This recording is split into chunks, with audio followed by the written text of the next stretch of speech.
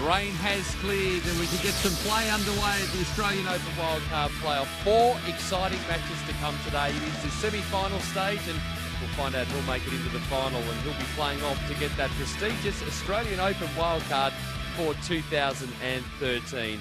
Well, the rain has cleared finally after losing a day's play yesterday. Peter Mercado alongside Alan Stone and very much looking forward to getting play underway, Rolling. We lost a complete day's play yesterday. Well, difficult for the players, but they're interested to get out and play, given the importance of this weekend for them. As you said, the chance to win a wild card to the Australian Open.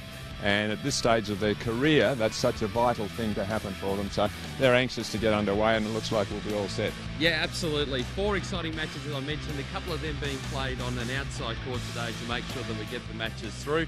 Let's take a look at the action for today. First off, on the men's side, we've got Matt Reid taking on JP Smith. JP Smith with a 2-0 head-to-head record against Reid in 2012. Expecting a tight match over the best of 5-set format? Well, I think so.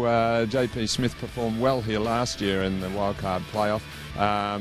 He's a lefty, so the breeze might help him a little bit. So they're ranked 2 and 3, or seeded 2 and 3 here for this event, so you'd expect them on that alone to have a close contest, and I think it's really something to look forward to, this one. Yeah, very much looking forward to that one, as we are for the women's semi-final, which follows immediately after. Arena Rodionova's been in excellent form throughout this tournament. We've enjoyed listening to her on court during her interviews. We've enjoyed her playing throughout as well this tournament. She takes on Bojana Babusic, who had really a great win a couple of days ago, an unexpected win over Ash Barty. Can she do it again? Well, I think she'll be certainly gaining a lot of confidence from that, because we thought Ash Barty was probably favoured to win the wild card here, so Babusic's upset that.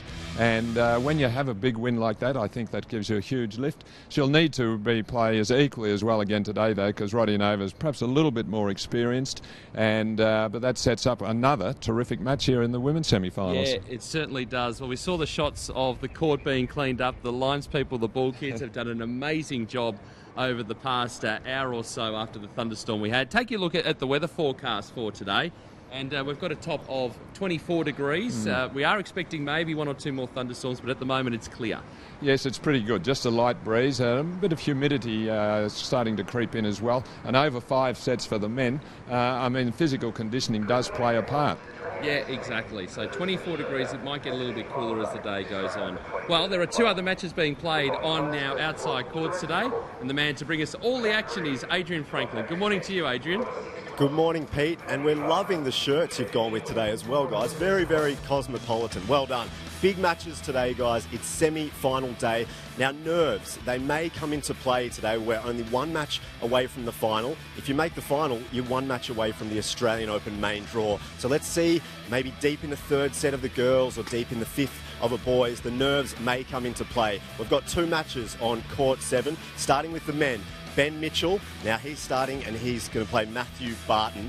Ben Mitchell has won 2 previous occasions this year when they've played each other. So he'll go in with a huge amount of confidence. But Matthew Barton, isn't he playing like a man possessed this week? He's serving huge. His forehand, he's hitting winners everywhere. So he'll go into this and think he can definitely win it. So it's going to be a close match. I'm picking 4 sets. Perhaps Ben Mitchell will get the chocolates today and move into the final. Second up, we've got the women. Now, Monique Adamczak, she's playing Tammy Patterson. Monique Adamczak, hasn't she been impressive all week? She hasn't dropped a set yet, and also, crucially, she didn't play yesterday. Tammy Patterson, she did. She had to play Priscilla Hon, and they had to move indoors as well. It was deep into the 3rd set. She was down 4-1 against Priscilla Hon, but she took it out. She wasn't overly convincing, so she'll need to play a little bit better today to go through to the final. So there are 2 matches. I'll be covering them both on court number 7. And guys, remember, Twitter, our Twitter account, #AOPlayoff. Get on it all day today. Ask questions. Let us know how the coverage is going. If you want me to speak to someone, ask me and I'll see if I can get it done. It's semi-finals day. The action not too far away.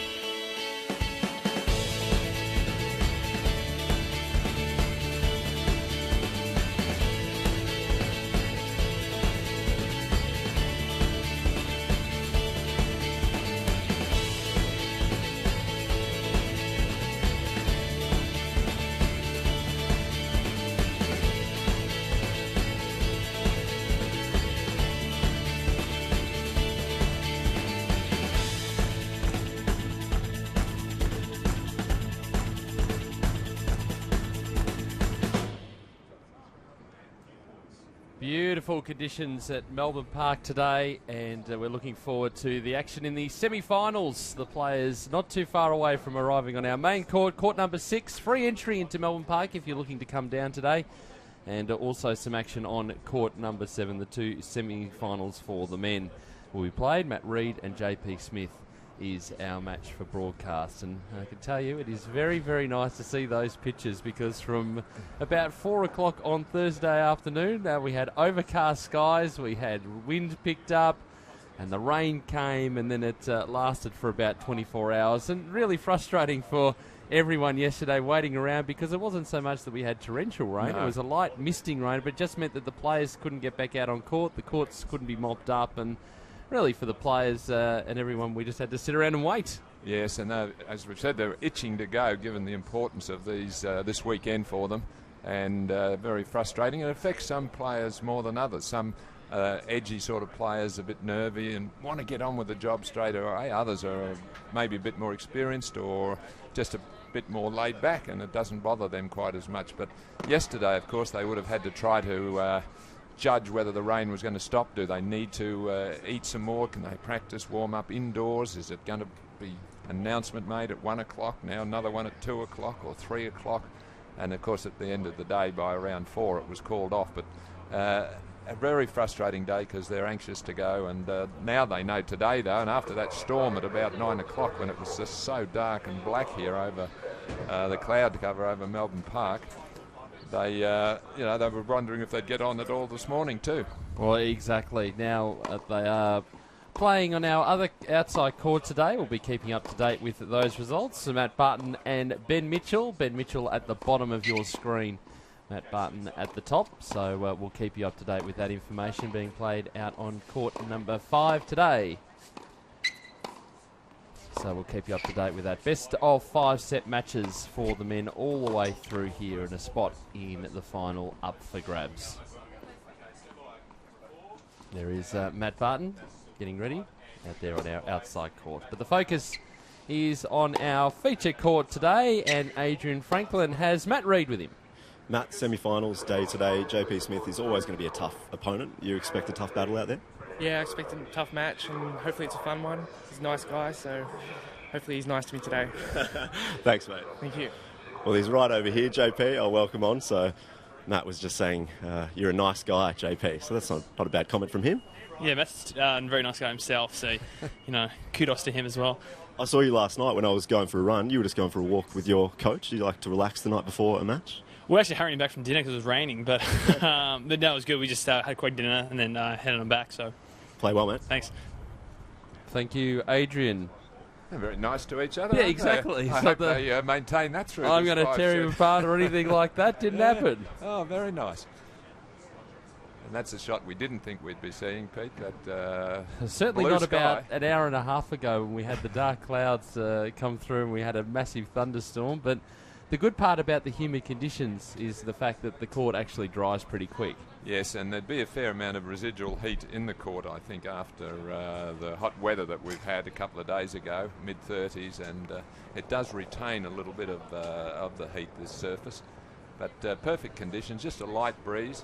If anything, it might favour the lefty, JP Smith.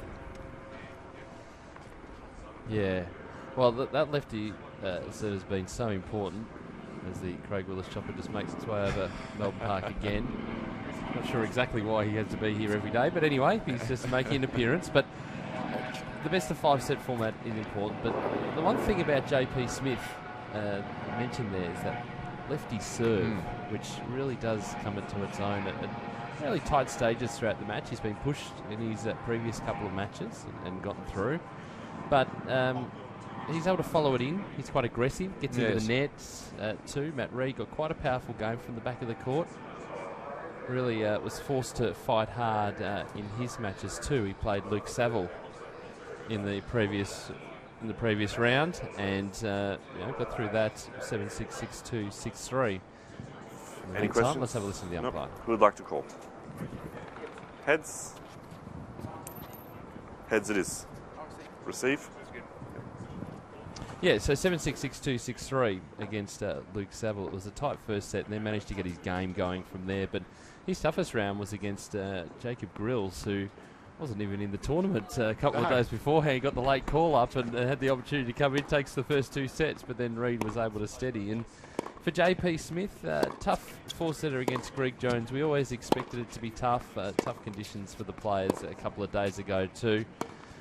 So managed to get through that, and 6-4 he got that crucial break of serve there. Let's take a look at the 2 players in a bit more profile. Matt Reid, 22, as you can see, and that path to the semi-final. The 2 sets alone, he was almost out of the event, Sure Alan, was, in round number 1, or that round of 16 against Jacob Grills, but then managed to win those last couple of sets. The experience factor, I think, coming in there, and then Luke Saville as well. He got off to a really good start, and Saville worked his way back into the match, and really tight tiebreaker in the end there, but overall it was he's been quite solid throughout this event.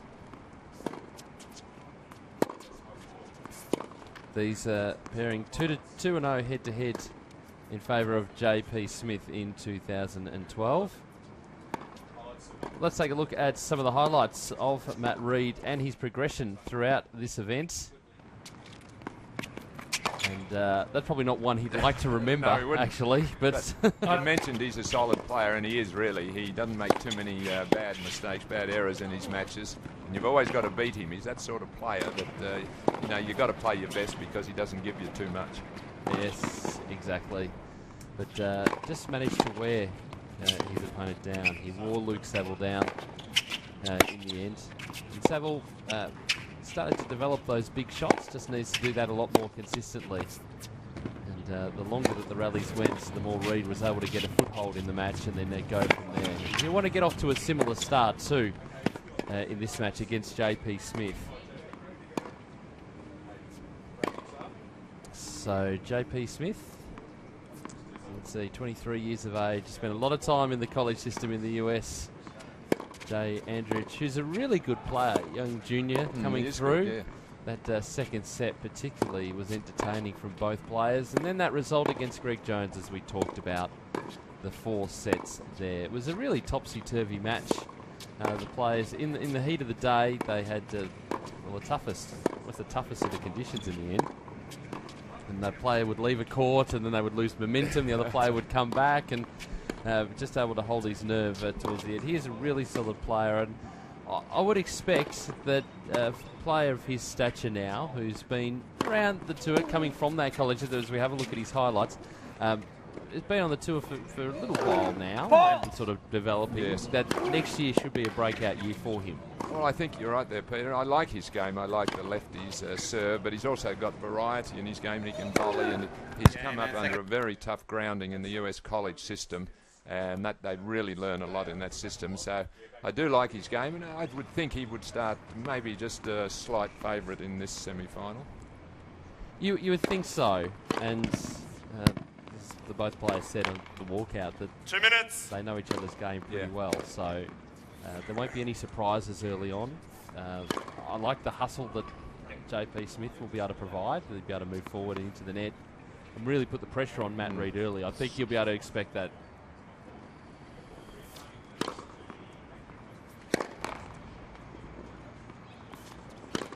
So the players about to complete their warm-ups. What have you thought about the 5-set format all the way through to simulate the Grand Slam conditions? Oh, I think it's excellent, and Matt Reid certainly benefited from it the first round. Otherwise, he'd been out. He was down 2 sets to love. He won't be able to give JP Smith 2 sets to love start, though, and win, I wouldn't think. Well, let's find out what's happening on court number 5. Adrian Franklin is out there. What's that just would have completed the warm-ups by now? Well, we're into the first game, guys. So Ben Mitchell, he's serving at the bottom of your screen. So he's in the orange, and Matthew Barton's up the top in the blue T-shirt at the moment. Ben Mitchell serving at advantage. So he's 1 game away from taking this first game. Pretty blustery out here, guys. But Barton already is smashing some of his forehands, as you can see there. He's really opening up on a few of those strokes. That one's just gone out. So Ben Mitchell takes the first game. He's on serve. Okay, we'll be keeping a close eye on that throughout today. Over here on our main court, the last of the serves from JP Smith. Yeah, that 5-set format's been fantastic. On the first day, we had a couple of really big 5-set matches, and then There's a couple along the way. It just throws in that extra element, particularly for the players, the junior players who are coming through to get used to that. And you have to change your whole game plan because you're working over a longer time period. The best of 3 sets, you've got to get into the match early, get that first set massive advantage. It's the same in a 5-set match, but you also know that you've got a longer time period. So if you're set down, 2 sets down, you can always come back. Well, it's a physical component to the game now in 5 sets. It's there in a 3-setter, but nothing like it is over 5 sets. I mean, you can, let's hope it's not, but they could be out here for 3.5, 4 hours. Yes. If it's a tough 5-setter, and that would be brutal on a humid day. But it gives them the experience and it gives them the sense of feeling of what playing in a Grand Slam is all about, because the only other matches, the best of 5 sets, would be Davis Cup and the 4 Grand Slam events. So the rest of the year, they're 2 out of 3. So all in all, they really get the feeling that they're involved in the Grand Slam of Asia and the Pacific, the Australian Open. Yeah, and whoever does happen to get that wild card, the first round match that they play, potentially that 5 sets, so important. So we're about to get underway here. Matt Reid winning the toss and choosing to receive. There'll be a lot of people from Tennessee. Have a look at that man on your screen. JP Smith, the first of our semi-finals, is about to get underway.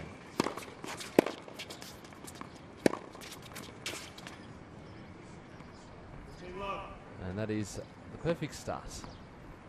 Well, it's interesting to note there that Reid won the toss and elected to receive, so he obviously wants to feel his way into the match and not start off serving, as he had the choice he wanted to. Wants to get the game to warm up a bit. You lose your first serve, it's rather deflating, and it can sometimes set the trend for the match.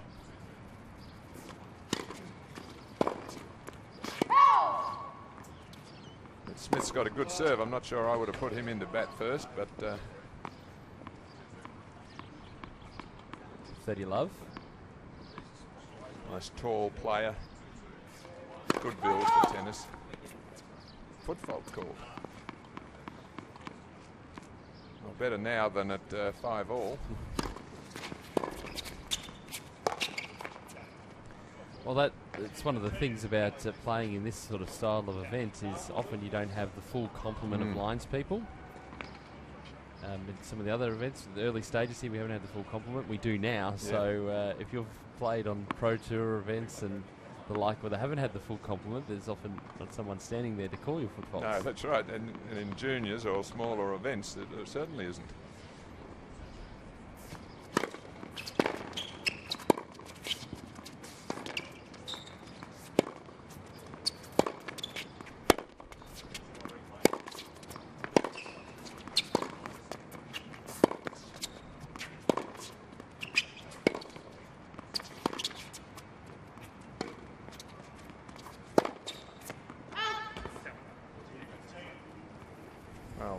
Rather a probing point there from both players as we see them here, just moving the ball around, just trying to check out of any potential weakness in their opponents. Nice slice backhand there from Reid.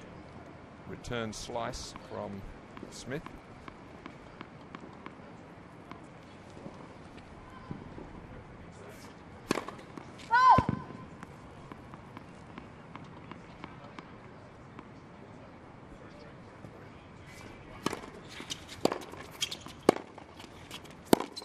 Oh.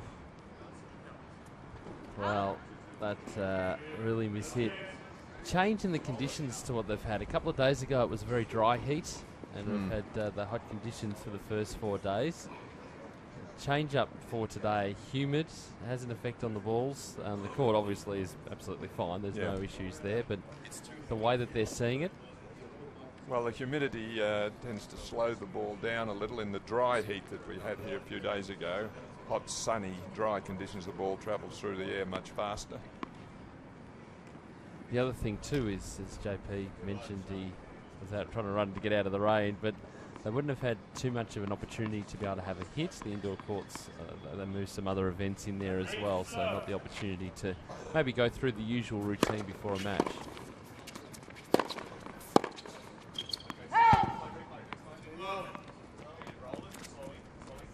Well, good to see Reid gets a short ball, he doesn't hesitate, he moves forward. A lot of players these days hit that and run back as their baseliners, so good to see him attacking move there.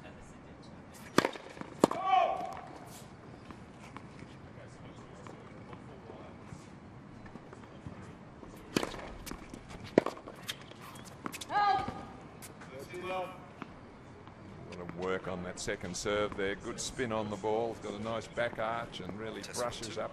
Let's have a look at it here. He comes across the ball to impart the top spin. A lot of wrist there. That's an excellent kicking serve from Reid.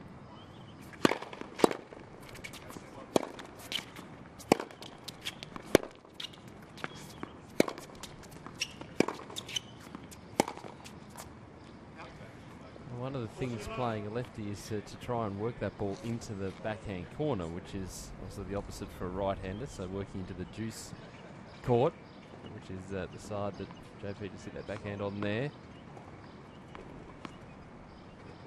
Because that forehand is the go-to shot. It's a little late there with his footwork, it wasn't in position. So holds to love. We are at 1 game all. This best of 5 set semi-final. Hashtag AO Playoff. Wherever you're listening around or watching around the world, get involved in the conversation. If you're watching in the United States today and cheering on JP. Well, it'll be interesting, Peter, to see if Reid's worked out anything about Smith's game. You mentioned that they played twice and Smith's won them both, so he should have learned something from those 2 encounters. He hopes anyway. Yes. If he hasn't, it'll be 3-love. I'm sure he'll be looking to just try a little different tactics.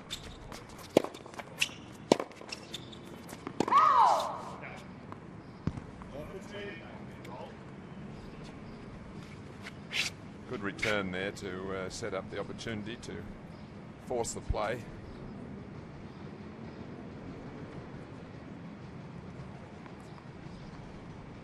Not as windy as what the players had a couple of days ago. Trying to grapple with those conditions. We've had all the different elements throughout this week. Absolutely everything. Well, hard to pick that serve. The traditional lefty serve to the second court is the slider out wide. And Smith here is able to just flatten it out, push it down the centre. Pretty much the same ball toss, so hard to read.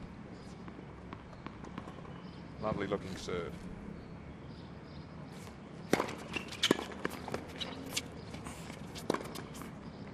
Do you prefer to get your matches out of the way early in the morning? I or did. do you have to prefer to wait around in the afternoon? No, I'm a morning person, so I'd prefer. I didn't mind playing at 11 o'clock or first match. I hated waiting around. Then the matches got delayed if there was long matches in front of you, and you might wait around all day, and then it gets cancelled. Oh, no, I hear you're pretty handy with a pack of cards.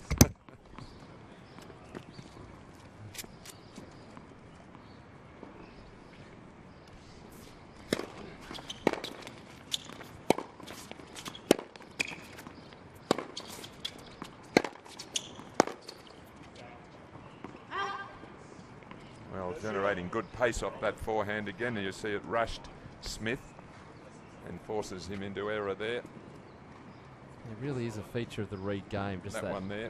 Big power, deep good shot. Strongly built.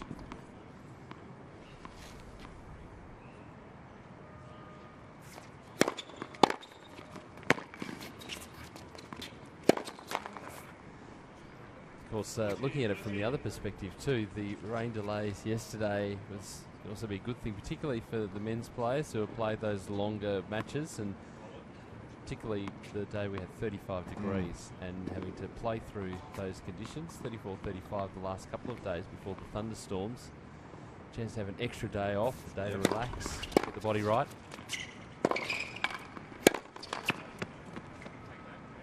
So Smith holds 2 games to 1 now in this opening sets.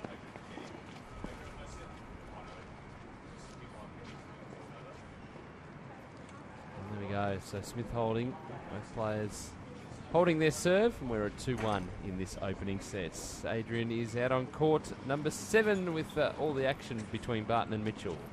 Exactly right, Pete. Well, surprisingly enough, that second game has just finished. So it lasted an eternity. There are about 5 or 6 juices. So we're now at 1 game apiece on serve. So down the bottom of your screen is Matthew Barton. Up the top in the orange, we've got Ben Mitchell. So he's now serving 1 game apiece.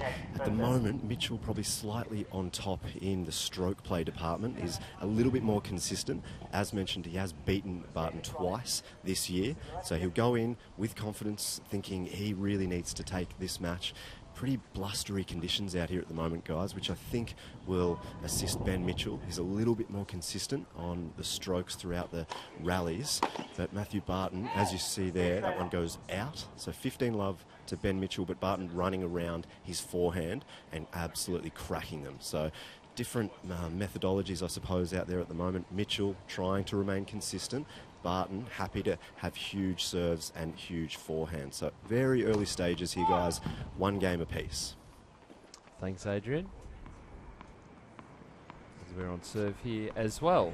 Well, Matt Reid would be just a little disappointed with the finish of that game. He had Smith 30 all on his serve and then made 2 errors to just allow Smith to get through the game. Unusual for him. 15 love. All these points set up off the big first serve from both players.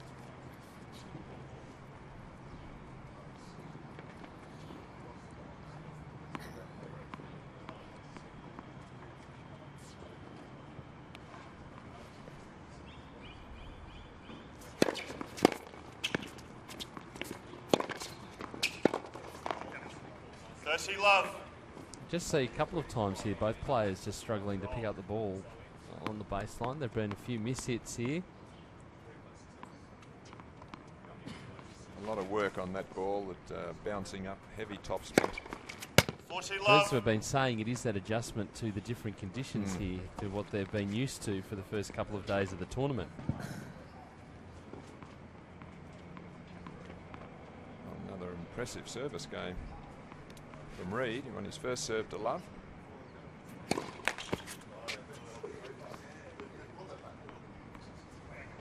Thank you, boys.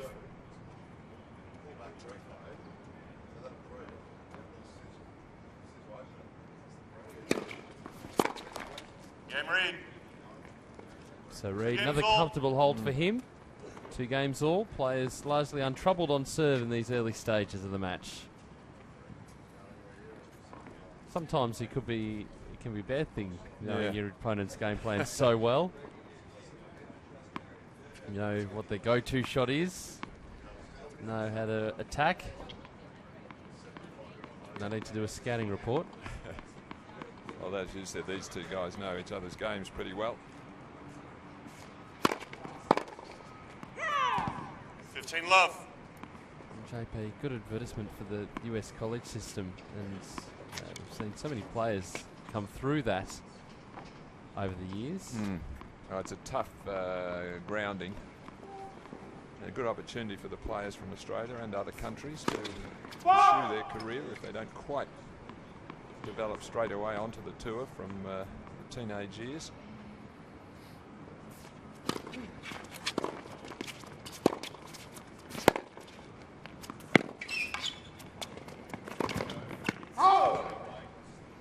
We got into the right position, Reid, just couldn't finish it off.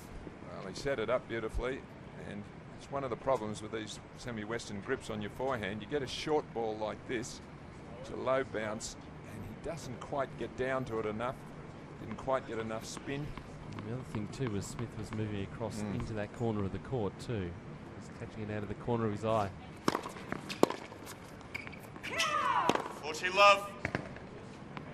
A good variety on serve there from Smith. First point he kicked it out wide. That time slider down the middle.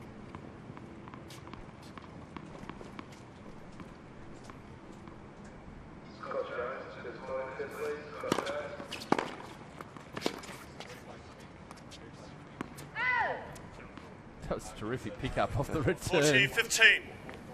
That floating ball is always dangerous, but great lefty serve out wide, but just trapping that ball on the backhand, Reid. He read it well. He was looking for that serve out wide.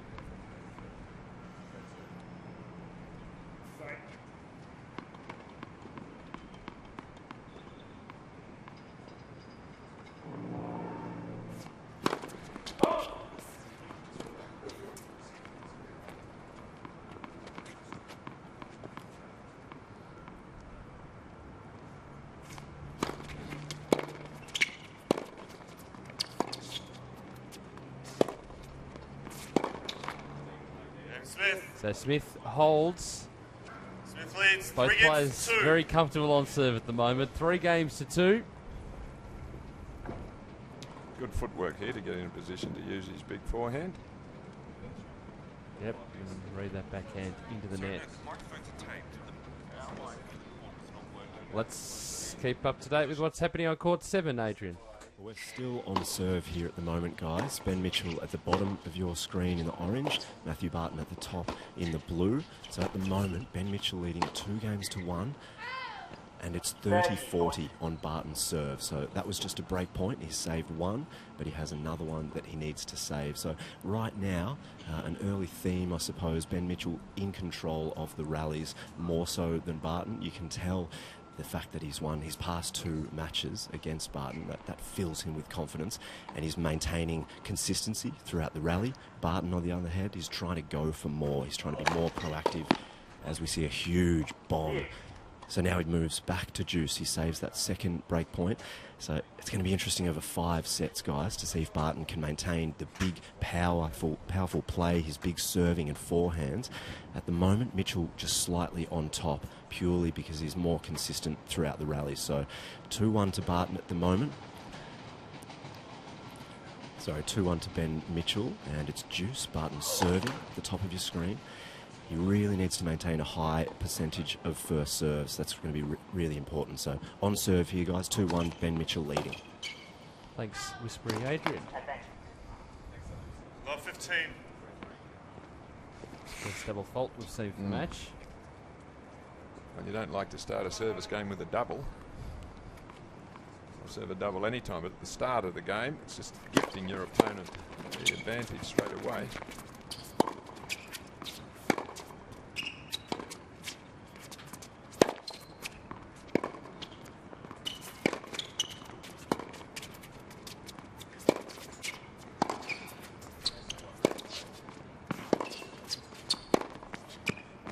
Both players very much into the match now. Good variation from Smith there. We've seen the slice thrown in a couple of times just to try and change the pace of the ball that the Reed's seeing at the minute. There's the slice and some nice height. You see looping that topspin there, almost teasing Reed into going for the big forehand, which he missed. Oh. 15-30. Pleased to see that. Catch the tape and not fall over. Love 30. This is a big point here. Good serve. Smith's onto it. And he was a little unlucky there. Did well there, that split step and then moving across rather than moving forward to try and catch that ball.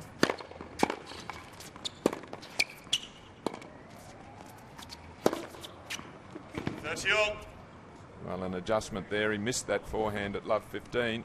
Not this time. Into position quickly. A bit more safety on that shot. So back from love 30 to 30 all. Very important, that first break in a 5-setter. Early psychological advantage for the player who gets it as well. 40-30. Good effort, this. Just to dig yourself out of trouble and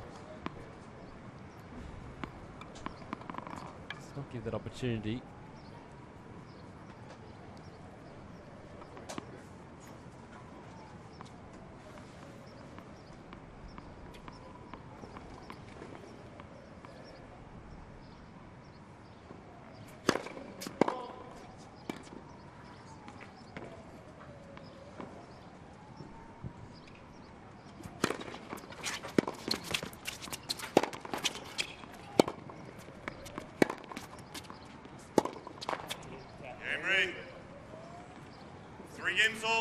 So after a little bit of a struggle, we're still on serve here, 3 games all. Well, opening sets. He's looking to do a little bit more with his ground strokes. He's keener to hit them a little flatter, a little bit more aggressively. That's his game, of course. And it was a good effort there from love 30. First set absolutely key in a best of 5 setter.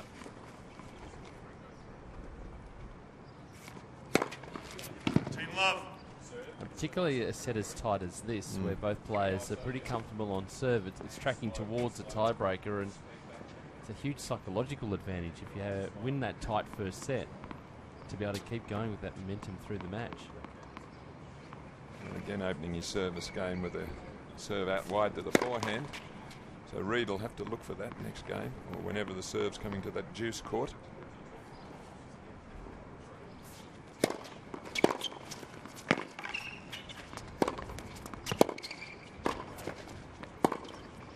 Oh, Good hustle there. 15 all. well, this is something that we're going to see a lot of from JP Smith too, but Reed taking the opportunity to come to the net. Well, once you draw your opponent into a short ball, you really must come in.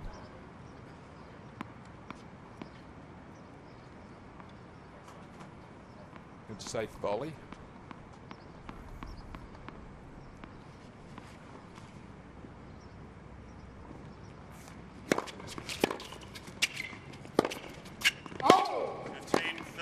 We had that period, didn't we, throughout the 90s where players wouldn't come in at all, and you wouldn't see that aggressive player. The player was all from big serve, big ground strokes from the back of the court. Very rarely did players venture to the net, other than to shake hands. Well, but now I think that it's starting to change. The game plan is starting to change. well, it's still the attacking area of the court. It's the easiest place to win the point from, or to put the ball away, is if you're at the net. But of course you've got to come in on the right ball. It's easier to pass these days with the rackets and the strings. That's a great pick up from 15, Reed. 14. He's seen the ball really well. Well, you'll see here how he moves across and forward there, cuts out the angle. The first of our break points for today.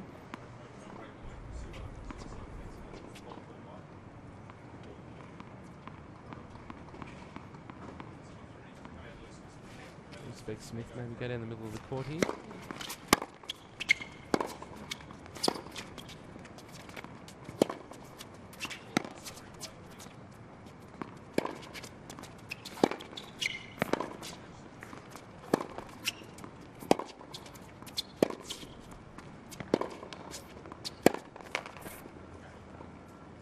Well, probably a little 13, justice 14. there for the frame ball that Reed had at the start of that rally. Still, he'll be disappointed to miss this forehand. When it comes up here, long rally. It's a straightforward shot.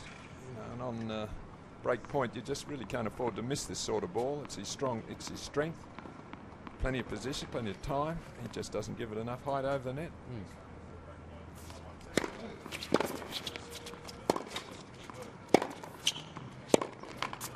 There it is.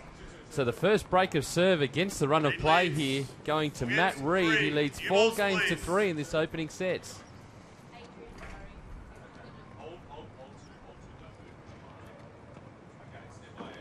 Let's find out, get an update from Court 7. Adrian Franklin, you got someone alongside you as well. I do. I have the coach of Ben Mitchell, another Ben Mathias. So score check at the moment, guys. Matthew Barton at the bottom of your screen serving. So it's on serve still. 2-3 at the moment, and it's 40-15 in this game. So Ben, we were just chatting off camera, but it seems as though Ben Mitchell's really settled in very quickly at the moment to the match. Yeah, he's actually started really well. He's been pretty unlucky not to break the last 2 games. I think he's had 5 break points, but he's building good pressure at the moment. I think it's only a matter of time before he gets a break here.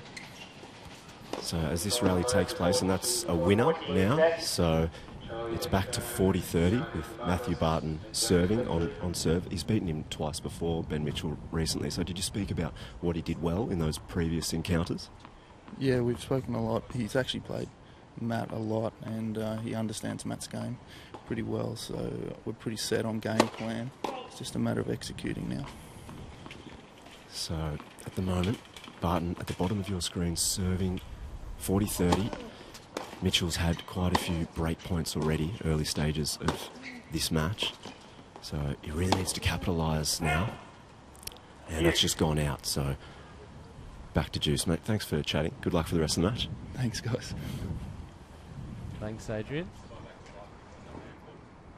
As we switch from court 7 back to our court here.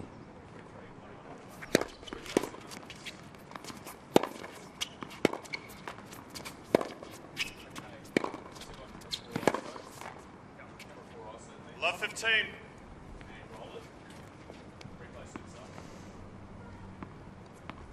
Good body serve there that he could only fend off, but just got to be careful on his forehand. Again, he just lets this drop too low and smothers it. I mean, it is a big attacking shot for him, but he's by the same token, he has missed a couple of straightforward ones.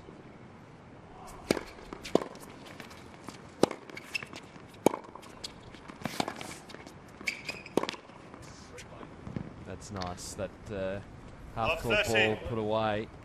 Well, Smith, you'll notice he runs at that second serve that gets him inside the baseline.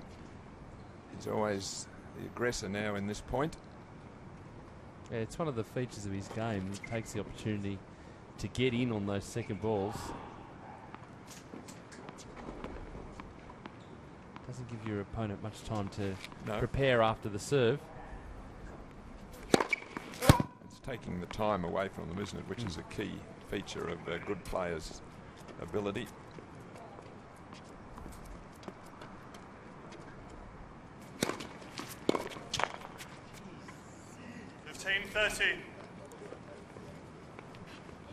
You can see a little frustrated there. I mean, second serve at love 30, the coach would make a note of that, or he should, because that was a huge point there when he's endeavouring to break back here, and to just give your opponent a free point there off a relatively short second serve.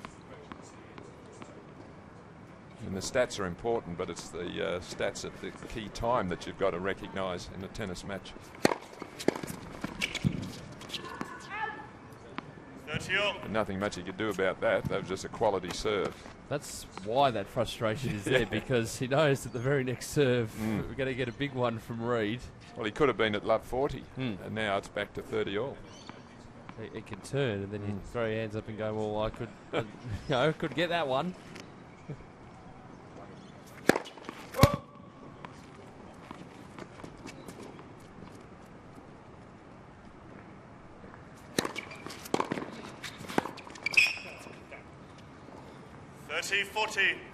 So we might get an immediate break back here. There is Wayne Hanna on the screen.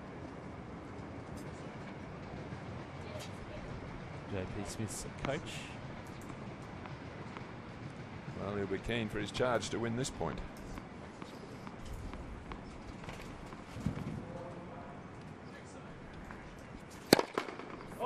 Again, you see Smith almost running at the ball there. He's a couple of metres back, and then as the ball's hit, and he moves.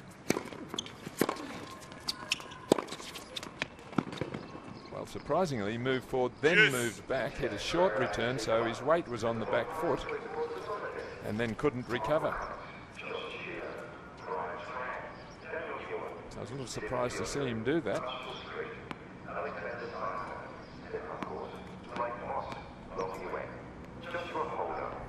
Plenty of school kids throughout this week. Kids coming through again. Free entry to Melbourne Park if you want to come down and get amongst it.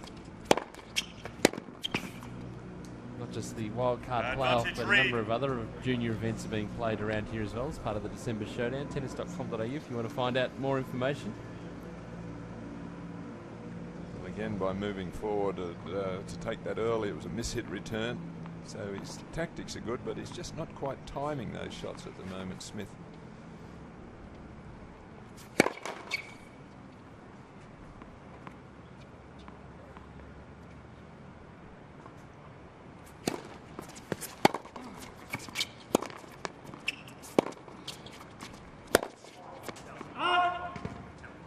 Juice. Again, just talking that forehand. I just have a feeling that it's the changing conditions from a couple of days ago to today that the players are still grappling with. Well, he had plenty of time there, and he's missing some of the forehands where he has got plenty of time. So I think he likes the ball to come onto his racket a bit faster than some of these from Smith are, who's getting some loop and some bounce on them, but not tremendous pace. Now, there's a smart play. Yeah, closing in on the net, real attacking play. Well, he hasn't served volleyed yet in the match, and yet here is up at 4-3 and juice, and for the first time in he comes. A good serve, but the element of surprise really is the key, and it presents a pretty straightforward volley, so that's smart tennis. Chance to consolidate the break here.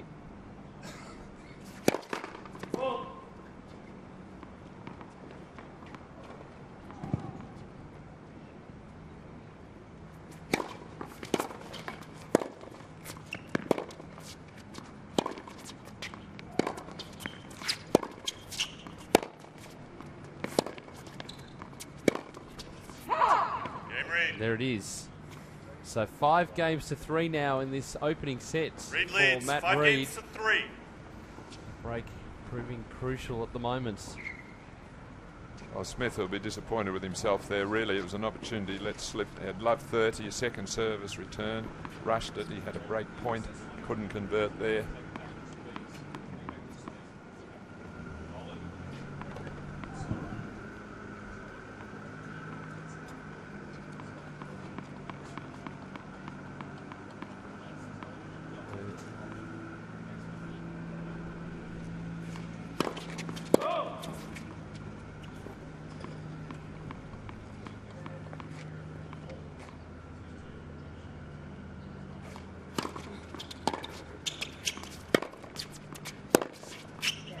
Oh, gee, that's some pace on that. Love 15. Just stand and deliver right there.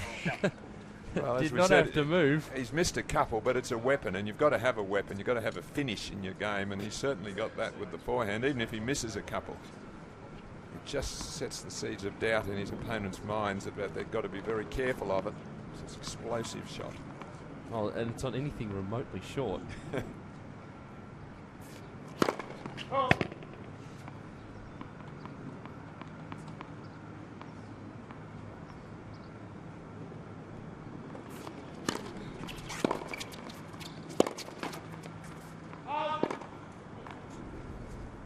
Love 30. And it is Smith who's a little out of sorts now. Those unforced errors. Well, he's not hitting the ball as cleanly. There's a few off-centre hits. Again, a straightforward error from him. His head's down. He's a little concerned, I think. It hasn't found his best game yet.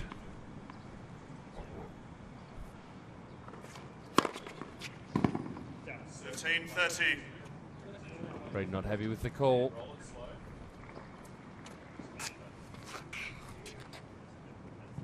Again, it's the kick serve to the forehand, which he's done on quite a few times on that first court.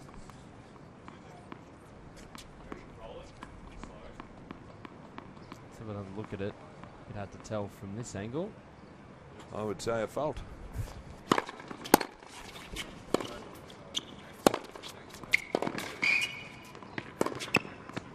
That's good again, the early take of the ball on the forehand. 15-14. And now some set points for Matt Reed. And from a really tight start where players were quite comfortable on serve, all of a sudden, Reed just put the foot down and set points.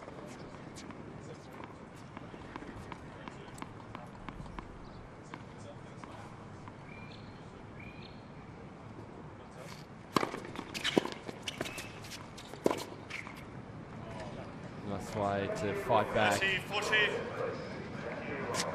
One thing is, though, is that it's even though Reed will have a great advantage by taking this first set, it's that the best of a 5-set match you can quite easily change the momentum.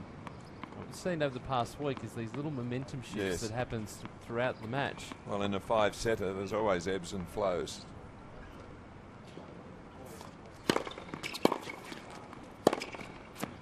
Gee, there's a couple of gutsy shots.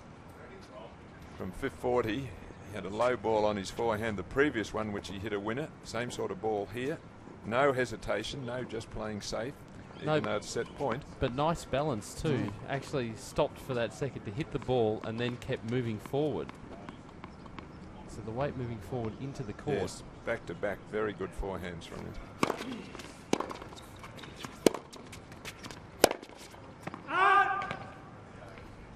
Advantage Smith. He's done well to get himself out of a tight spot here. JP Smith saving a couple of set points. Good jamming serve that time. Again, an error though off a ball with not much pace on it. He likes the pace. Matt Reid.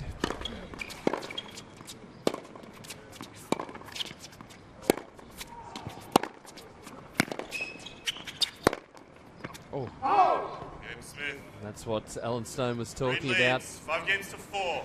He holds though, but Matt Reid now will come out and serve for the opening set at 5 games to 4. Let's check out the action on court number 7. Matt Barton and Ben Mitchell. What's happening, Adrian Franklin? We're at a crucial stage of this first set here, guys. So at the bottom of your screen, Ben Mitchell, top of your screen, Matthew Barton. Barton is serving at 2-5 and advantage Barton here. So when we crossed last time, I spoke to Ben Mitchell's coach, Ben Mathias, and he said Mitchell started really well, but he needs to capitalise on one of these breakpoint opportunities. And then when we left camera, he did. He capitalised straight away and then moved to 4-2, held serve, and it's now 5-2 Mitchell. So Ben Mitchell looking very impressive at the moment, guys. I haven't seen him look this good over the first 2 rounds. But as you see that stroke from Mitchell down the line, the backhand caressed it for a winner. So we're back to juice.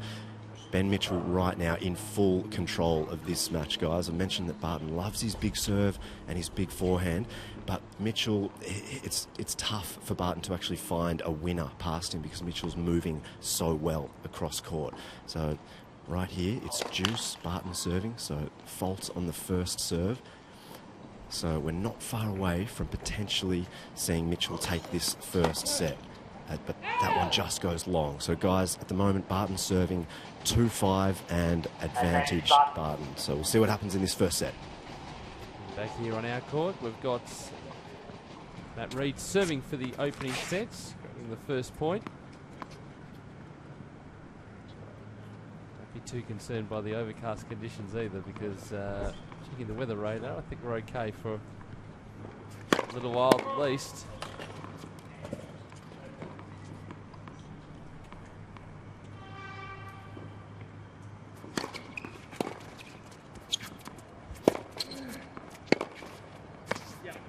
Nice, just clearing the line. Well acknowledged there by Reid, beaten by a superior shot.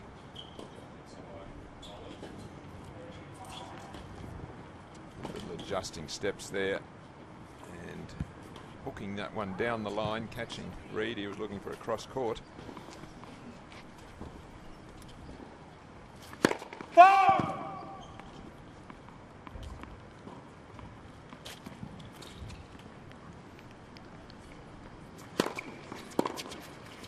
Yeah, yes, 5.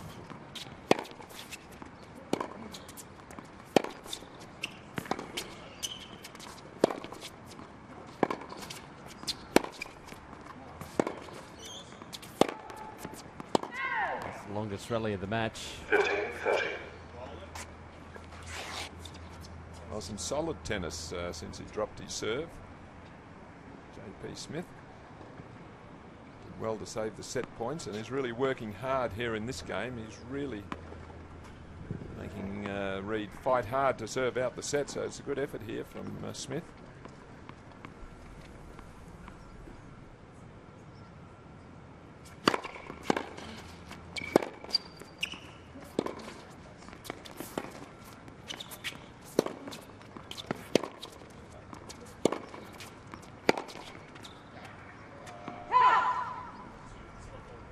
Well, another miss hit, and going back to this idea of just that pace, Yeah. and the different spins on the ball we saw earlier in the set. J.P. Smith happy to play the slice as well. Just some different looks. He loops this forehand and really shouldn't miss as many as he's missing off his own forehand, Reid, even though we said it's a penetrating shot. Break back points here.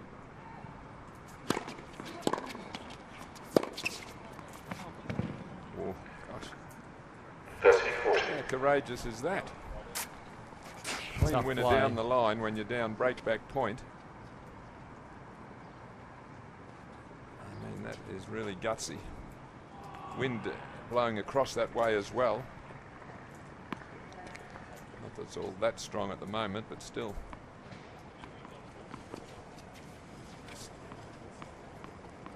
See, it's not too bad, but it was blowing that way. It wasn't helping the shot.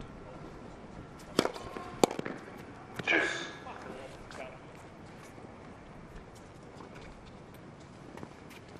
a good sliding serve, so he's been challenged this game, Reid, and he's responded accordingly. Yep, and in this game you make your own luck, you create your own opportunities.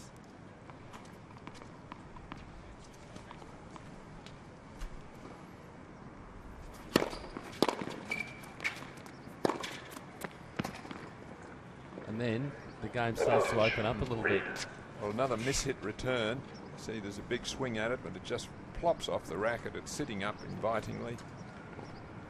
And that's where like a pace isn't a bad thing, particularly when you're running forward towards the net. Easy put away. Yeah, that one was. Reid with set points.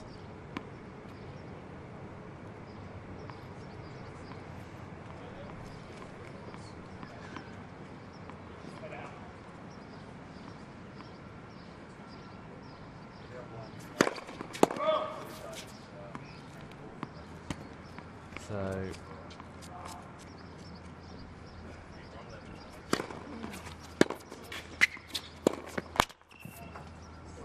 Gee, that was I have to say a bad miss. It was an ordinary return.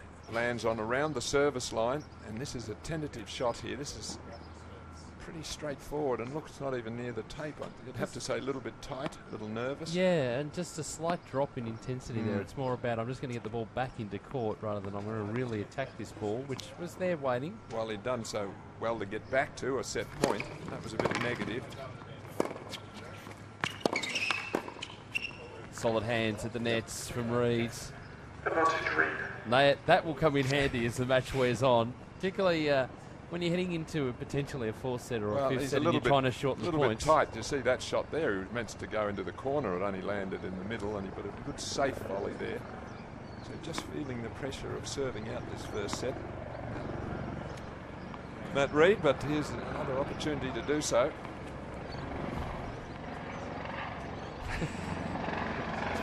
Is he going or coming? No one knows.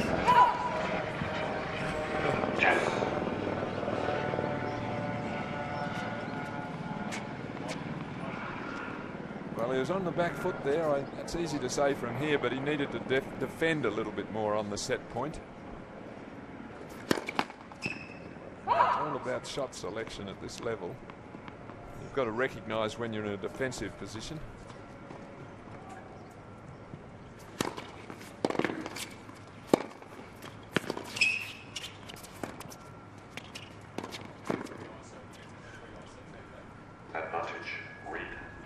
Hustle was there, but just need a bit more net clearance. Well, he's a tall man, and he gets the opportunity to come forward after he plays a little slice himself. Short reply to this shot, so in he comes, slice, stays down, so that part was all right. He just didn't have the right angle of the racket face.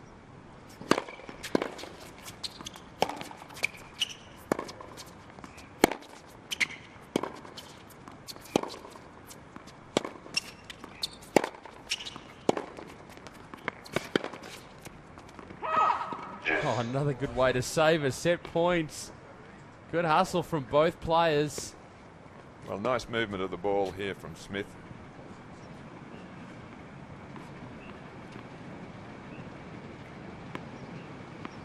And there's the change up from going cross court to down the line. And that drew the error.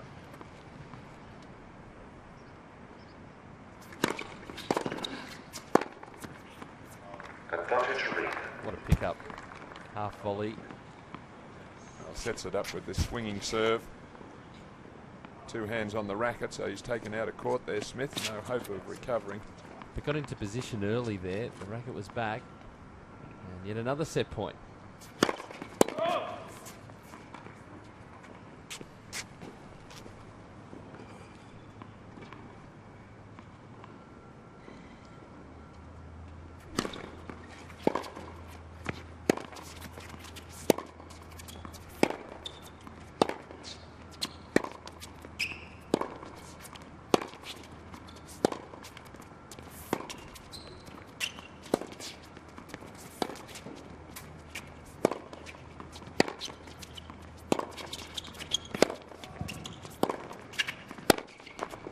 just catching the back of the line there from Smith. Another set point saved. And I think to a degree that Reed was trying to invite that sort of play from Smith. He just popping the forehands back into play. Didn't quite the do slice. enough, did he? I mean, the rally was continuing. He allowed Smith to take the initiative. And in your set point, you're the one who should really be trying to force it. In the end, he allows his opponent to come in and he commits the error. He had some chances to do a little more, so he's just tightening up a little, I think, Pete. Every ball's a half-court ball, and it was sitting up, waiting for Smith just to go on the attack. They're just a bit defensive. Not there, though. And they could just pick it up nicely like that. So around we go again, another set point. Well, he likes that particular shot. This half volley on the backhand almost. He holds his position inside the baseline, just leans on that shot. It's one of his favourite shots. He's confident in it. He gets down very low. And see, the ball was coming onto him. That's what he likes. It's that preparation as well, which is so important off the serve. So completing the service motion, then straight down, ready. Another set point.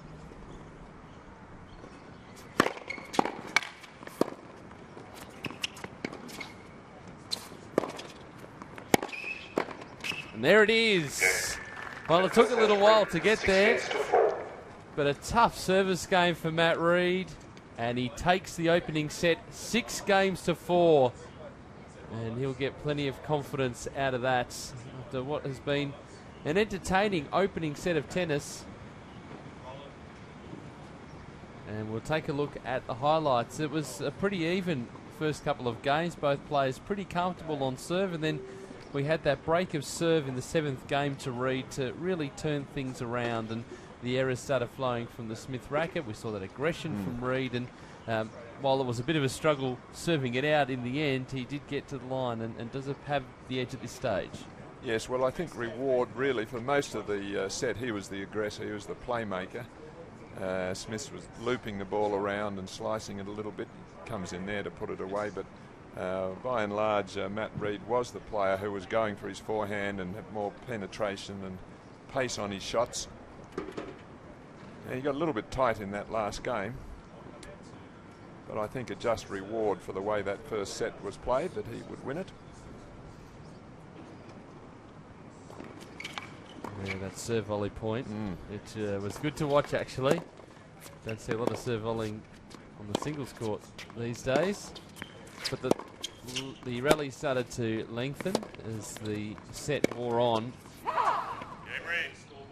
Tough miss for Smith there. But that was a nice put away. So there's some of the highlights. That is the opening set score, 6-4. As I think JP is just taking a bathroom break. Chance to refocus and resettle. We can take a look at what's happening out on court number 7. Matthew Barton and Ben Mitchell in the other of our men's singles semi-finals, and Adrian Franklin is there. Early stages of the second set now, guys. So the first set is done. Ben Mitchell took it 6-3. So he's at the bottom of your screen. Barton at the top serving. We're now early stages of the second set, and it's 1 game apiece. So Barton just serves a bomb. 30-love up in this one. Ben Mitchell, he had a set point in that first set and served an ace out wide, and he shrieked out, "Come on," to his coach. So you can tell how much this match means to him at the moment. The beauty of it, guys, as you mentioned before, the 5-set format means that there can be ebbs and flows. So Barton, he still has time to get back into this match. It's early stages of the second set, and it's 1 game apiece. So we're on serve. Matthew Barton serving at 40-love, but he does need to change it up a bit at the moment, because the game plan of serving big and trying to run around his forehand and hit winners, it's just not working at the moment. Ben Mitchell is too agile, he's too consistent for that, and he's feeling very comfortable. So he's going to have to change it up a little bit, Matthew Barton. So just to repeat, Ben Mitchell took the first set, 6-3. We're on serve, 1 game apiece here in the second set. It's now just gone to 2-1. So Barton's just taken that one on serve, 2-1 in the second set.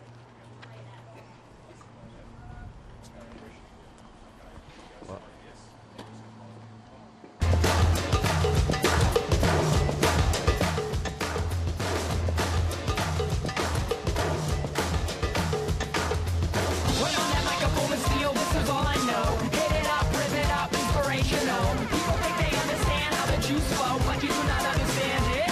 Here we go. Here we go.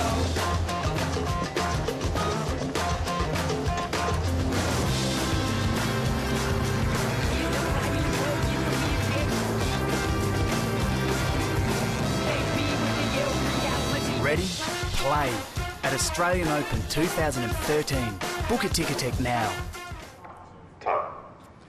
And that's where we are, Melbourne Park, getting ready for the Australian Open. I imagine, Alan, you would be getting the Christmas presents ready and going down to Ticketek and picking up the Australian Open gift vouchers for friends and family. Absolutely. It's a ritual each year. We can do it all online now. You don't need to go to that's the right. actual Well, I haven't physical quite outlet. progressed to that level of technology yet.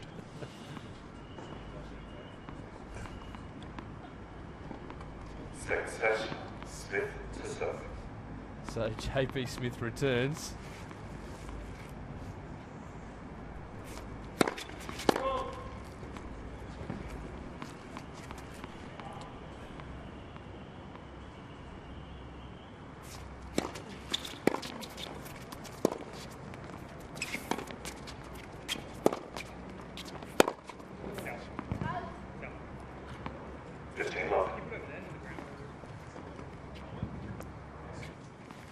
So straightforward ball here. He frames it. 30 love.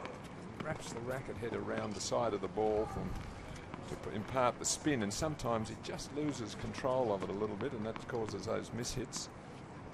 Get cramped up at times on the lower one.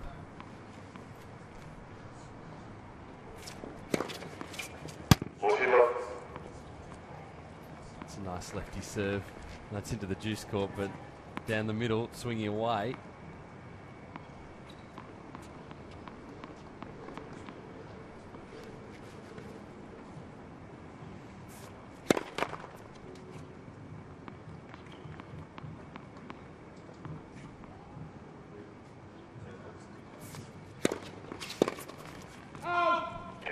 So comfortable hold for Smith in this second set.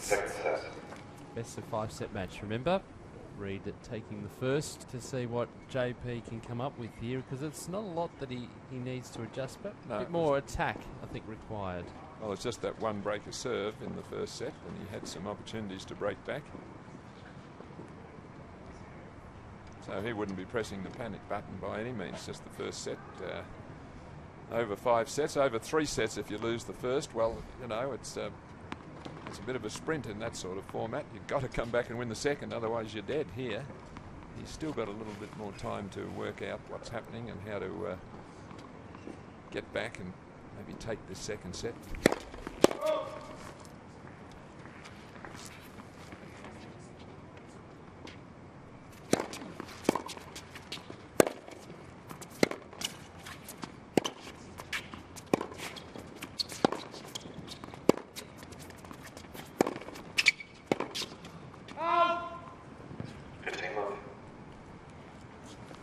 He's just stranded well beyond the baseline, JP Smith. Hard to go from defence to attack from there.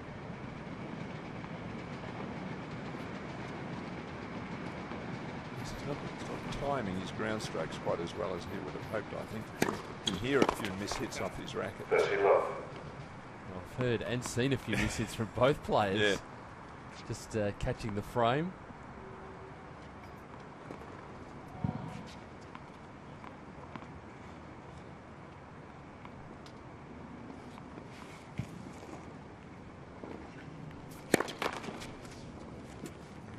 Favours standing back and does a split step and moves forward, particularly on the first serve. And there also wants to be aggressive. It's almost a jump on that second serve. It comes from a long way back.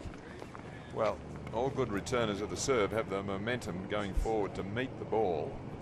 They don't have to jump like this, but they still need to be leaning forward and having your body weight moving in so that you can take it early.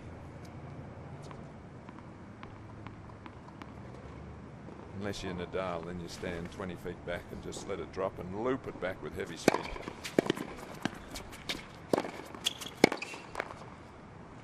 Yeah, look, looking forward to seeing Rafa coming back, playing an exhibition in Abu Dhabi in a couple of weeks' time, and then will make his way down here. Well, he hasn't played since quite a while, and he wants to help the bank balance a bit. That's why he's going to go to the Middle East before he gets here. That'll help it a bit. And of course the match play that he'll get Yes. as well. Oh, absolutely. Yes. No, he would like both. Hard to imagine him not being here, though, isn't it? The Australian Open, so it's great that he'll be back.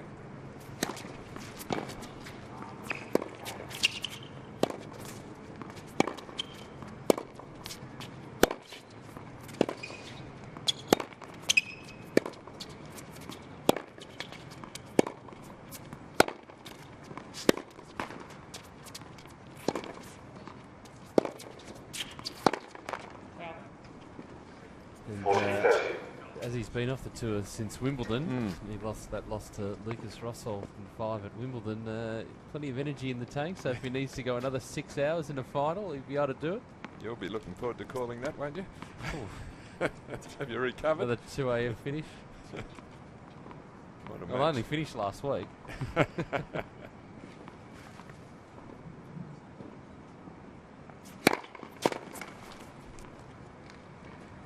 So good work from Reed.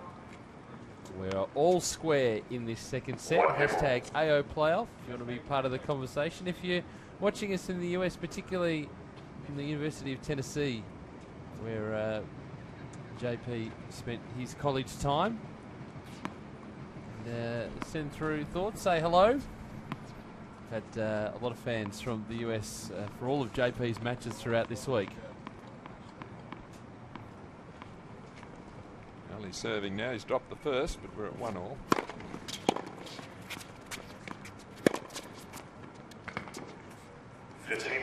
Didn't expect him to lose too many serves with that lefty swinging serve and the kick serve that he's got also out to the forehand. Good jamming one there. Just not quite getting the penetration that he would look for. That one was a bit better. He got through the line of flight of the ball better there. I think probably the humidity's making it harder for the players to generate quite the pace that they would have earlier in the week when we had hot, dry conditions. 30 love.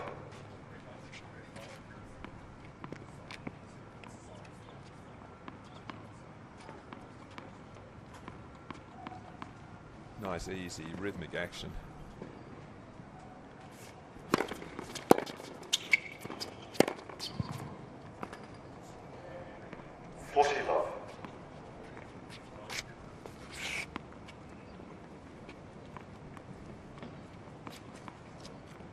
This is a pretty good shot because he's well behind the baseline.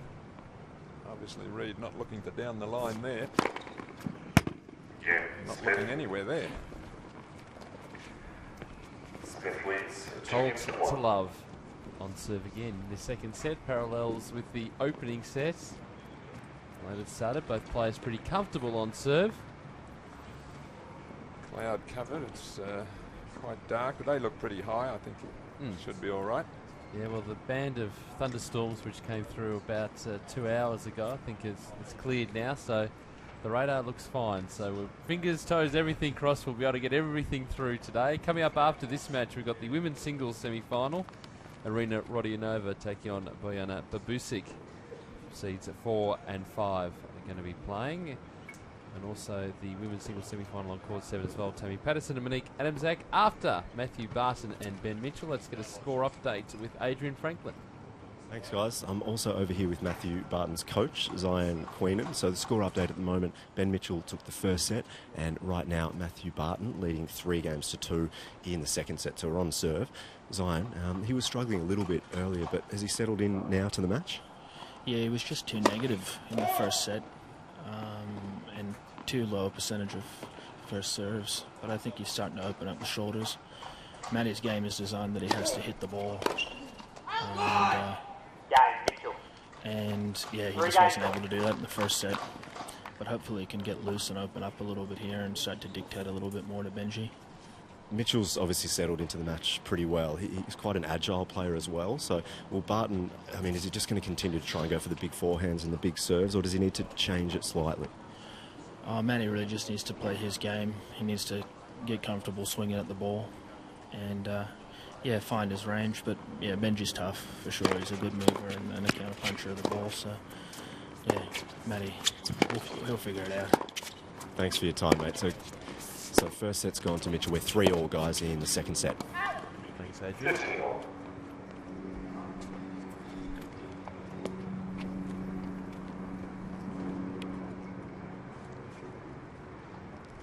Back here, we're on serve in this second set.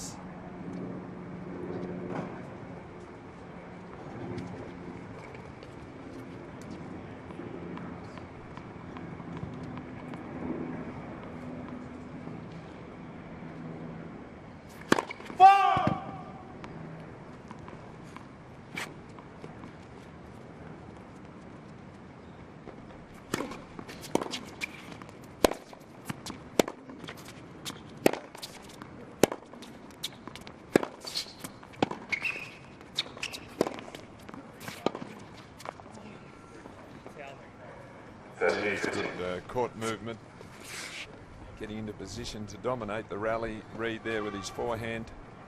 He's a good athlete, he's strong, he's quick.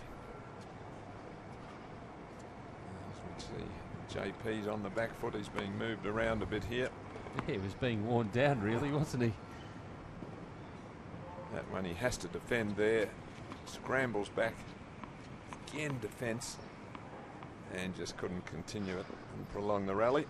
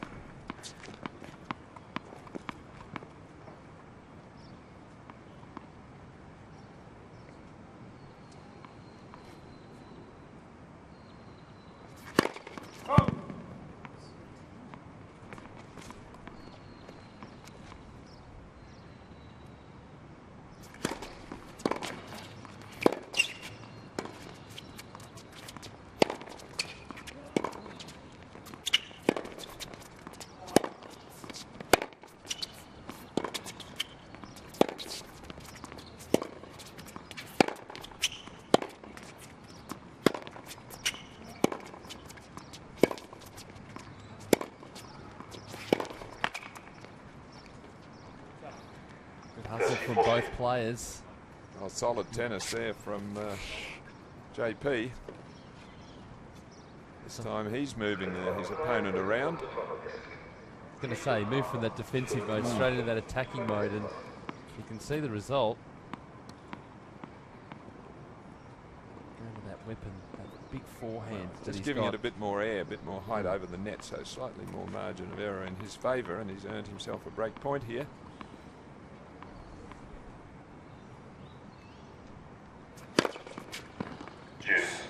Seen a couple of times through his matches at JP Smith that he, the ball dipping into his backhand side, just happy to take that as a forehand, get around it. Oh, what a quality serve though. Break point here. He kicks it out well wide of the lunging Smith there. He's really served well when he's had to here, Reid. A couple of times he has been in trouble. He's come up with some excellent serves. He doesn't rush, he takes his time.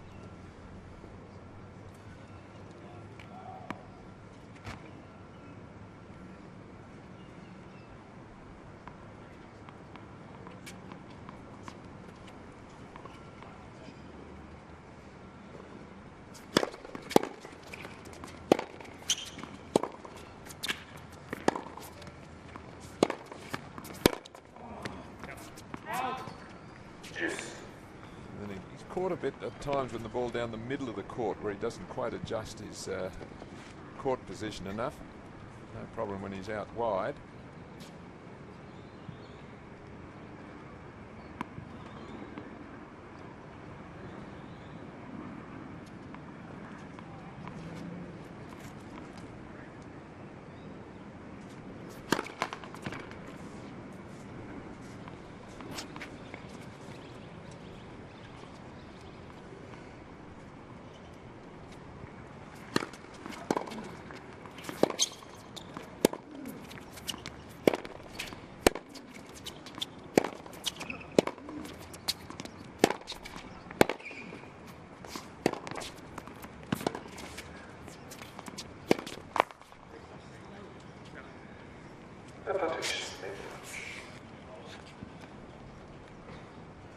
Again, the change up in pace is the problem here. He's just content to loop the ball back and keep it in play at the moment, Smith, and he's hoping that some errors will come his way, which they have. And he's got himself a second opportunity here. Break point for 3-1.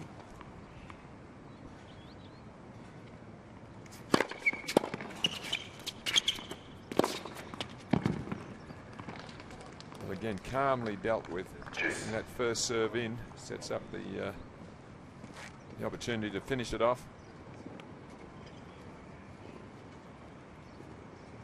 Can he just push it back?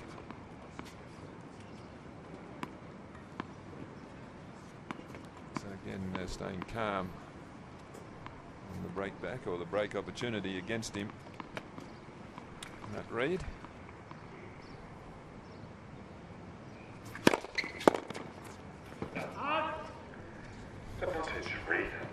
And then the frustration comes back when you do have those opportunities, but then you've got big first serve following. And that opportunity gets snuffed out pretty quickly.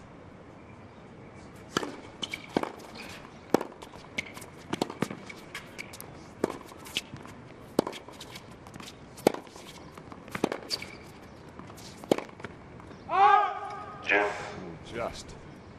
He had it. Off the racket, that would have felt good. Nice clean strike. It's a winner all the way. Until the very last seconds. Yeah, it's where the court starts to open up.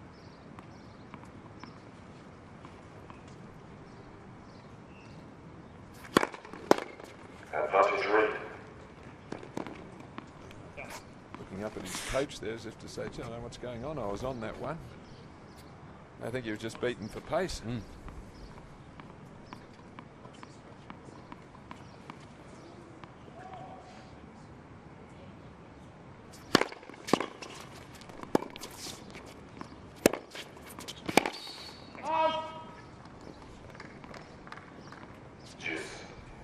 Well, he'd be annoyed with himself there. I mean, that was a low percentage shot. Yeah, very tough to hit a winner from back there.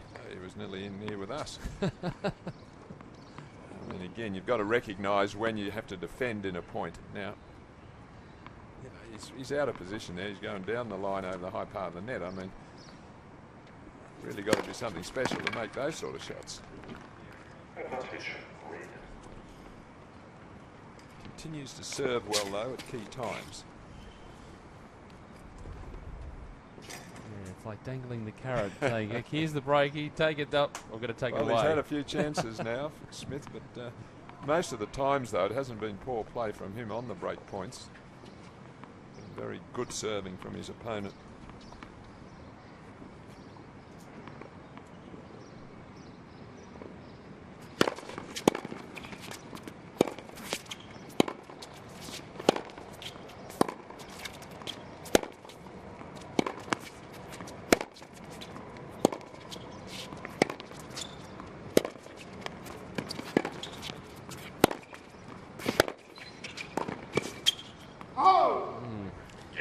Something we haven't seen for a little while. JP Smith coming into the net. He hasn't been allowed to. Reid holds 2-all.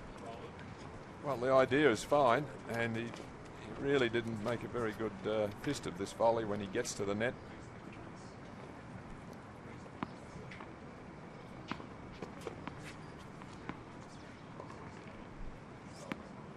So he's there, you see, he just cut across it too much. He almost ran into the ball. Cramped himself up.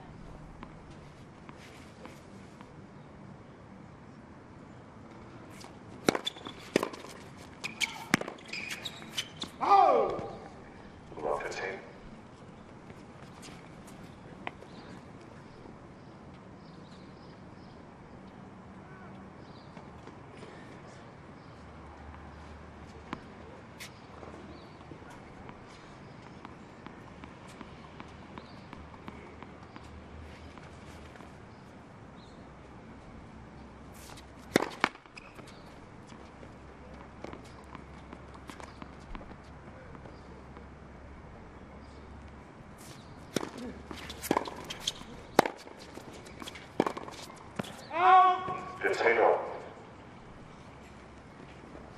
hear that. He thought he had it. He started walking off back to the other side of the court. He thought he was going to be a very happy man.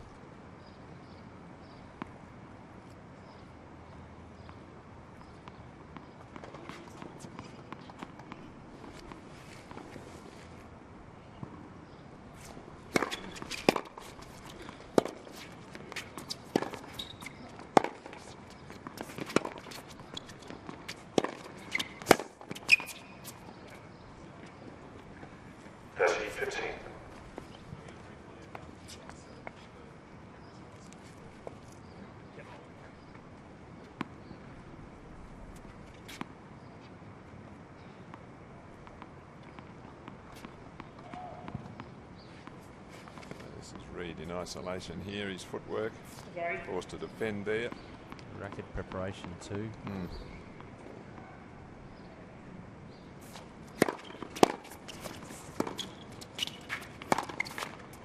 That's the one he doesn't like.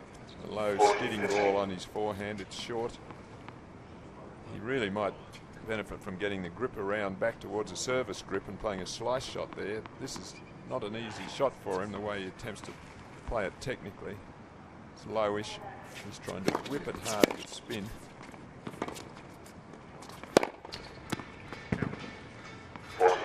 Well, that's where the imbalance comes. Well, he made it that time, but you might have heard the sound. It wasn't a clean hit. That was wrapped around the frame as well. He got enough of the ball, though, to control it. Yeah, and he was moving across the court instead of moving forward and down. So, tough hold for Smith. We are still on serve 3 games to 2 in this second set after Matt Reed took the first 6 games to 4. Let's update what's happening out on court number 7. Matt Barton and Ben Mitchell, and the other of the singles semi-finals, Adrian Franklin. Well, guys, before you spoke about the ebbs and flows of a 5-set battle, and the last couple of games we've seen both an ebb and even a flow. So right now we're in the second set. Ben Mitchell took the first, 6 games to 3. It's 4-all in the second set. Barton serving in the blue and Ben Mitchell receiving in the orange shirt. So really critical part of this match. The game before, there was a huge line call that went against Ben Mitchell, and he was so frustrated. He threw his racket, he threw his hat, he threw a tennis ball. It was all happening, but he composed himself and he was able to hold serve. So that was a really big game because he was so frustrated by the line call that went against him. But right now, we're deep into the second set, 4 games apiece. Barton serving at 40 love right now in the blue, as he just hits that one straight into the middle of the net. So, guys, Matthew Barton has come back and this set is on. The ebb and the flow. That was a good call, I think.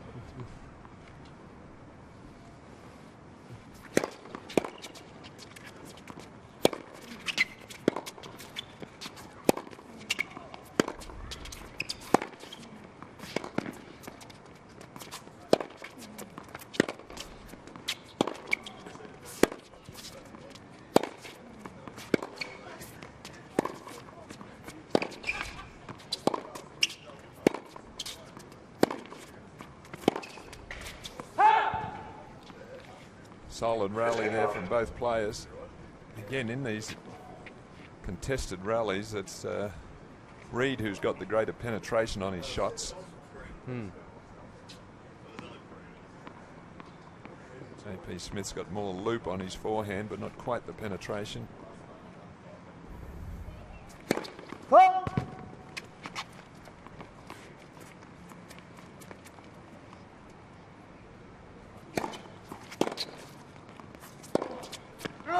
It's almost, we haven't seen the game plans or plan A from both players. We haven't seen the big shots from Matt Reed, that big forehand winner for a little while. We haven't seen JP Smith come to the net all that much either.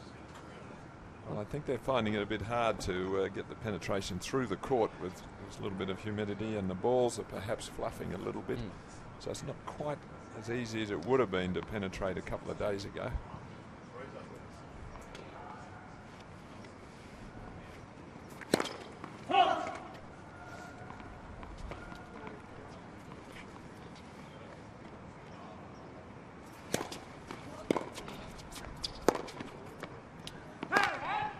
Again, the ball down the middle of the court, nothing on it, no pace, and when he needs to generate pace off a ball that's not the high bounce, he's prone to mishits.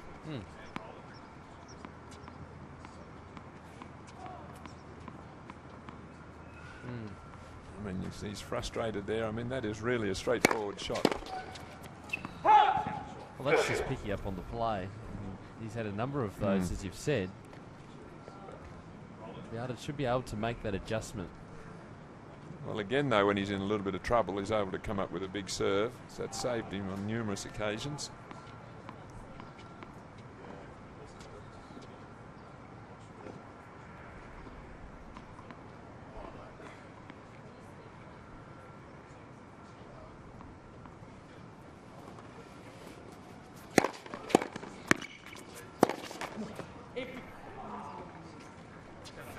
Well, there it is again, the ball down the middle. And again, a forehand error. Well, no doubt he's thinking about it too, Alan, because it's been a number of times already. Well, this is an easy shot, really. Just got to aim the sight a little higher. So he needs another one of those saving big serves.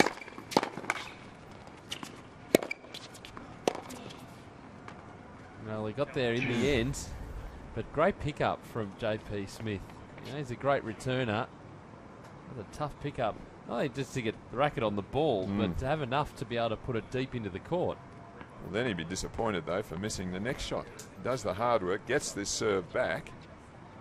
His opponent can't attack the ball. Now he's got a straightforward shot that he just mishits.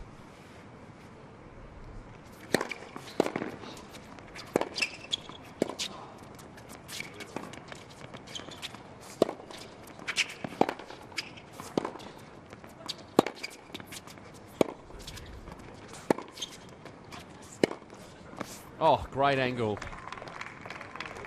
That's one of the points of the match so far.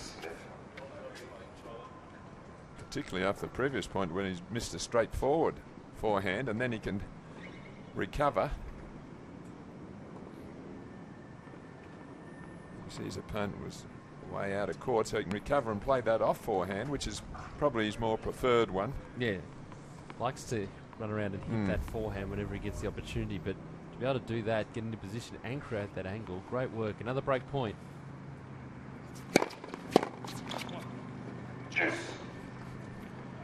Well, we often say about first service percentages in a match, which are relevant, but what's more relevant is when you get it in. And he's got it in at all the key points, Matt Reid. JP saying, well, can this guy miss on a break point? Well, he hasn't yet. Can I have a look at a second serve?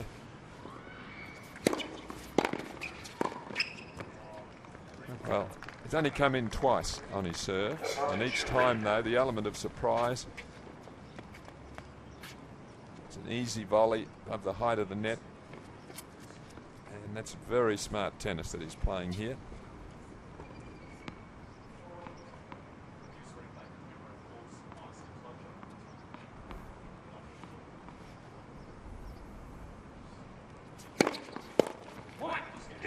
Good hold. Tough hold. 3-all. Well, here's where it starts to play on JP Smith's mind. He's had break points the last two games. He had break back points towards the end of the first set. Couldn't do it. And you just try hard not to think, gosh, how many more chances am I going to get? So you've got to remain in the present, not in the past. But the way he should look at it is that he worked hard to get to break point. He's creating the opportunities, and if he keeps doing that, eventually one will come his way. Oh, new balls. So one of the elements that we were talking about a little bit earlier was the balls fluffing up, the humid conditions. And now chance there were some brand new ones. 15 love.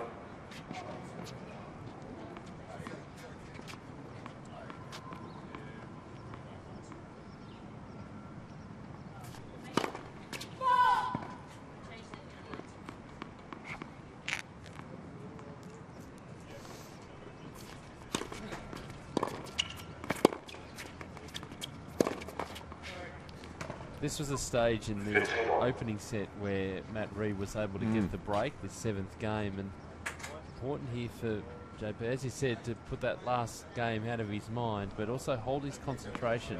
As he can rely on a big first serve. What should help him, the new balls, because he's a tall player and he's got good variety on this left-handed serve. Of course, the ball goes through the air and off the court a little quicker when they're new. Whoop. Thought he had it. No overrule. Ooh, which I think there possibly could have been one there.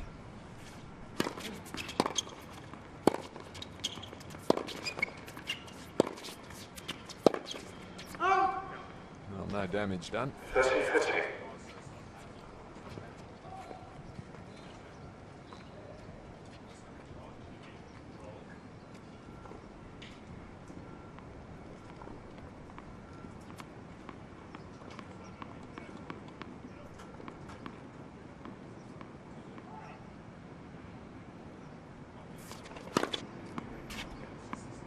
This return really stretches him. You see he's off balance, a late lunge at it. He tries to get back to the centre of the court, but is pretty comprehensively beaten by the wrong footing shot.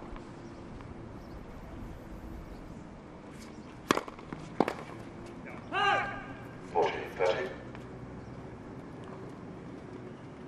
effective, that kicking serve out on that first court. You think you've got it and it just bounces away from you that little bit extra a few centimetres, causing you to miss-hit it.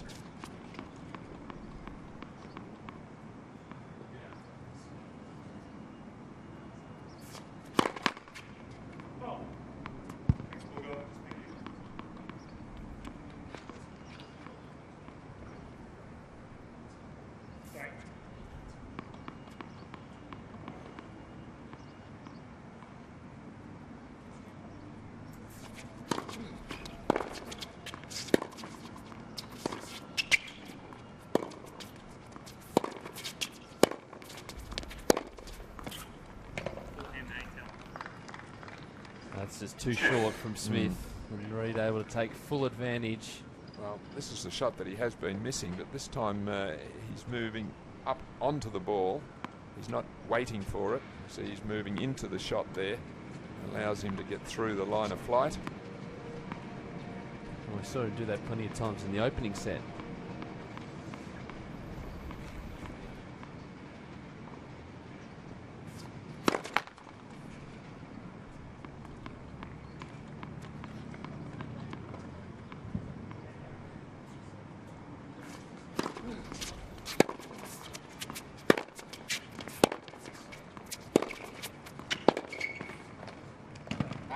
Great hustle. I'd like to see a lot more from that for JP Smith, to take the opportunity, get into the net, really make Reid, force Reid to come up with the big shot. Well, again, a low percentage shot there. He had to throw up a high lob there. I mean, that was a 100 shot that he went for. Particularly at deuce, you're right in the game.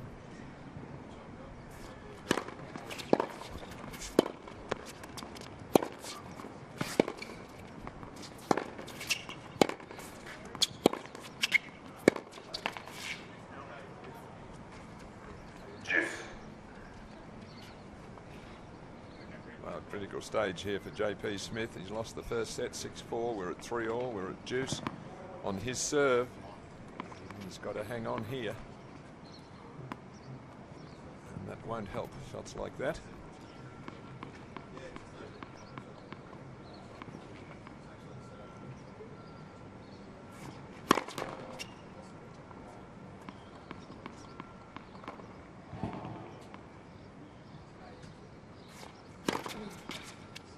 Oh, very nice. Ooh. What a great change-up. Reid was looking to go the other way. Oh, this is an unbelievable serve, really, at deuce. Second serve, and you've got the courage to go for that serve and the ability to make it. I mean, really, that was highest quality shot, that, and applauded by Reid. Deservedly so.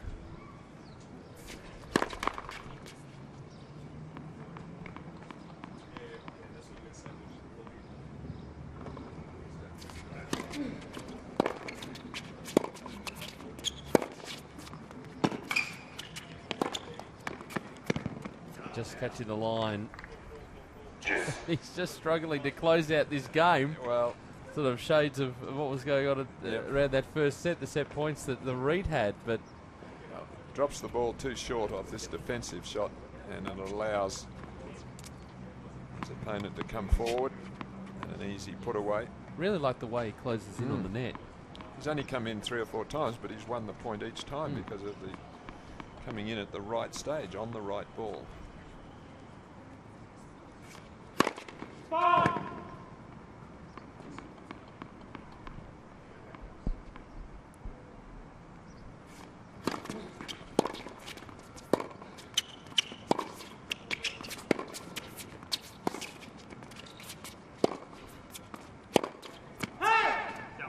Had it, the opening was there, the line was exposed, his eyes lit up.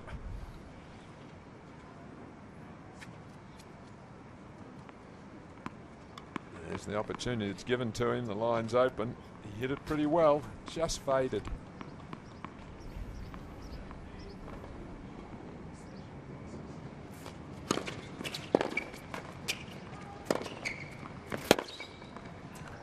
Bang.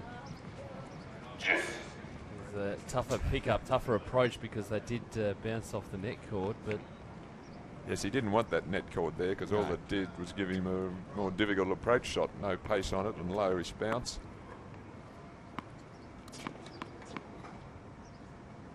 Still, Reed had to make the shot.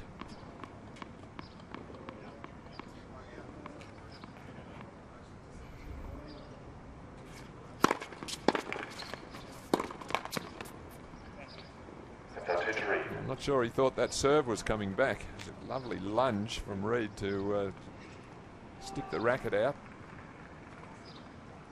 So after all this time of game point back to deuce, game point back to deuce, we now have a break point.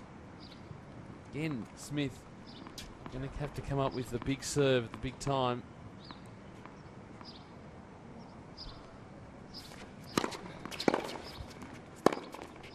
Oh, he's missed it. So there's the unforced error. Good return from Reed. He hung in there, and as we saw in the opening set, that Reed gets the break in the 7th game and leads by 4 games to 3 in this second set.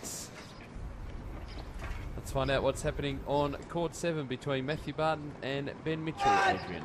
We've just crossed to us maybe 1 second too late, guys. Matthew Barton has just taken that second set, although they're just having a chat now. Let me see what the umpire's saying.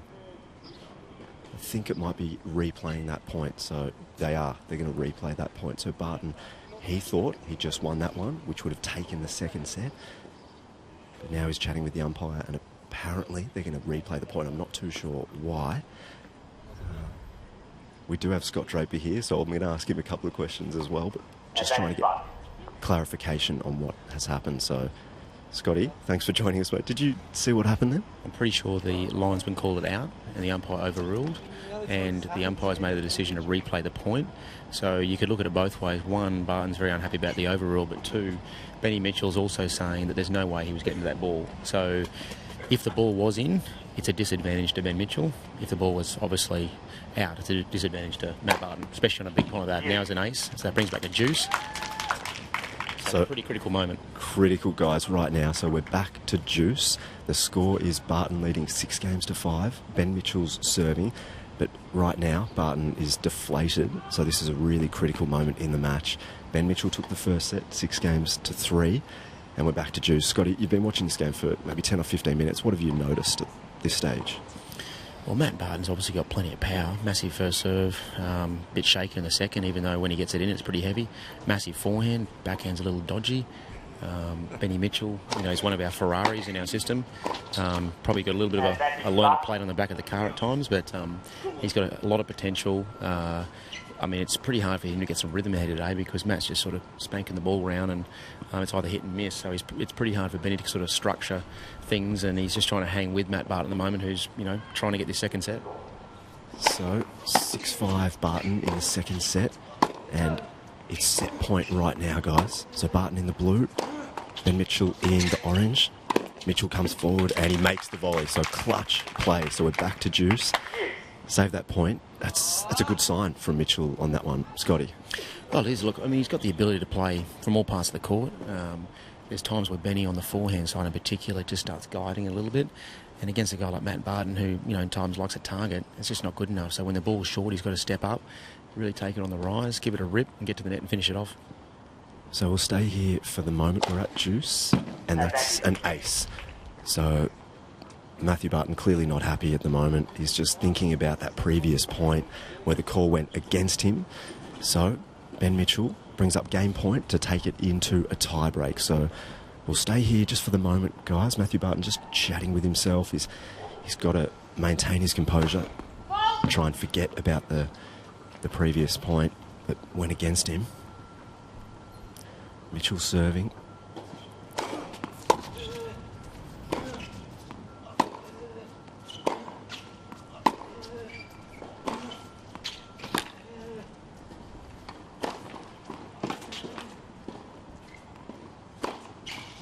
And he takes it. So Ben Mitchell, you hear him at the end of that one, nice and vocal. That's a critical part of the match, guys. Barton's shaking his head and now he's speaking to the umpire. He's not happy about what happened. And he's going to have a good chat. So we're into a tie break in the second set. Scott Draper, thanks for your time. No worries, Special Man.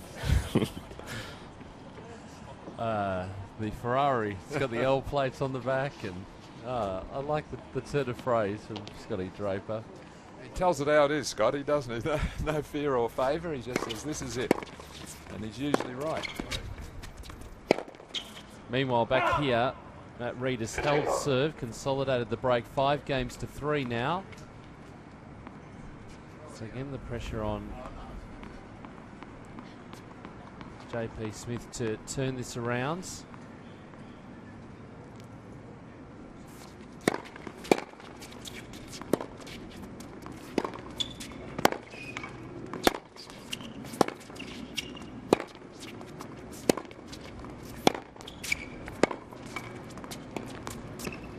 Hey, now we haven't seen that all match. Nice change up from Reid there. And I think now he's got that break, the confidence is starting to build again. Well, he's really moving well. He's very quick, he's strong, and gets back into position quickly here. Picks that up on the half volley.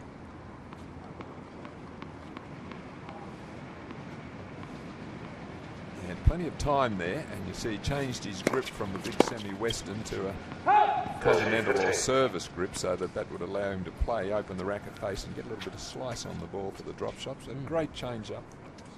But it's again something that hasn't been seen.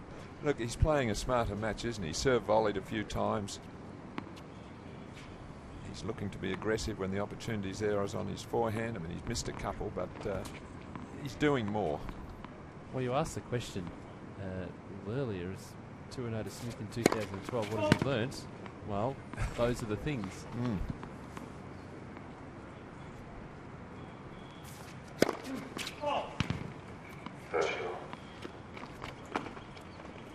think JP needs to do a couple of things, though, in this match. He's got to get a bit more depth on his returns. He's running forward, trying to be aggressive on his return, but he's hitting them all too short. And that's allowing Reid, with his strength off the ground, to take control of most of the rallies. That's right, but if he does put the ball in deeper, it gives him that opportunity to come into the net. He's such a good volleyer. He needs that opportunity. 40-30. There's a good response to the previous double fault. And then those string of points, one after the other, just some nice big first serves, come into the net, really aggressive play, win a couple in a row to just rebuild that confidence again. Yes.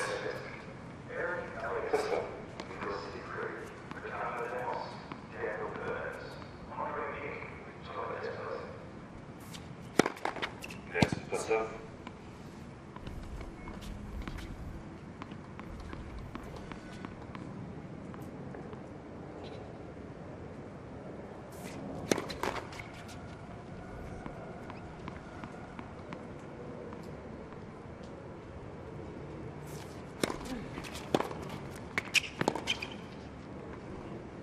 Look, and as you see that confidence start to grow, you can afford to change it up, try different things, stepping in on that second serve, coming to the nets. All that's starting to work now. Well, he's the aggressor, isn't he, in all facets of the game. He's making the play.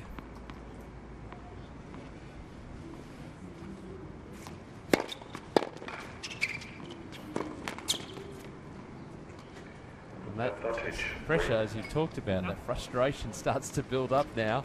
Well, again, it's the ability to get the serve back. Just get your racket on it, get it back any old how. Puts more pressure on your opponent, and at this stage of the match, JP's feeling it and missed a straightforward ball there. So, again, set points for Matt Reid.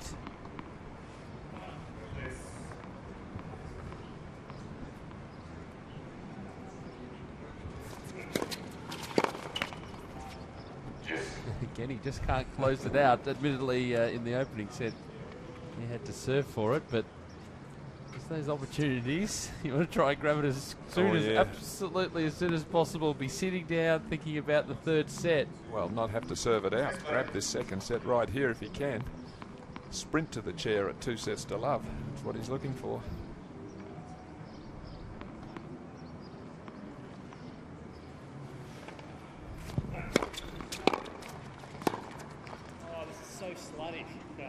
Well, he's starting to pick that serve out to the forehand a bit better. Here's a pretty good serve, and he's leaning the other way, but is quick enough to react and get back to pick up the ball on the forehand, and Smith wasn't ready. But again, JP Smith looking to get onto that forehand again. Just too slow there. And he just didn't have the time. No. So again, set points for Matt Reid. 2 sets to love lead.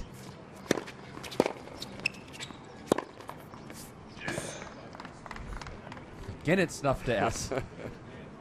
Well, this is a courageous shot here from Reid. Really, he misses this. He's down 2 sets to love, and a heck of a long way back from there. But he has the courage to go for it.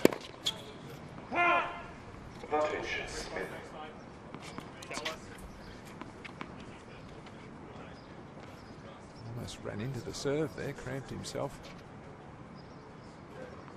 A good effort from Smith if he hangs on here and makes his opponent serve out the set. As we know, not an easy assignment. Players get a bit tight.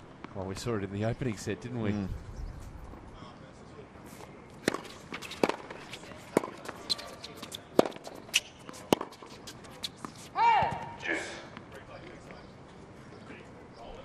Well, he is returning serve well. Matt Reid clearly better than in that aspect of the match than Smith.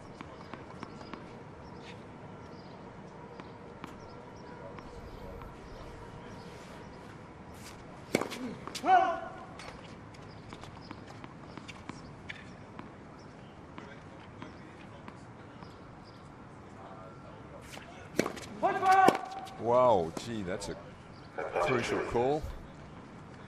To make it a double fault. Another set point now for Reid. It's his second foot fault for the match. The other one was early in the opening set. Yeah, had no bearing on it, but this sets up that foot fault call. As you said, makes it a double fault and brings up set point. Now that's got to shake you up. Hopefully he can put it behind him.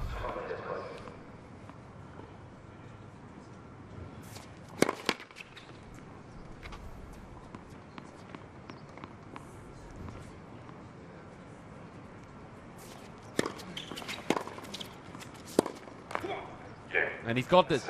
We are at 2 sets to love for Matt Reid. 6-4 and 6-3. So we take a look at that set point again, and justifiably very, very happy. 2 sets to love at the moment. Crucial break in the 7th game of both the first set and the second set. A break of serve there as well.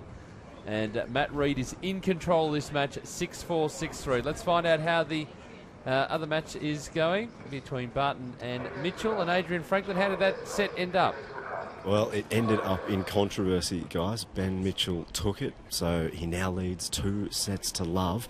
an absolute massive moment, as you saw before, when it was set point to Barton in the latter stages of the second set.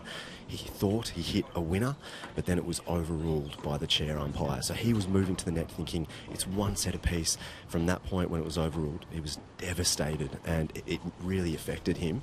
So now Ben Mitchell's going to be serving in the orange. He's 2 sets to love. Barton's still talking to the umpire. So when he came to the chair, Barton put the towel over his head, and he sat there for a good 2 or 3 minutes, and he just was devastated, completely devastated. So for him to come back now in 5, it's going to be a massive challenge. This one could be over very quickly, guys.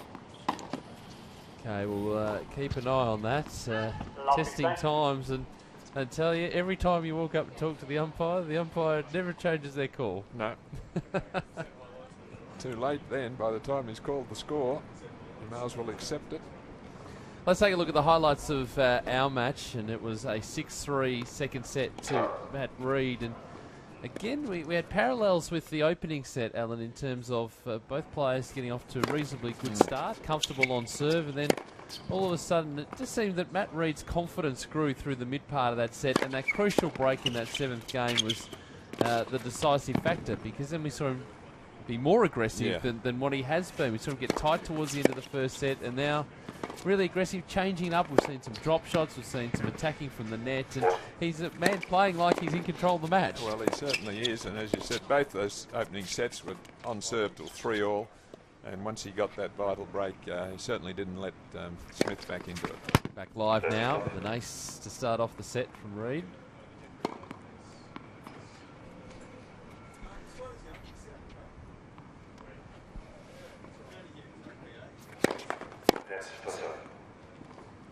Just got to find some form on his ground strokes, JP Smith. They're not coming off all that cleanly.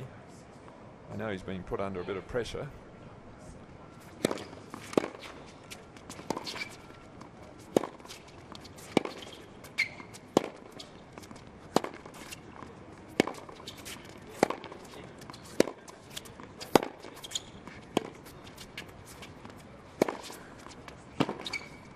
See in that rally, his shots don't have the same penetration or pace that Reid's had.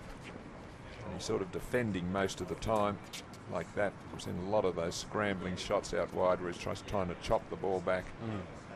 His shots are landing short with not enough on them, so he's got to try to fix that up, and in a hurry.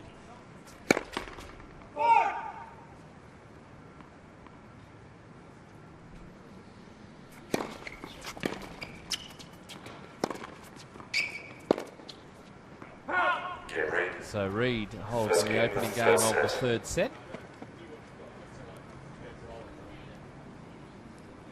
What would you want JP to be doing here? If you're coaching JP Smith, how do you change this momentum? Well, I'd tell him to stop trying to be so aggressive on the returns, because that's not working. If he gets it back at short, so I'd be telling him now 2 sets to love. Just concentrate on keeping the ball in play a bit better, get a bit more length, and try to just work yourself into the rallies. He's mishitting too many balls, so you need a bit more height over the net, a little bit more margin. Maybe try to get in if he gets the opportunity, because we're not seeing him come forward at all. No, and he is a good bowler. It is, and a really attacking player when he is able to get to the net, but it seems he's not being allowed to at the moment. No. I'm surprised at the number of mishits, so it's a little bit gusty, but he's not handling the conditions anywhere near as well. There's his coach.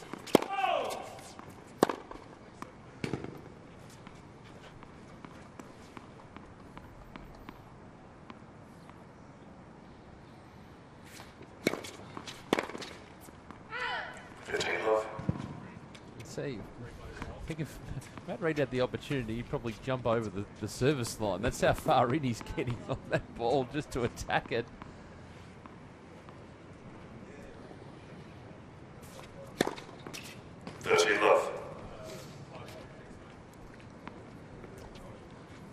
Well, it's usually a feature of his game, but it hasn't been so today either. So one of his major weapons, the serve, is not quite where he'd like it to be. So all in all, that's why he's down 6-4, 6-3.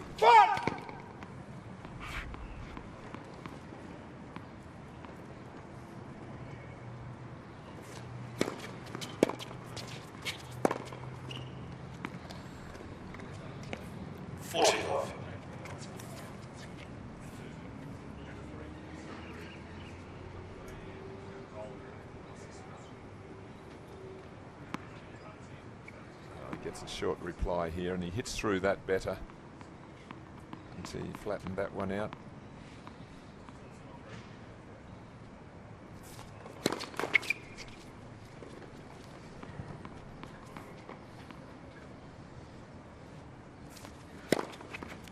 That's nice.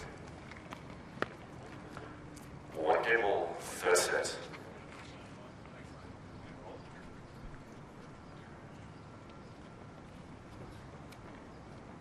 Better serving that game from him. Yeah, good example of the lefty serve coming into its own then, particularly in that ad court. So this will test his ability to concentrate. Down 2 sets to love, his ability to fight, to hang in there. It's a long way back.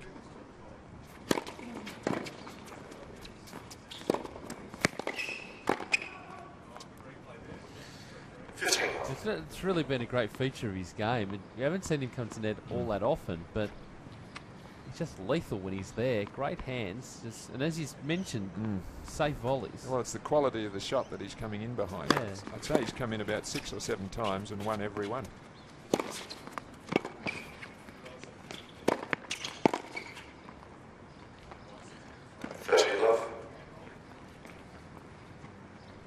Again, this is an appropriate time to come in when he's got his opponent stretched and well behind the baseline.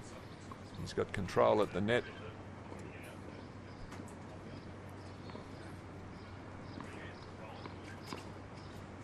So he's really in control of this match and his game, apart from the odd error, which you'd expect. But 2 sets from Matt Reid.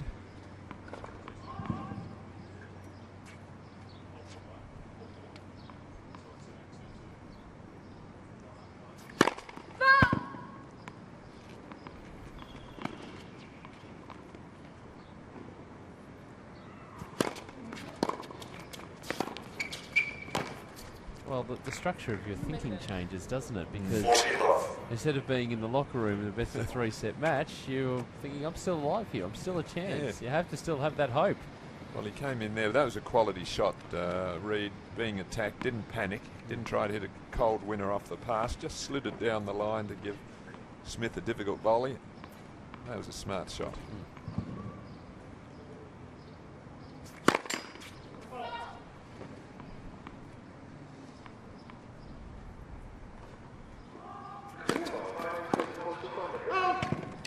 So Reid holds. We are on serve in this 3rd set, with Reid leading 2 sets to love. It's 2-1 now to Matt Reid, and in a very strong position, the number 3 seed, ranked 313 in the world.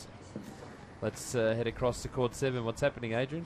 So, guys, we're early stages of the 3rd set, and Ben Mitchell's serving. It's 1 game to love. So Matthew Barton, he took that first game and he held, and we're at 1 game to love. So on serve in the 3rd set. But just looking back on the latter stages of that 2nd set, guys, I mean, Matthew Barton, he truly thought he'd won it. He had set point.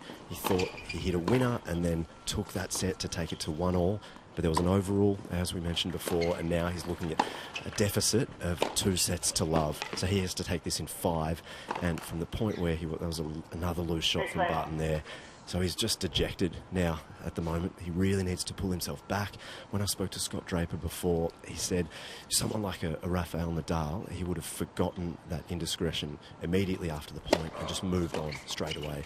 But Barton, I guess the inexperience and just this slightly lower level meant that he held on to that disappointment. It was a cracking backhand winner up the line there, though, so there was no disappointment in that shot. But he's still just dejected at the moment. So right now, Ben Mitchell's serving. We're on serve, and Mitchell's leading 2 sets to love. And back here, players getting ready. The 3rd set on serve at the moment.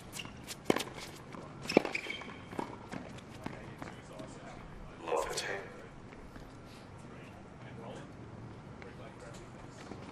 It's a question of fighting with all you've got here, not letting it slip away with low percentage shots like that. Reid knows he's well on top and would be itching to just press that advantage home, get an early break here, and then the finishing line's in sight. Smith's got to hang on.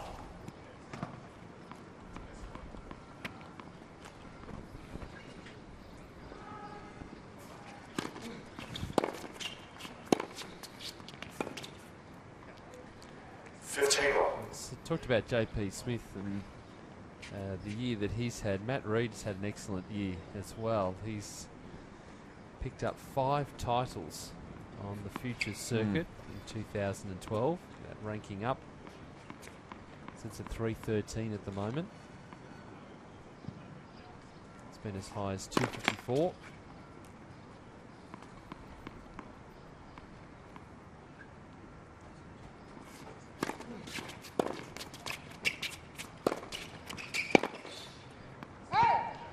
He's tried to qualify for the Australian Open 4 times, and he's got out in the first round of qualifying 4 times. So you sit there thinking, I don't want to go through that road again. Get that automatic wild card, get in.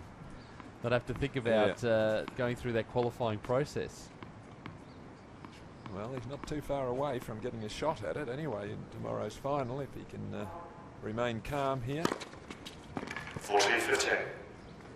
It's a good effort though. You mentioned those Futures wins, and that's the secondary tour on the men's circuit, but not hard, not easy rather to win any tournament. So to win 5 in the 1 year is a very good effort.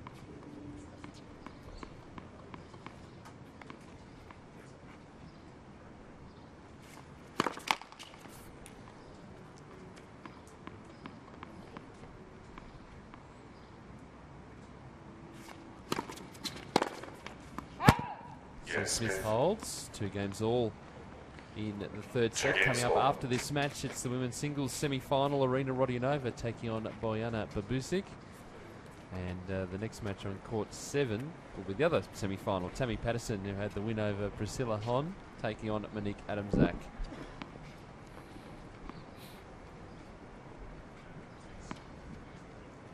Smith just trying to generate a little energy there, opening up and down on the spot. He's done well early in this third set. He's held both his serves comfortably.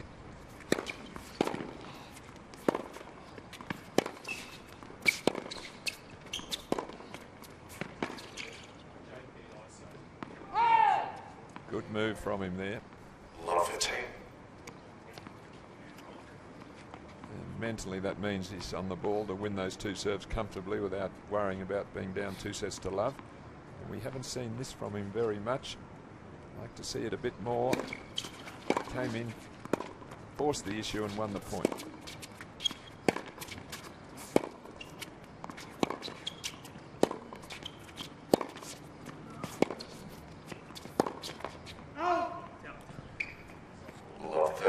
I think Smith's realised now he needs to be the aggressor. He needs to be, can't sit back and just allow Reid to dictate here. He's going to have to just put a little more on these.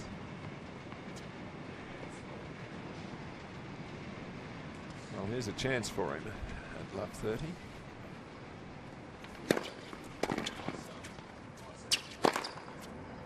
Well, the first time he's missed a shot at the net. Now that was a bit harder than it looked.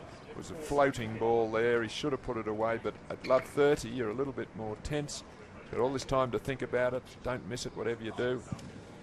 And by that stage the ball's dropped significantly. Well, now Smith just has to break here. That's all there is about it. He's got love 40. He's just got to get one of these points and he's back in this match.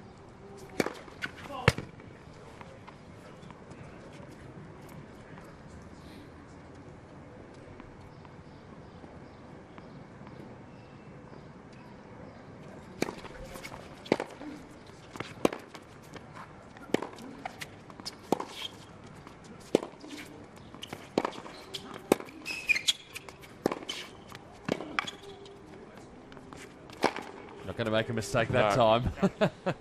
15-14. Going to be doubly and triply short. Just to make sure.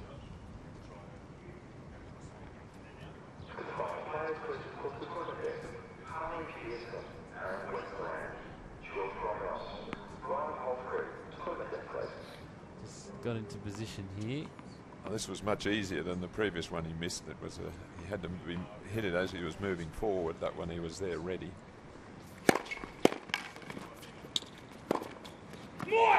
Got there.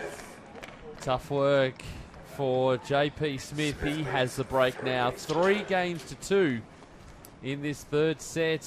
Matt Reid though 2 sets to love. Let's find out what's happening on court 7, Barton and Mitchell. Adrian Franklin, what's happening? We're early stages of this third set, and Ben Mitchell is really running away with this match. He's currently leading 2 sets to love and 3 games to love. Matthew Barton serving in the blue. And with Ben Mathias, Ben Mitchell's coach, again, Matty's in complete control of this one now. Yeah, Matty's lost his way here big time. I think he's still thinking about that overall in the second set. It's going to end pretty quickly here unless Matty can start thinking about other things than that overall, I think. As a coach, I mean, when Mitchell in the previous set, there was an indiscretion and he sort of got a bit frustrated as well. You know, he threw his hat, but he composed himself really quickly. So you would have been happy with that, I imagine, because he wasn't happy there at one point as well. Yeah, sure. I mean, it's always tough, but these things are going to happen. I mean, you're going to have line calls that you disagree with, and it's just part of the game. You've got to get on with it. You can't change them. And that's what's happened to Matty here now. So hopefully he learns from this experience. So Barton serving, so he's love 3, 2 sets to love down, and now it's another break point. I guess from a coach's perspective, you're looking for Ben Mitchell to really just kill this match now really quickly. Yeah, he has to keep concentrating here and just trying to keep his excitement level up nice and high. It's easy to get flat, and Matty's dangerous because he starts pulling the trigger a little bit more and he can hit winners from anywhere. As he just does right now, so we're back to deuce. Mate, thanks for your time. Good luck. Thanks, mate. Cheers, mate.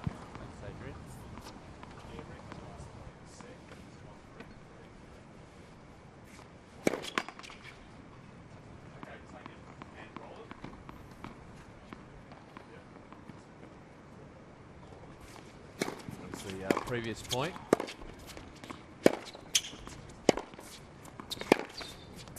Well,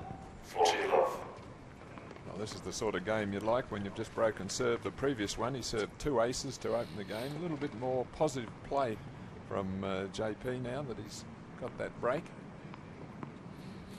Again, a good effort not to get down on himself, though, at 2 sets to love. He remained calm and he was concentrating. So 3-2 becomes 4-2. We did mention he wasn't getting a lot out of his good serve. The advantage that he has, well, this game he did. He served 3 aces, but it's really a major weapon that hasn't worked for him so far. Perhaps it's starting to come good for him. Just waiting for the new balls. You would expect this match, they're close in the seedings, as we said, in the rankings. It would have been a surprise for one player really to win quickly. And it's always hard to beat somebody in straight sets if you're close to them in the rankings. There's nothing between you, so even if you're up 2 sets to love, you'd expect your opponent, who's almost about your level, to lift his game and fight his way back into the match, which Smith has done.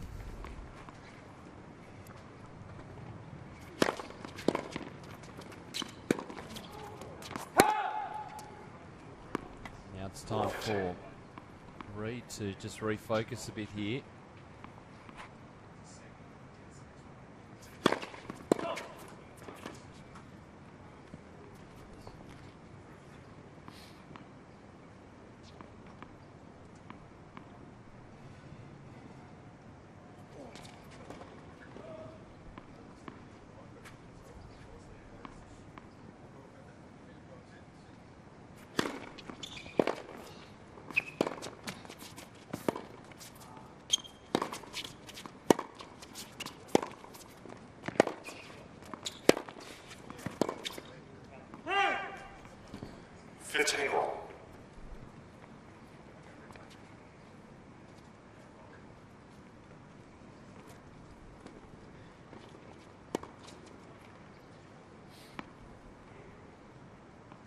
Forehand coming into play again from JP Smith. Aggressive play from Reid as well. That's a top pickup off the return. 15-30. Well, we mentioned that his returns haven't been that good today, that he'd need to pick them up a bit. Just trying to return too well.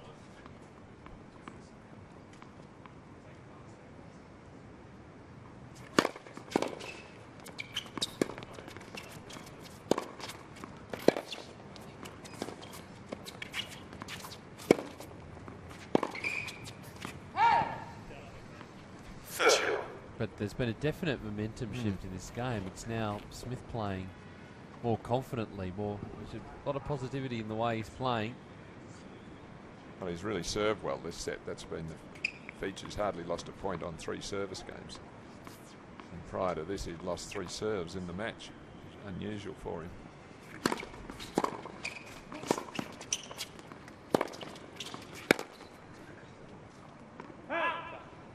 And earning himself another break point. 30-40. Return has picked up as well, though. We said he wasn't returning well. Well, this game in particular he has, and in the one that he breaks. So the 2 aspects of his game that are most important, well, pretty much for anybody, the serve and the return, the first 2 shots you get to play in tennis, he's picked them up.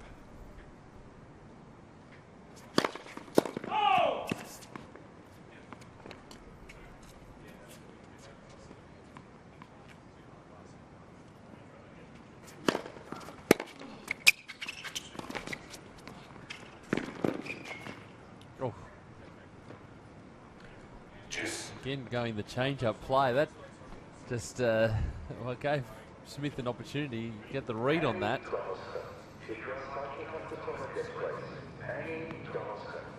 He was disappointed with the call there. He thought that first serve was good.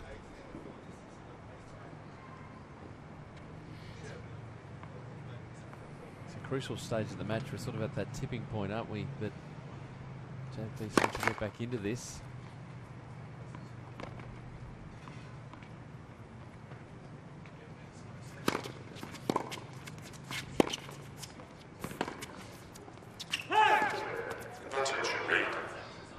Talked about Reed just hanging on, hanging in.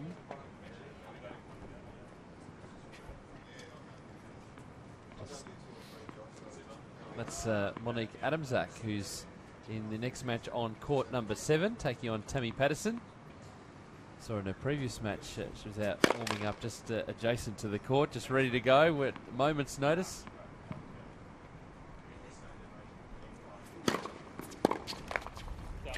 So tough hold for Reed. Smith still with the break though in this third set. 4 games to 3.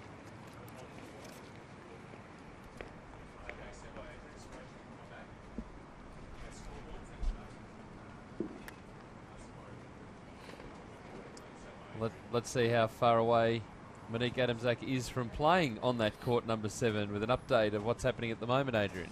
So, guys, we're midway through the third set now. So, Ben Mitchell, he's serving at the moment and he leads 3 games to 1. It's 40-30, so he's got a game point to move to 4 games to 1 and get even closer to a finals spot.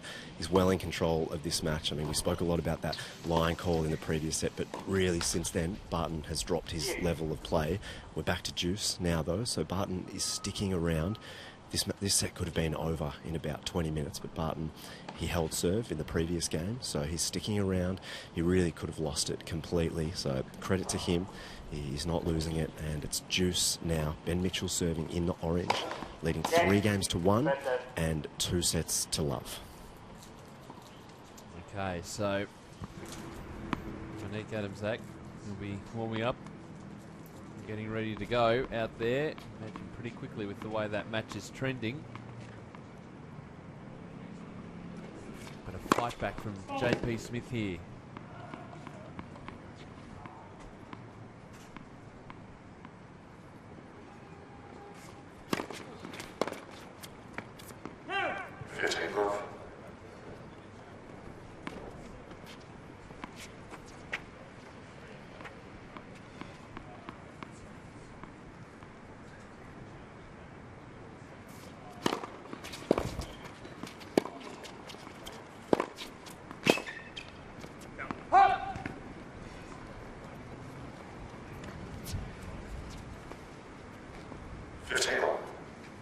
Seems to be picking up a little bit here, swirling around.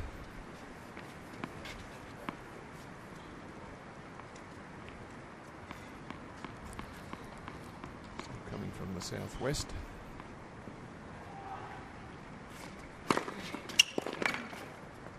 Should also point out though that's not bringing the rain with it, which is a good thing. Yes. The positive thing right now. I like Smith's attitude here, being positive. He hasn't dropped his head or slumped, he's allowed his shoulders to slump at all from 2 sets to love down. So that's a very good sign from him.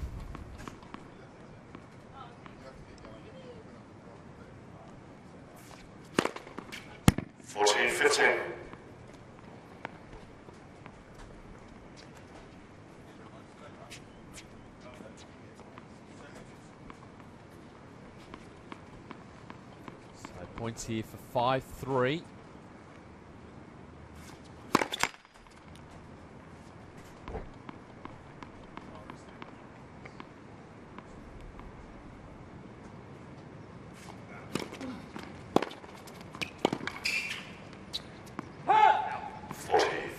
Good leave. I think for about a split second there he saw that ball going past and thinking, oh, maybe should I? Good leave in the end.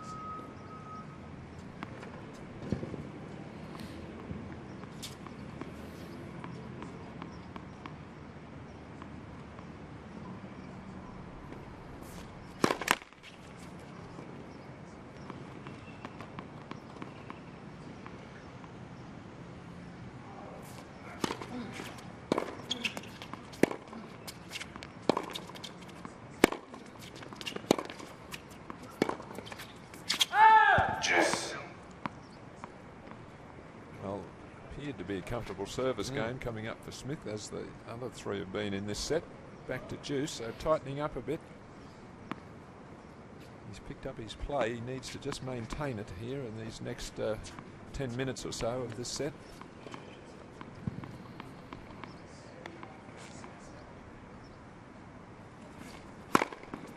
Advantage Smith. He served that one well. Very hard to pick. You got the slider as well, the kicker out wide. So that forehand, here it is. You see it bouncing away as well. I think Matt Reid immediately looked up and said, did that clip the net?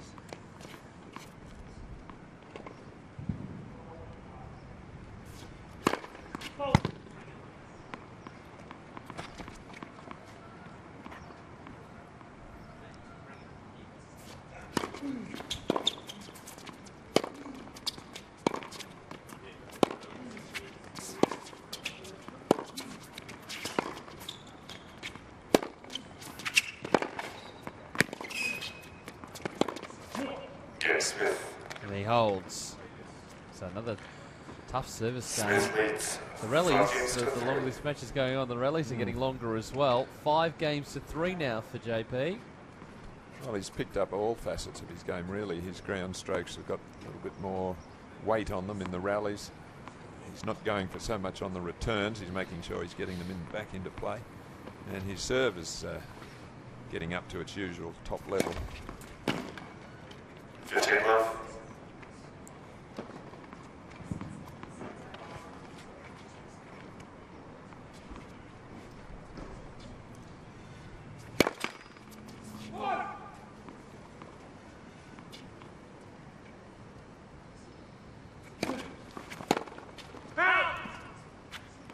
I think in this set we've seen a lot more of the JP Smith game coming out.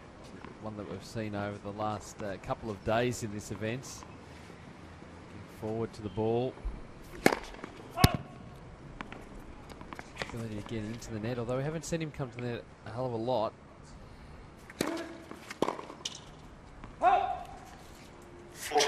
But the key, I think, as Alan's been pointed out, that the first serve, that lefty first serve, is just so important.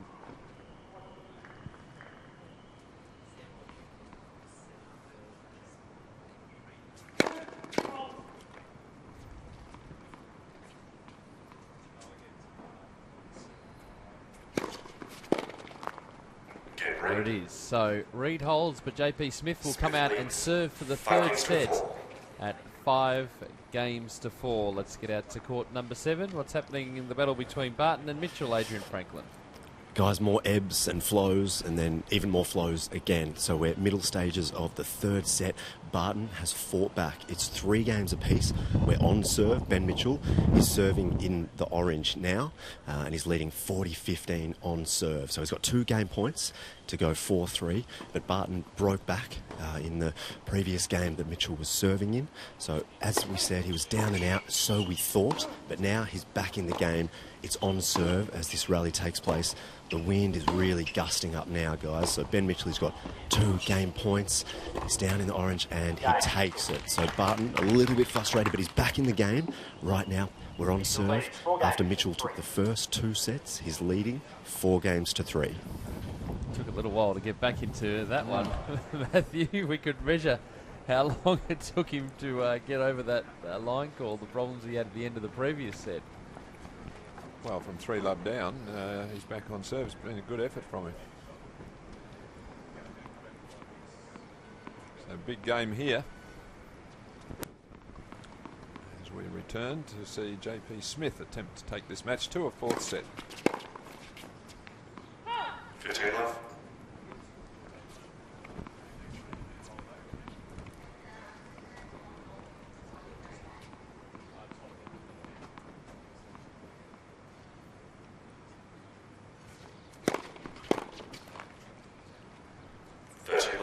That's the way you like to start off when you're serving for a set or a match. A couple of good serves, nothing else required. Yeah. Takes the pressure off other parts of your game.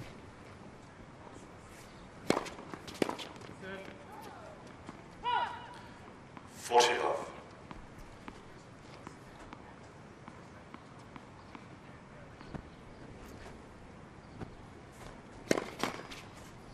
Net for serve. So set points here for Smith.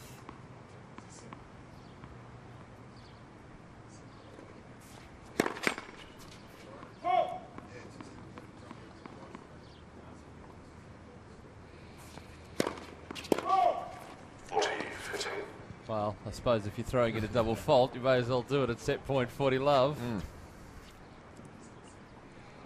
Oh, he served particularly well this set. We won't worry about that one. No.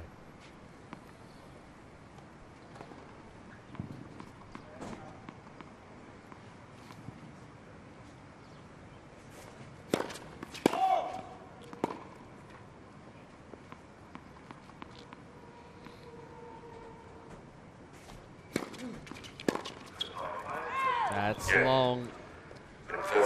So there it is, 2 sets to 1 now. Change in momentum. JP Smith 6 games to 4, but Matt Reid still holding the upper hand at 2 sets to 1.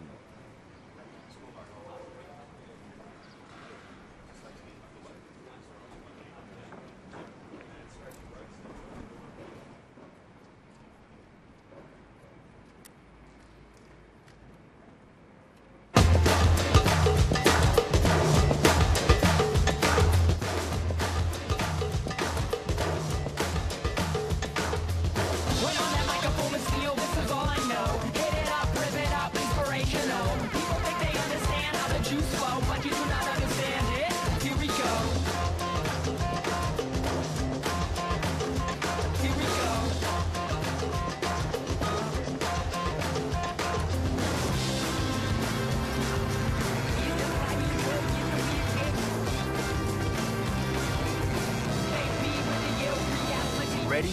Play at Australian Open 2013. Book a Ticketek now.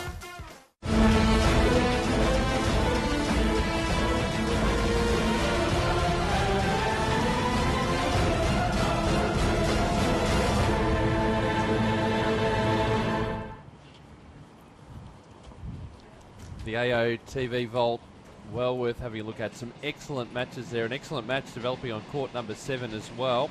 Let's go to Adrian Franklin with the latest of Matthew Barton and Ben Mitchell.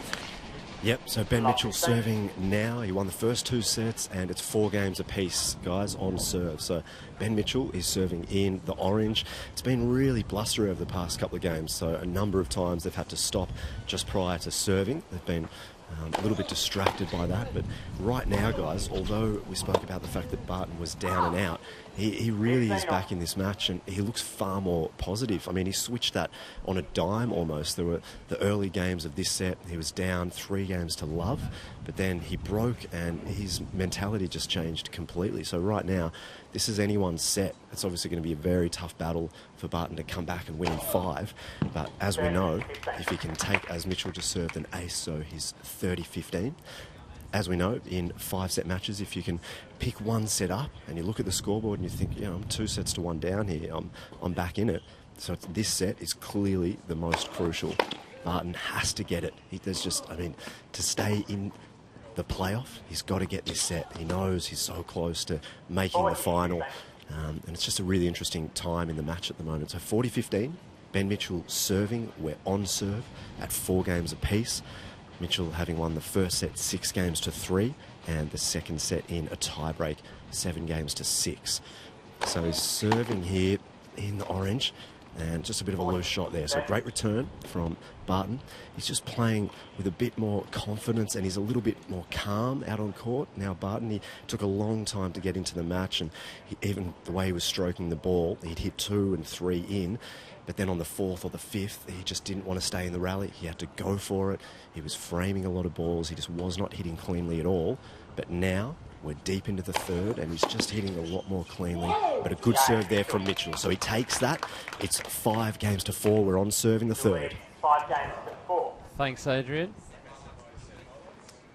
It was an interesting change in momentum in this match. We thought it was all going the way of Matt Reid, but it was a matter of JP Smith turning this around, and really was the aggressive player and looking for more from JP on his first serve, which he produced, and then managed to get the break and get that roll from there. He's a lot more positive. Reid started racking up the unforced errors, but it was more the fact that JP Smith picked up his game and really has worked his way back into the match, and the frustration starting to show a little from Matt Reid. And just really put that pressure on. So we're back to live pitches. The start of this 4th set. Changing the commentary. A Stone in. See James in. Hello, Charlotte. Hello, how are you, Pete? Nice to see you. It's nice to be here. Good matches. It's nice to not have umbrellas. It's nice to Ella. Absolutely. Sure is. It's quite hot out there, actually. When the sun comes out, it's really nice. Windy, though. 40 love.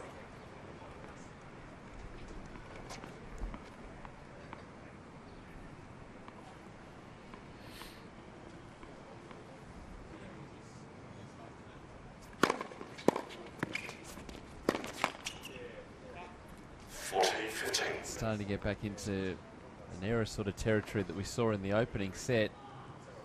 It's a high-risk strategy, Reid's, really, isn't it? Because he really does go all out, and he clocks the ball when he's timing it well. Really pays off for him, but it is risky, and when the errors come, he can get a little bit frustrated out there.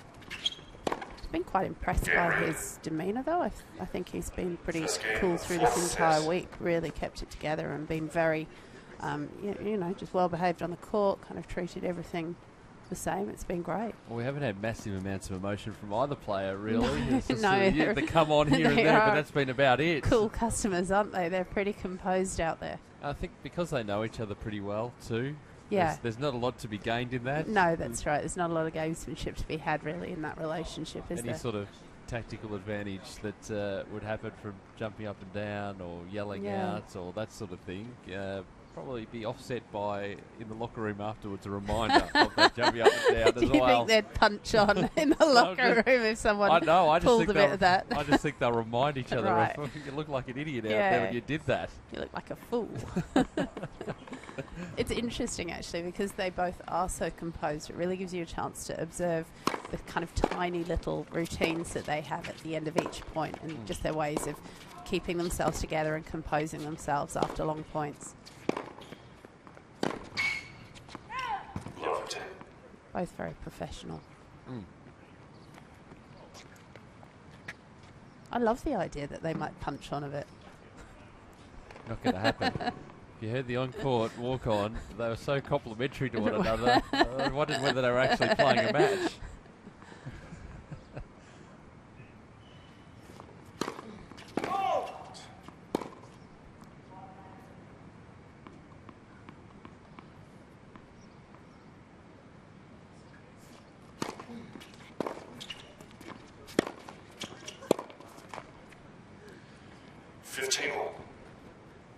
So important here for Reed just to refocus, because that momentum of the match has gone away from him for the time being. Mentioned that high-risk game that he's playing. He needs to just get back to more of those high percentage shots. That's right. He kind of needs to hit his straps again, doesn't he? Because he's probably not going to succeed by playing JP's game. He really needs to just kind of rebuild the confidence that he showed in the first couple of sets. Stick to the game plan. There you go. Nice forehand. That's the game plan. Well, one of the things that really upset Reed in that opening set in particular was the pace of the ball. He likes the ball to come to him, and JP just threw up the short ball, not much pace on it, had to make him work to generate it, and overhits a bit, grip, and that's when the errors started to come in. And look, that's JP's game plan. He's a master of just mixing things up. That's a great shot. He's a very creative player, JP, and there's not a lot he can't do with the ball out there. So well, the lines it's a good matchup, this two. Adamant that ball cleaned the line. So Well, look at it. Amazing. Oh, just the edge. An amazing forehand.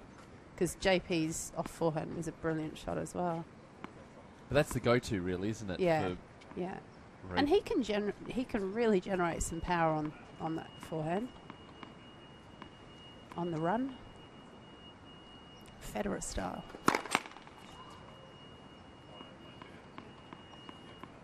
So some break points here.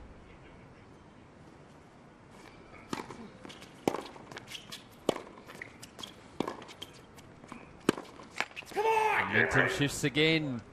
Reed gets the break. 2 games to love now in the fourth set.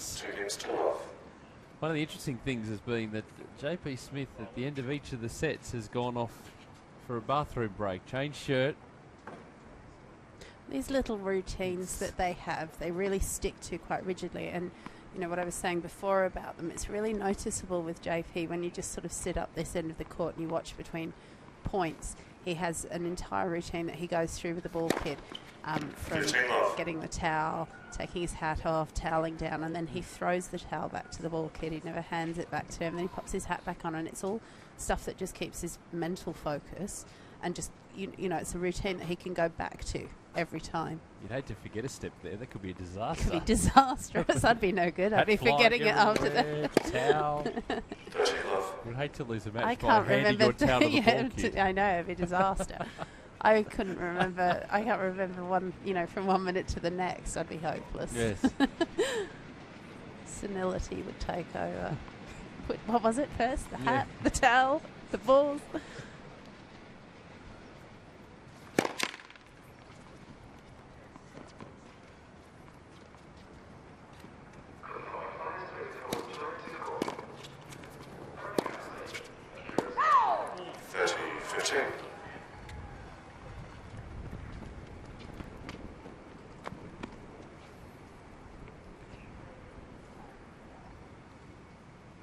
Coming up after this match, Arina Rodionova and Bojana Babusic. Women's singles semi-final. Live on our feature court.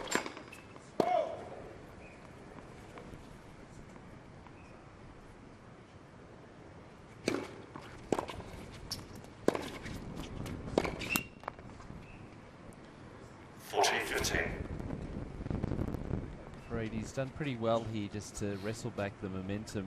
It can be really easy to drop your bundle after that and think, oh, well, JP's is going to roll over the top here.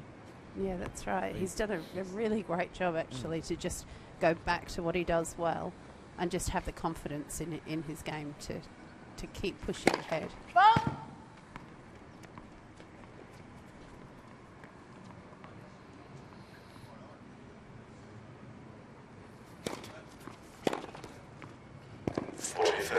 Loves getting onto that forehand. He was about 3 feet inside the baseline when he hit that return. It was an amazing shot. Just times it so beautifully, doesn't he, when he gets on the front foot like that?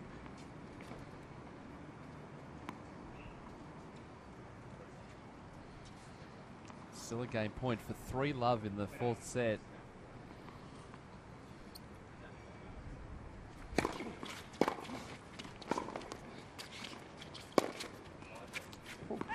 There it is.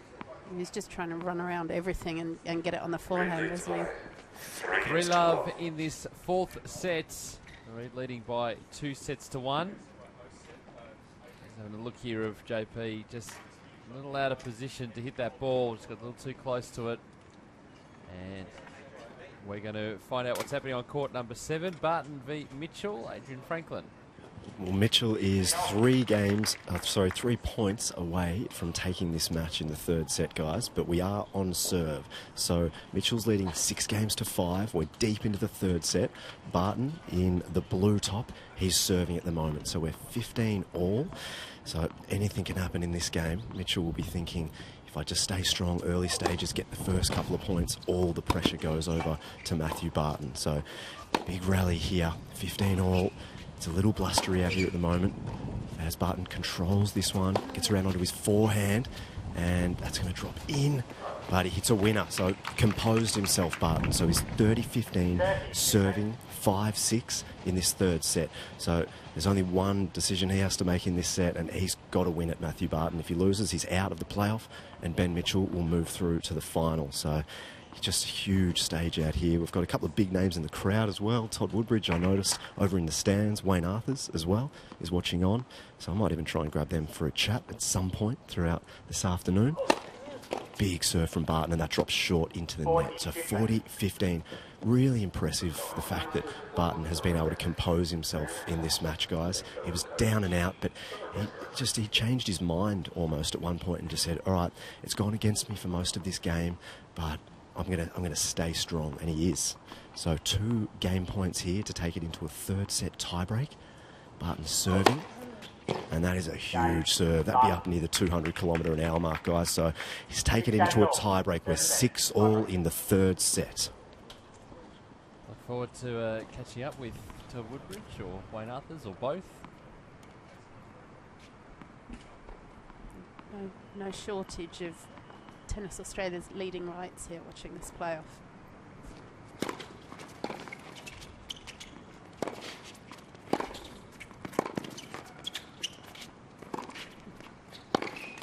And taking notes too, because there's a number of discretionary wildcards that are going to be handed out along the way. Well, for the AO Series and the Australian Open, this playoff really is a big factor in deciding who receives those wildcards, and can really set the players up for the summer if they just get that little helping hand into the main draw or even into the qualifying draw of these events.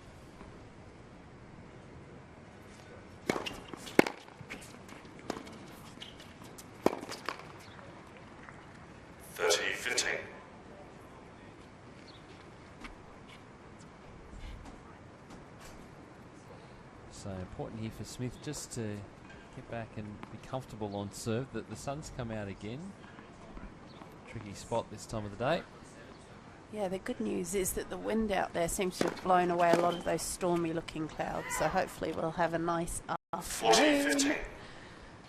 Get through these matches. How did you spend yesterday? Tweeting.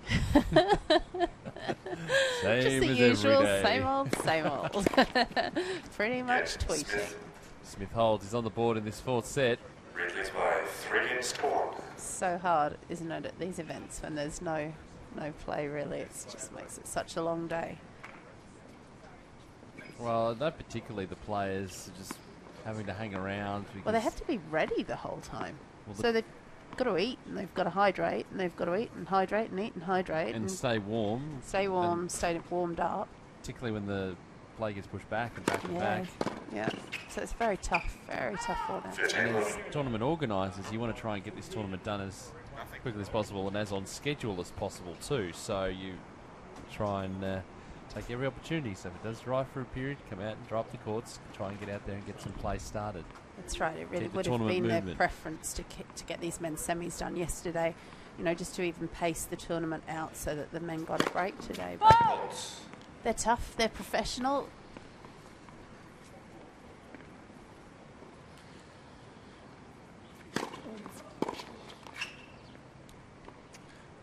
Love.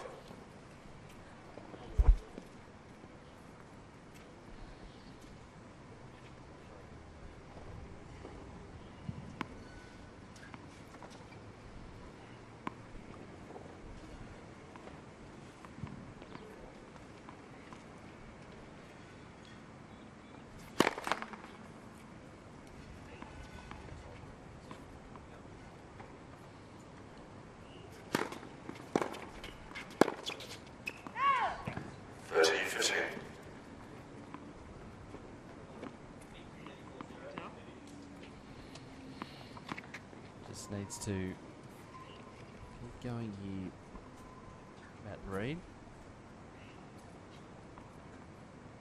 Confidence rising with that 3-1, that 3-love early on. Now you can keep trading serve.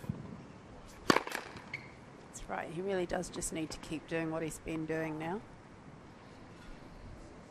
It's not always that easy, though. 14-15. The serves are like bombs, though, today. I think his serve has been so impressive. He's getting it really deep and clocking some kilometres out there as well. I think both players have been reasonably good. Yes, there have been some breaks of serve along the way, but we've seen some great service games, some easy service games. Good variation, pace, position on the court. They're a great matchup, these two.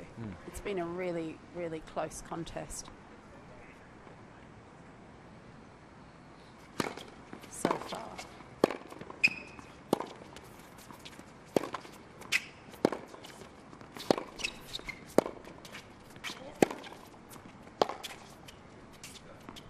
That's 50 as well. So Reid holds 4 games to 1. A commanding lead in this 4th set. Let's throw it back to court 7. The tiebreaker. What's happening, Adrian? We're in the tiebreak in the 3rd set, and it's 3 points all here, guys. So dead even. They've just swapped sides. So Barton's to serve. He was just broken, though, on the previous point. One of those mini breaks, if you like. So it was a huge serve down the middle. Mitchell returned it really well, and then Barton just hit it straight into the net. So that was a big missed opportunity there from Barton as he serves. And that is an ace. Huge bomb down the middle. So he's 4 points to 3, leading here. Mitchell was up earlier in this tiebreak. He was up 3 points to 1. But again, Barton stayed strong and he fought back. So 6 games apiece. 4 points to 3. Mitchell to serve. And fault 1 there. You really can't pick this match at the moment, guys. I mean, Mitchell was going to clearly win this 3rd set, you thought, in the early stages. But now it's even. Barton's got a chance. And that misses. So the mini break there. Barton now leads 5 points to 3. Ben Mitchell to serve 1 more. So you could say that Barton's 2 points away from taking this set. And what a result that would be. No one would have picked that. Fault 1. So he's got to look at a second serve.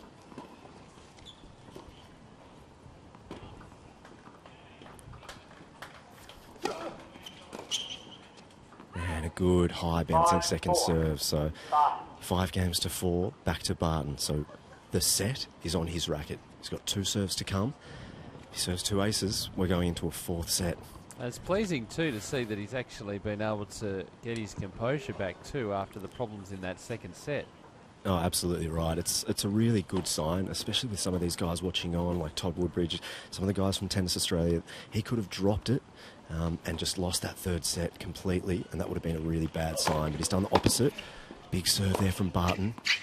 Deep shot.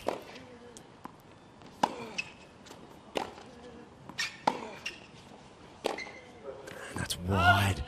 So we're back to 5 points apiece. He slowed his stroke down on that one. So both guys just need to remain positive, particularly Barton. He can't wait for Mitchell to make an error. He needs to go out and win this set or he'll be out of the playoff in the semi-final. So 5 points apiece, 1 serve to come. Barton to serve. Fault 1. slowed the speed of that first serve down. He's been serving massively throughout the whole match.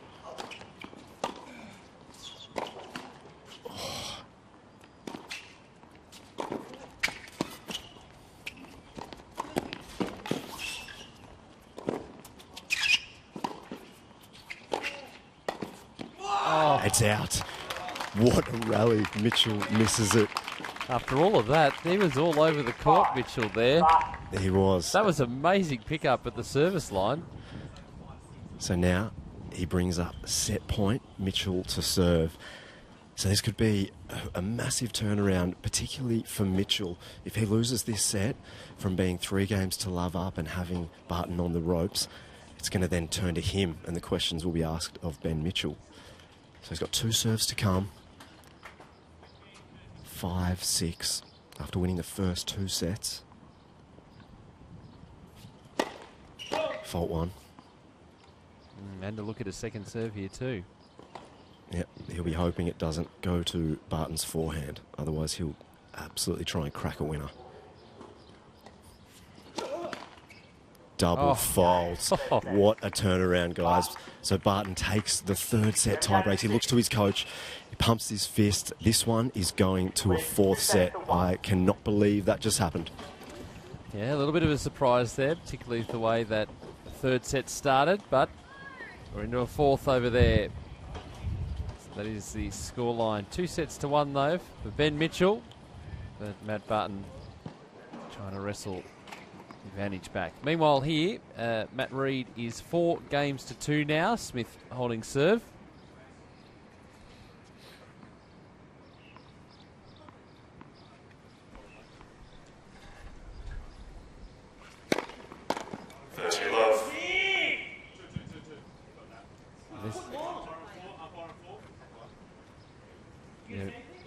Umpire's not going to make a call from there. It's your opinion that it's long. I have a different opinion. I'm not going to convince you. I thought it was good. Correct.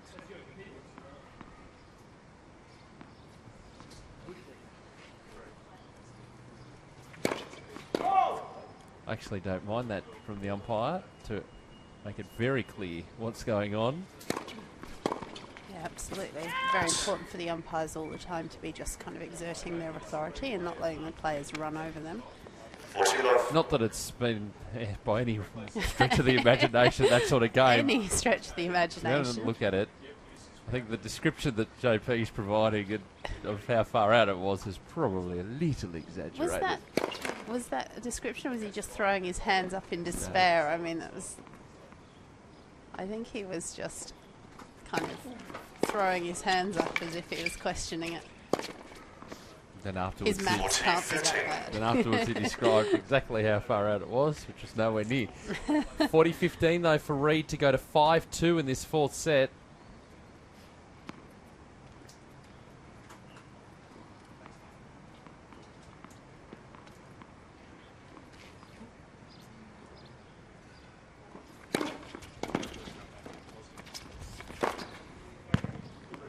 That's a good finish. So now JP Smith is fighting to stay in the match. Matt Reid 5-2 in the 4th set. So both of these semi-finals in 4th sets. That's right. After predicting that we might have straight sets matches here, it's all changed. That's what can happen in over the course of 5 sets. But now JP Smith coming out to serve to stay in the match.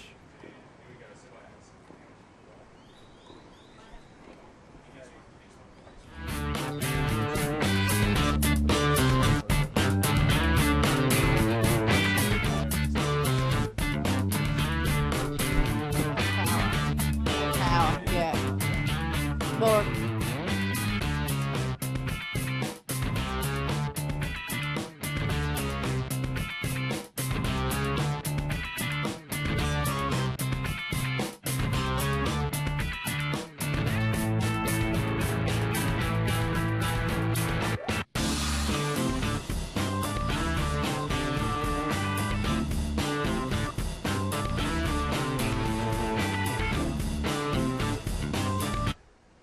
hotshots.tennis.com.au if you want to find out about how to get kids into tennis. The end of the year is here, but it's always time to start thinking about next year. Well, it's tennis playing season, isn't it? It Clubs is. all over the country, everybody's jumping on court, and they're only going to get more inspired, I think, as the AO Series kicks off at the start of January. 15 love.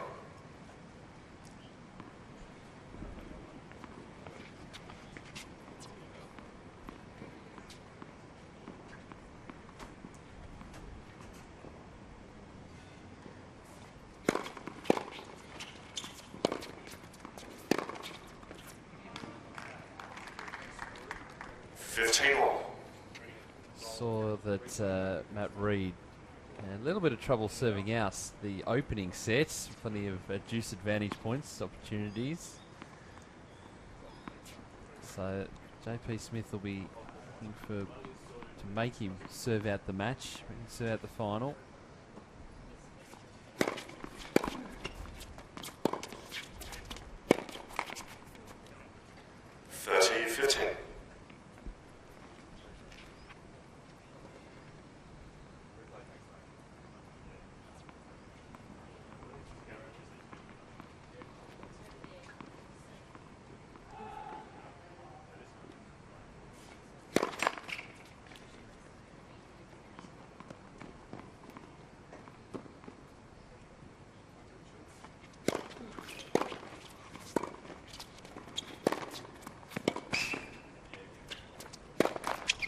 Seen Reid tighten up 14-15. towards the end of sets, but respectively, that was a tough overhead to hit, going backwards. With the cloud cover coming over again, it's sort of glary out there. It's really tough overheads today because it's either full sunshine or else it's very kind of brilliant white cloud. Quite hard to pick the ball out.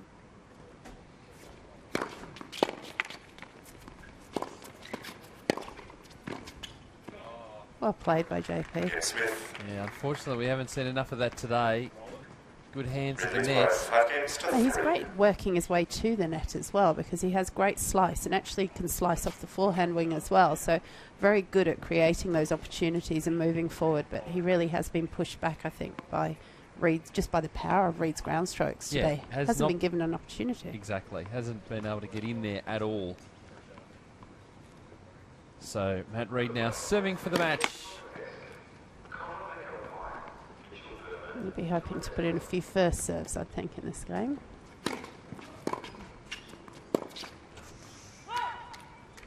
If you're JP Smith, though, you're saying, I'm here for the long haul. I'm down at the moment, but I can turn that around very quickly. Well, he is good at just keeping the ball in the court, making his opponent play another shot, and that's exactly the tactic he needs at the moment.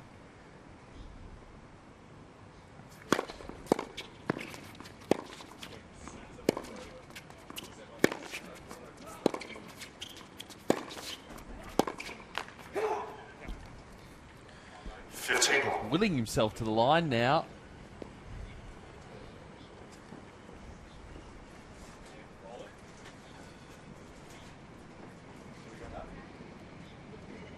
Doesn't appear to be tightening up at all.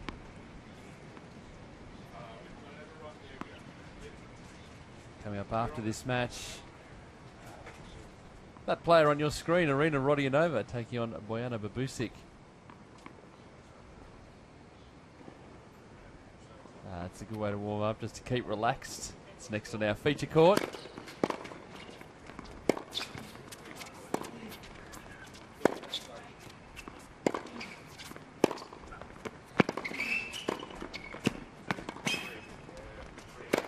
Been rock solid at the net today, Matt Reid. That is a quality overhead.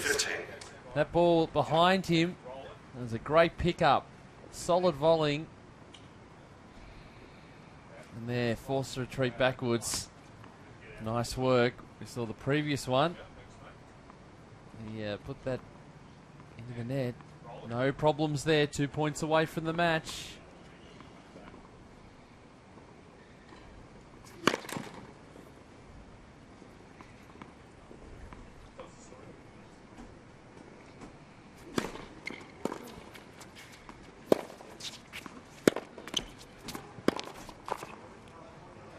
just an anxious little forehand there. We've seen him clock so many forehands today that have just blistered the lines. Trying to pick that moment, isn't it? Yeah, and just keep breathing.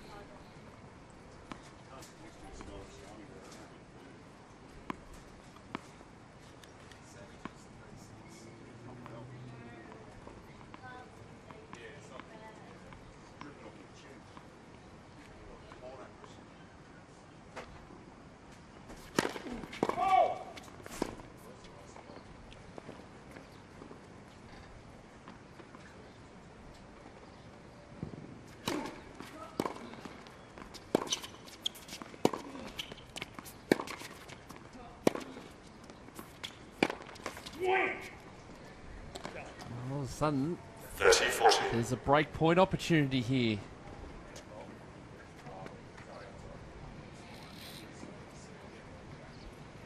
A little against the run of play.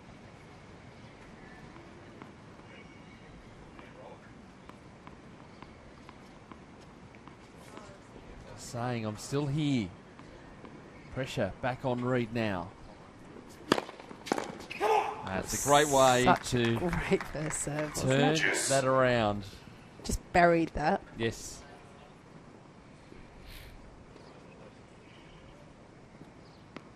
It's a matter of taking that confidence into the next 2 points.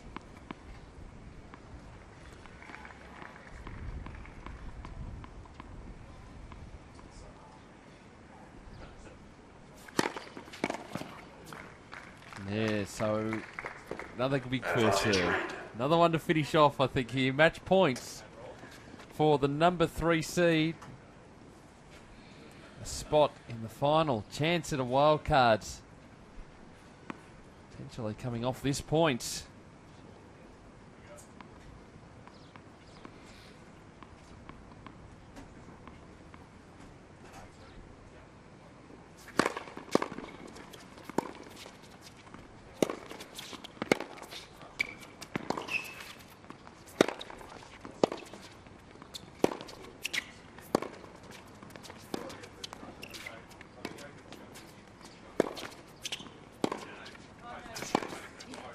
Oh, and he can't finish it. No, some great depth from JP there. Really just pushing Reed into the corners of the court and keeping him pinned way back behind the baseline. Couldn't get on the front foot at all there. It's a tentative backhand too. Just trying to bring that ball in.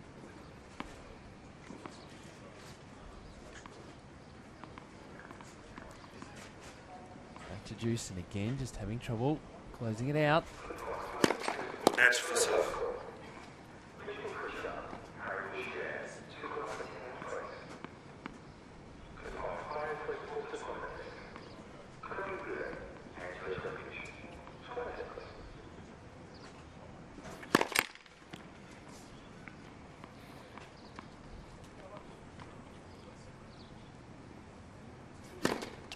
Oh, too big.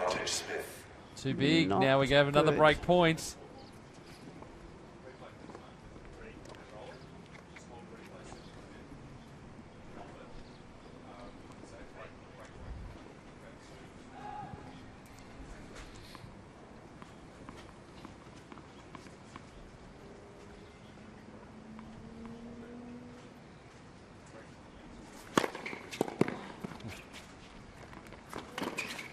What a great follow-up, though. And again, it's like dangling the carrot in front of JP Smith today and saying... snatching it away Exactly. I'll do that to you as well. No. Serve's just been deadly, hasn't it, in this game? He's really, really picked up the pace on it. So JP sits there and goes, well, you know, I get the first opportunity, I just can't get a good look at that first serve. So he just knows that's going to get buried, doesn't he? Yeah, have to do something there to put some pressure on.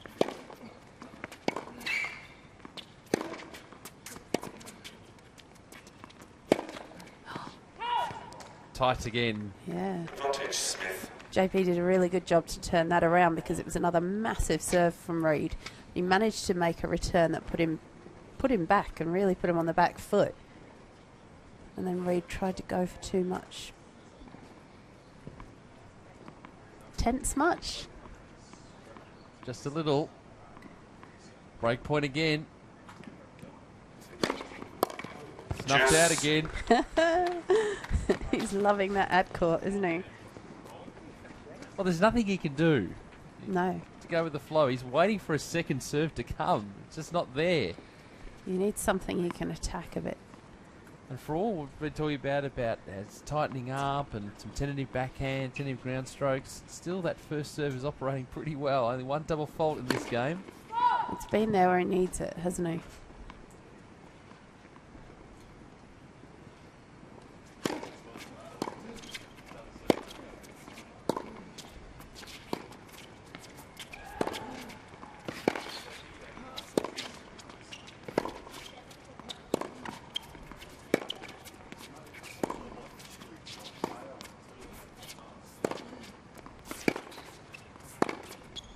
Oh, nicely done. Thomas Smith just taking a little bit of pace off the ball, just creating that angle.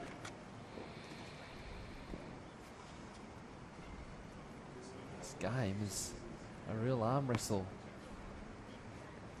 How many big first serves has Matt Reid got in this ad court? Wants another one right now.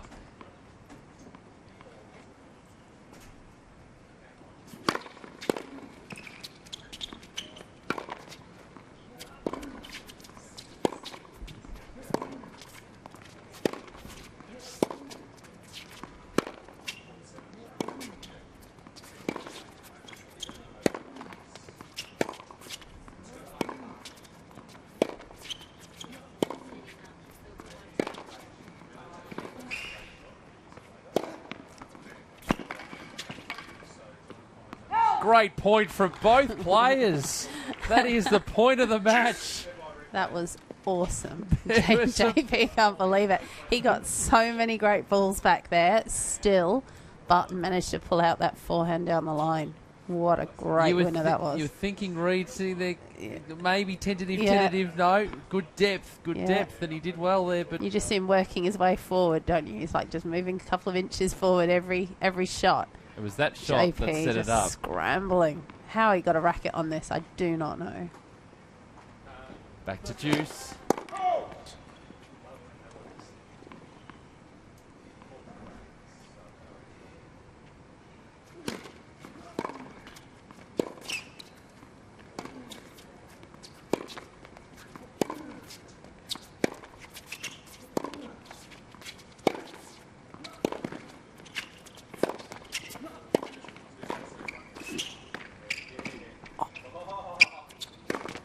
Oh, he did well again. He's had 3 big overheads in this game. You can see he looks a bit pleased with that. That was a great point. Well, so beautifully constructed. If you have a look here, that ball from that volley just skidded off the line. It almost went at right angles. Well, he put a lot of side spin on it, so when it bounced, it just kind of went off completely. Yep. Surprised JP a little bit there, but so solid at the net today, Matt Reid. And that's a quality finish, and we've got ourselves match point. Has he got a big first serve now? Yes, he does. Matt Reid, what a great performance. Getting the win in 4 sets, 6-4, 6-3, 4-6, 6-3. What a great performance. The 22-year-old from New South Wales. He has tried so many times to qualify into the Australian Open. He is 1 win away from not having to do that to get a wild card. Got 1 match to get through. Either Matthew Button or Ben Mitchell, his opponent. They're in a 4-set battle at the moment, but he can be well pleased with his effort today. It's just a tremendous match because he had so much firepower and played consistently. Really big game. Fantastic. Yeah, it certainly was. JP Smith, a good effort from him too. We'll talk about that in a moment, but very happy Matt Reid. He's 1 win away from grabbing that wild card, Adrian Franklin. Matt Reid, congratulations. You're now through to the final of the playoff. Tell us how it feels. Yeah, it's a pretty good feeling. I was pretty nervous serving it out because I was holding pretty easy, but I knew he'd fight hard in that last game, and he definitely did, and it was tough towards the end. was millimetres in it with that volley, so I'm just happy to be through. When I spoke to you post-match in the quarter-final after you won, you said to me, when we were talking about JP, you seemed a little nervous. We spoke about him and said, yeah, it's going to be tough. It's going to be tough. You've just beaten him. You lost to him the previous 2 occasions. What did you do differently? I tried to just stay mentally calm. Sometimes I can lose it a bit mentally, so I knew it was going to go a long match. I knew even when I won the second set, he wasn't going to lie down, so I just tried to stay calm and just try and save myself a little. And I definitely needed it there at the end because he pushed me really hard. When the draw was taking place here at Melbourne Park 1 week ago, did you ever think that you'd make it through to the final? Did you have a goal in mind? Not really. I wasn't in too good a form coming into here. So I was just hoping to win a match or two, or I don't know, just try and build some confidence coming into the Aussie summer. So I was pretty happy when I got through in 5 sets. That kind of mentally built some confidence into myself, and now it's just rolling. So one more, I hope. You mentioned you've hit with Leighton Hewitt leading into this playoff. Tell us a little bit more about that. How much work have you done with him, and has he given you sort of extra inspiration? Yeah, he has. He's helped me a lot over the last 4 or 5 years, actually. Yep. I usually do some training with him, and this year he's been great, as like always, and he's looking pretty dangerous as well, so hopefully he has a good run as well. Now, just finally, you got on the phone straight after your win. You were texting someone. Who was it? I was texting my mum. Yeah, she's probably at home pretty nervous because I told her to watch the live stream, but she said she can't. She just gets too nervous. Oh, really? So she won't be watching at the moment? You can't say anything down the camera to her? Oh, hopefully. Hopefully she's watching now, but I don't know. Well, good luck, mate. We'll see you in the final on Sunday. All right, thanks a lot. Thanks. Thank you, Adrian, there, and a very happy Matt Reid. He'll be well pleased. He did keep those nerves under control and managed to just wear down JP Smith in the end. Too consistent from the back of the court and really didn't allow JP to get into the net. Whereas he's at his strongest. We see JP looking to get onto that forehand wing. But just deep in the court. And yes, he had lapses throughout the match and a couple of breaks to serve both players, but were able to get back on track pretty quickly. He was rock solid at the net, Reid, today as well. It was actually quite good to watch. He did take those opportunities when he had them. Let's take a look at how the match progressed. JP really worked his way back in the match, and it was the JP Smith that we've seen throughout this tournament that got himself back into it. The fact that he was able to get those big serves, make sure that he was able to cycle through his service games, was big from the back of the court, had more opportunity to get to the net, but he got that third set, but in the end Reid steadied, and after a bit of a struggle in that final set, he got through 6 games to 3, through to the final. Now let's move on to the women's singles semi-final. Arina Rodionova and Bojana Babusic, and the players are down with Adrian. Bojana, tricky conditions today. Have you been outside to have a look at what the wind is doing? Yeah, just a little bit. Did a bit of a warm-up earlier, but nothing I'm not used to, so yeah. Play well. Thank you. As we welcome Arina Rodionova, Bojana's opponent. We saw Arina just practicing before with Mark Safoulis, her coach. Arina, now I believe there's an extra celebration before today. It's your birthday today.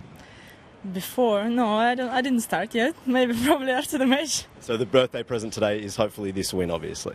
Let's see how it goes. Good luck. Thank you. Happy birthday, Arina Rodionova. Yep, 15th of December. So wish her all the best. And the ultimate birthday present will be grabbing a win here and moving to the final of the AO wildcard playoff. Change in the commentary. Charlotte James is stepping out. Alan Stone, welcome back. Yeah, well, thank you, Pete, and it'll be a heck of a celebration, not only if she wins today, but tomorrow would be the big celebration, wouldn't it, for Arina Rodionova, because that would give her that most valued wild card into the Australian Open.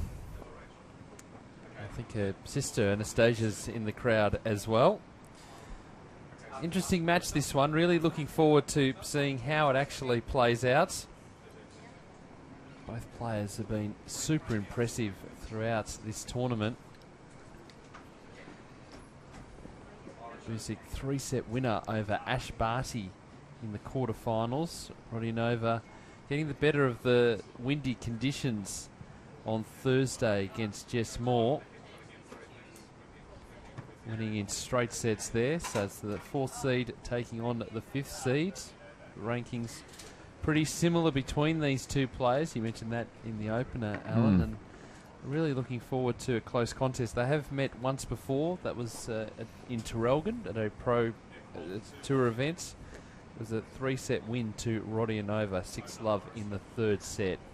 I've got a feeling, though, we won't be seeing any 6-love sets today. No, but Arena would be thinking back to that, though, that the only time they have played, she won, and in her mind, very convincingly in the third set. So that would give her some confidence, I think. You always like to go into a match against an opponent that you've beaten the last time you played. And that's certainly the case here.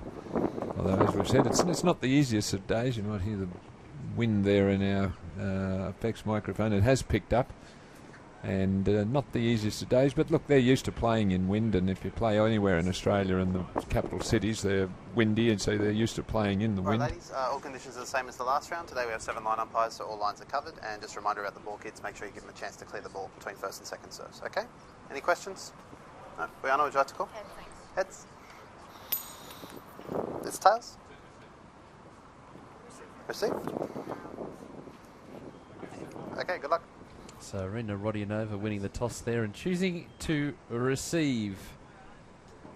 I don't think the wind will affect either of these players. I thought Arena Rodianova was very good playing in the tricky windy conditions early on. Well, on she's Thursday. But Bojana Babusic is from WA, and really a good performance from Bojana, the 5th seed, getting through in her match too. She works and plays in Perth, so well, it's windy at Kings Park, I can tell you that. Absolutely. Let's go to court 7, find out what's happening. Matthew Barton and Ben Mitchell. Adrian Franklin, what's going on? We're midway through the 4th set here, so Ben Mitchell leading 2-1. We're on serve, and it's 3-2. Matthew Barton leading. Ben Mitchell serving in the orange, and he's got a game point here at 40-30. So we're still on serve. So both players just staying strong with this match. We've spoken about the ebbs and the flows throughout this whole match. The fact that Barton was apparently down and out in the 3rd set, but he came back. That one goes long. So now we move along to deuce. So it's very hard to pick out here, guys. If Matthew Barton does go ahead and win this in 5 sets, it will be one of the greatest comebacks, I think, in playoff history. He was 3-love down in the 3rd set after losing the first 2 sets. But he's here now, and it says a lot about his character. Didn't know too much about him coming into the playoff. That dropped short. So game point here for Ben Mitchell to bring it back to 3 games apiece in the 4th set. As I was saying, we didn't know too much about Barton coming into the playoff. Knew a lot about Mitchell, but he's really surprised and he's done so well. He beat Nick Kyrgios in the previous round. Kyrgios had to pull out in the 5th set at 4-1 up, but he's just fighting so well and continues to fight. So we're back to deuce. Wind just moving slowly at the moment. It picks up and then it drops. It's very inconsistent. Players can have a little bit of trouble on serve with the wind, and particularly their ball toss. So we're sitting at deuce. Ben Mitchell leading 2-1 and 2-3. So we're on serve, and that just goes long. Ben Mitchell, 2nd serve. His coach, spoken to him a couple of times, Ben Mathias. And that one goes wide, so another game point here for Ben Mitchell to take it to 3 games all. Ben Mathias, pretty calm there, doesn't show too much emotion, the coach of Ben Mitchell. Just the odd clap after every couple of points. And fault one here. Also spoke to Zion, who was the coach of Matthew Barton, so he's in the crowd as well, and he's also pretty calm. So both players working hard here. Game point to Mitchell, but back to deuce. So just continues, the momentum changes, goes back and forth, back and forth. Just depends on who really wants to win this match. And the unforced errors probably will count in the end too. They're both playing pretty consistently at the moment. The first 2 sets, Matthew Barton was playing with many unforced errors. He was really, really struggling. So it's taken him to the 3rd set to really set himself in this match. And he's stroking the ball well at the moment.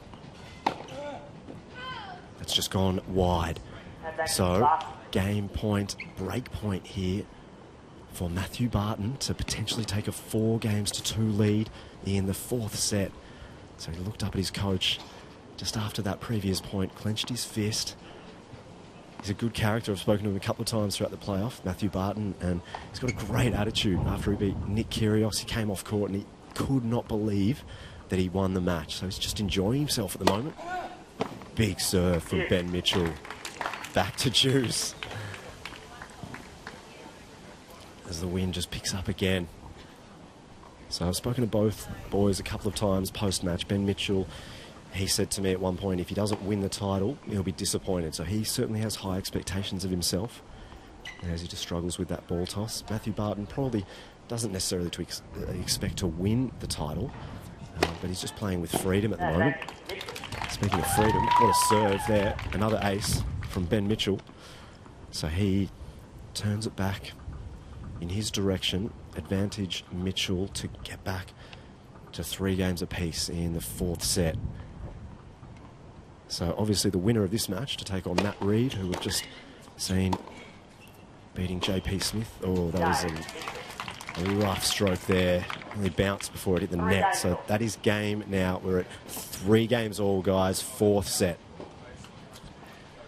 All right, we'll keep an eye on that as that continues.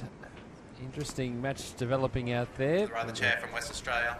Almost set for a start here between Bojana Babusic, the 5th seed from WA, and Arina Rodionova, chose to receive. the Victorian number 4 seed. How do you see this playing out, Alan? I was really impressed with Babusic's composure to get herself back from a set down against Ash Barty and go out and win the match so solidly, but I've also been as impressed by Arina Rodionova and that power game. Yes, well, that was a very outstanding win from Babusic over Ashley Barty. I mean, Barty is the one we're all looking for to win this event. She won it last year. She's a year on. She's a better, more experienced player. And it just shows you, though, that even if you're the favourite, if you don't play up to your best on the day, the quality of the opponents in a wild-card event like this where the stakes are so high, I mean, you've just still got to be on your game or you're going to lose. And Babusic came back from dropping the first set there and, deserved her win. Different style of player that she's playing against. I mean, Barty's a flashy player. She's got a lot of brilliance. She can come forward, volley. She's just not a big baseliner, which Rodionova is to some degree. What you see is what you get. She's a tough player from the back of the court. She works hard. She doesn't give you anything. And but you know their style, and you know what to expect if you play her. It's whether or not that your game, you can find your best game to overcome what she throws up at you. If you had to have a favourite, I'd say probably just slightly leading in favour of Arina Rodionova. I think a little bit more experience in big matches. First sets. Bojana Babusic to serve. She would be a slight favourite in my mind. Here we go, the first of the women's singles semi-finals.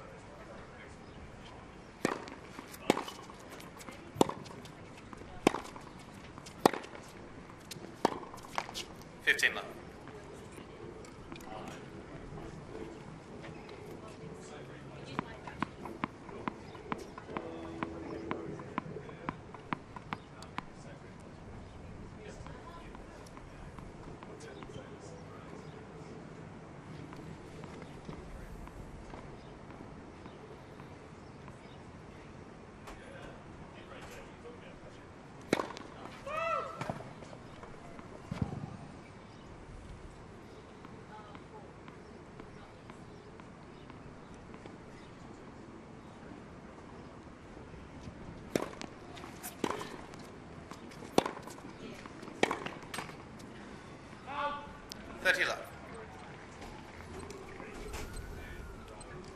Been a good 2012 for Arina Rodionova, picking up the $25,000 event in Bendigo.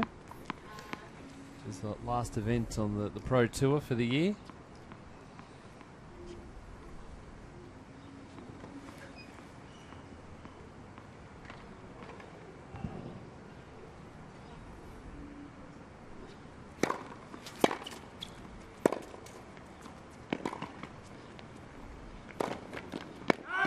That ball dropped too low. They're a little late to try and pick that Well, up. she should have let it bounce. The idea was good to come forward, but by the time she got there, she had to play this roll volley from below the height of the net. She could have just propped, waited for it to bounce. It still would have been short and would have been an easier option there on the bounce.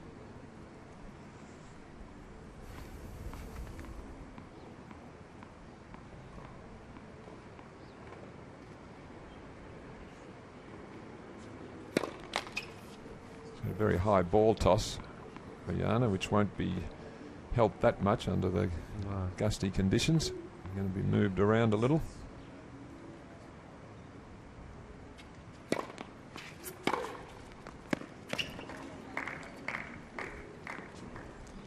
Certainly wouldn't want that serve to be sitting up like that. No, that's the strength of Rodionova's game, the ground strokes.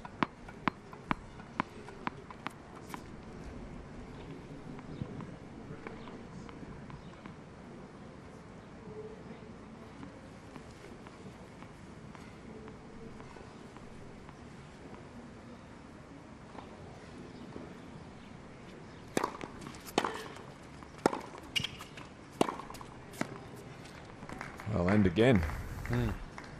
30, 40. So the wind's blowing across that way, so she did particularly well there. Rodionova on both these points to keep that two-hander straight as an arrow down the line. No chance for the wind to move it. Quality shots, those.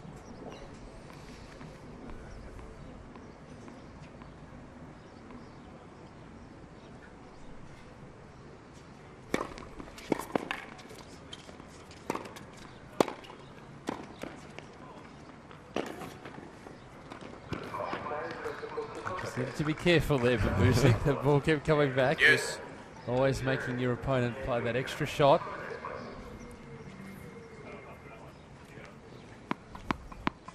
Well, when she went cross-court, it had to be a winner. There was no hope of recovery.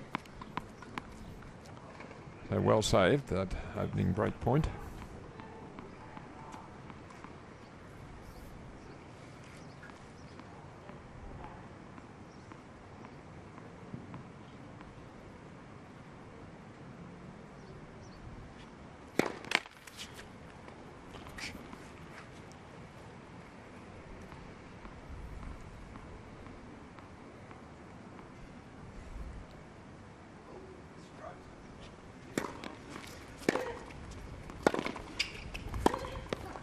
Advantage, Babusic.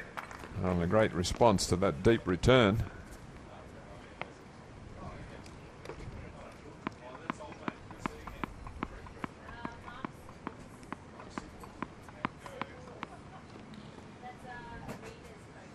So Rodionova's coach, we actually have caught up with throughout this week.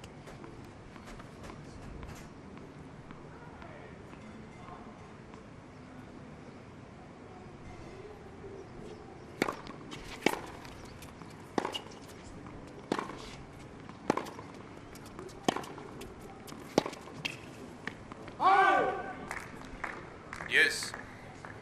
Arena's stats this year: 33-23 win-loss record. So always want to be on the positive side of that ledger. Yep. Picking up that title in Bendigo. Third round in doubles at the Australian Open.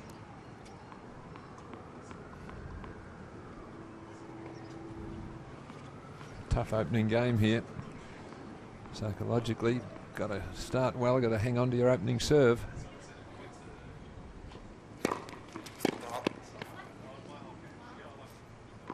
Chair umpire making the call there, overrule.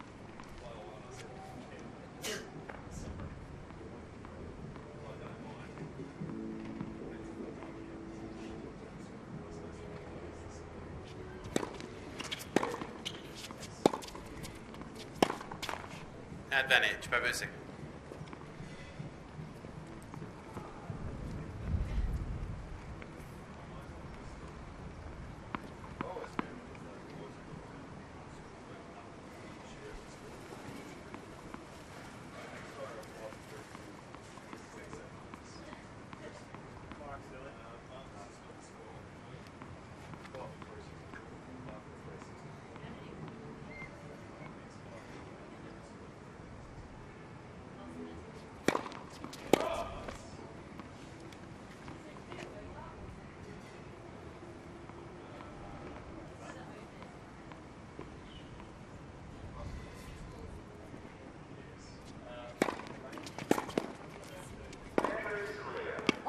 Use.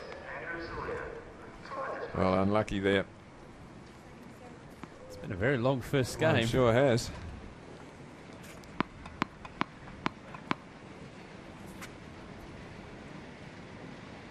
Very deliberate player. Babusic takes her time. Very composed.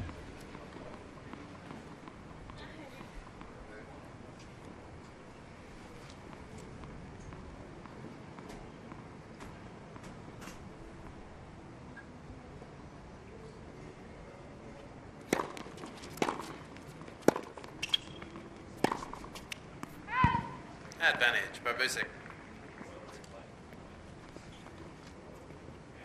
These players, as I mentioned, have only played each other the once before. That was this year at the Traralgon Pro Tour events. 6-4, 2-6, 6-love. Going the way of Rodianova.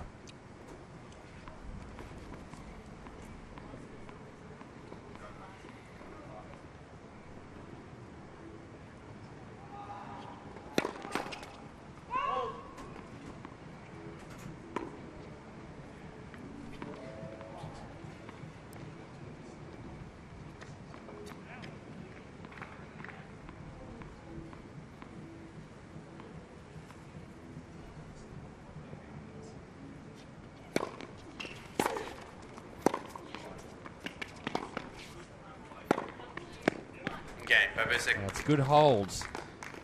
First game. Start to build your Roll that match one with into a me, please. tough service game. And Brianna Babusic has managed to do that.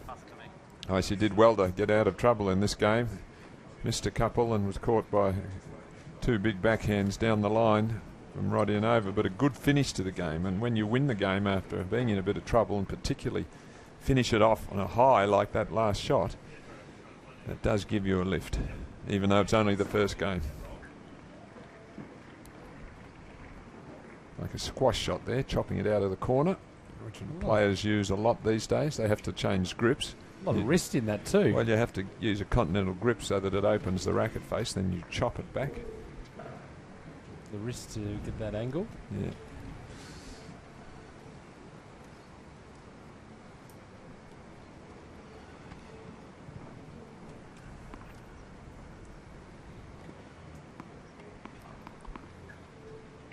Arena, Rodianova to serve.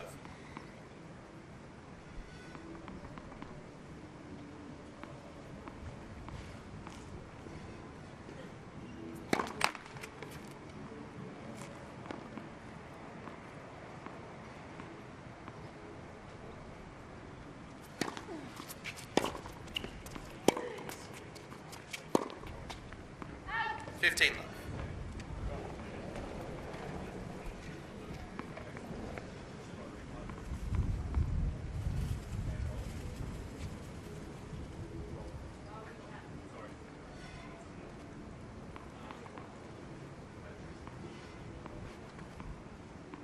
Just couldn't quite get enough racket head speed there to get the spin to bring it down.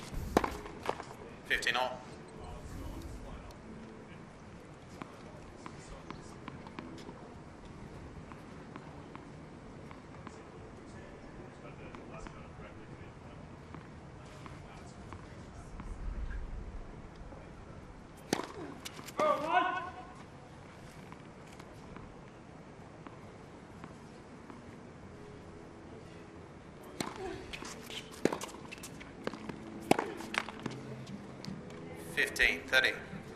Just looking at her strings there and tapping them with a hand, the restring, maybe not quite as happy with it as she would be. Or could be. This is an easy shot for her, and you can see she's frustrated at missing it. And can't believe it, actually. That's her best shot.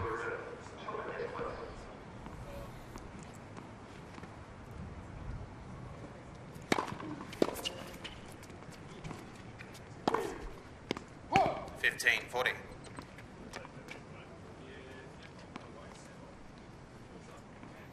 Well, here's a great opportunity.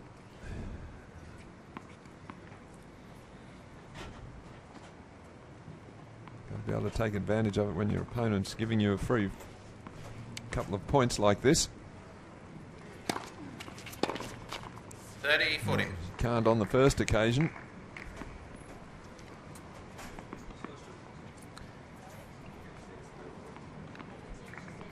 And they'll be looking to make the Australian Open main draw for the second successive year. Played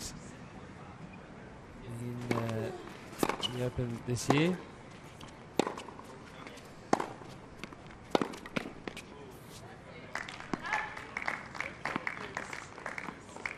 Good work from Roddy Nova to bring this back to juice. Yeah, Babusic played the Australian Open, went down to the 30th seed, Angelique Kerber 6-1, 6-3. Had the opportunity too to play in some of the lead-up events in Hobart and also Brisbane. Then played Burnie after that, second-tier event. Advantage, Roddy Nova. Well, out of trouble.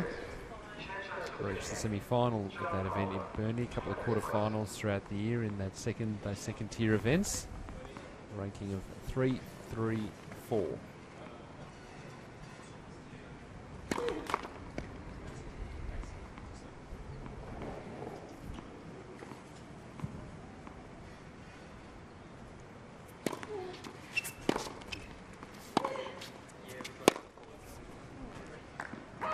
Nova holds. All square in this opening set. Let's find out what's happening on court number 7. The battle between Barton and Mitchell starting to tighten up. We can see the score there, Adrian Franklin. Yeah, you've got the score there, guys. So Matthew Barton's serving for the 4th set. So it's 5-3. Barton serving in the blue top. Ben Mitchell in the orange. So we're at juice right now as the wind just picks up a little bit. So in the previous game, Barton broke Mitchell's serve and that has dropped over. That has hit the net, and you can just see and hear the frustration from Mitchell. I think he yelled out, "Give me one." So he's just gesturing that perhaps he hasn't had the luck throughout this match. Set point here to Matthew Barton to take it into the 5th set. What a turnaround it's been. Ben Mitchell winning the first 2 sets, then up 3-0 in the 3rd.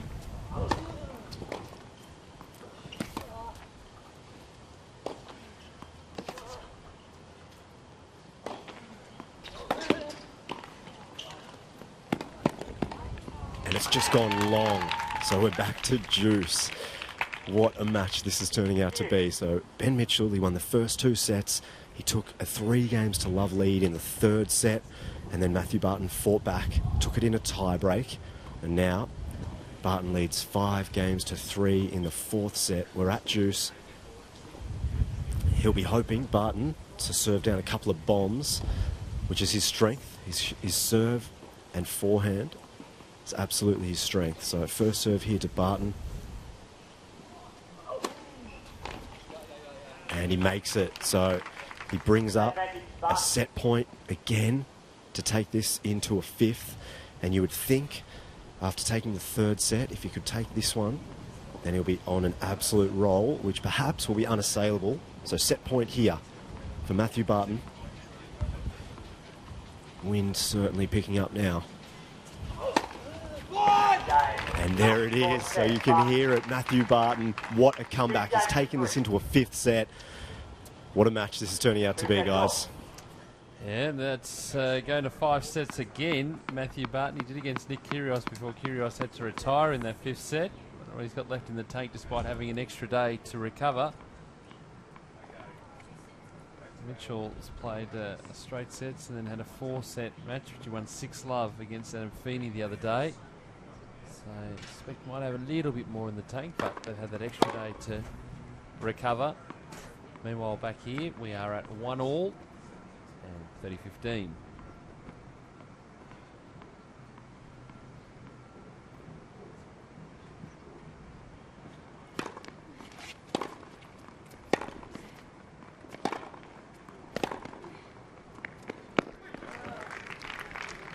Well, went down the line and exposed her backhand corner, so she has to hit a great shot with this one. Rodionova, you see where she is. If she doesn't hit a winner, then there's no way that she can get back.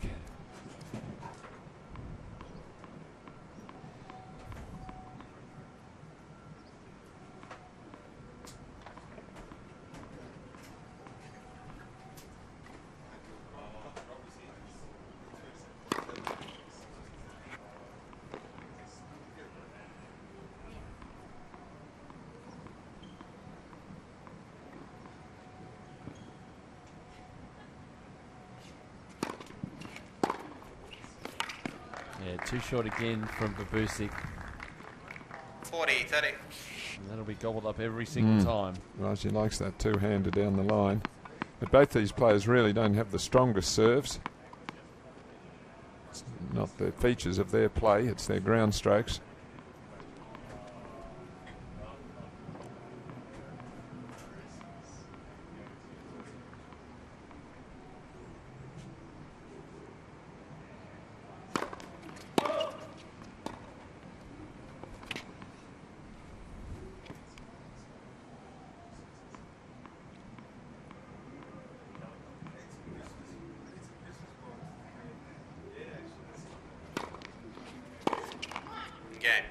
Doing well to hold though, Babusic. We're on serve in this opening sets of the women's semi-final. 2-1. Well, 3 pretty tough games, long games to open this set.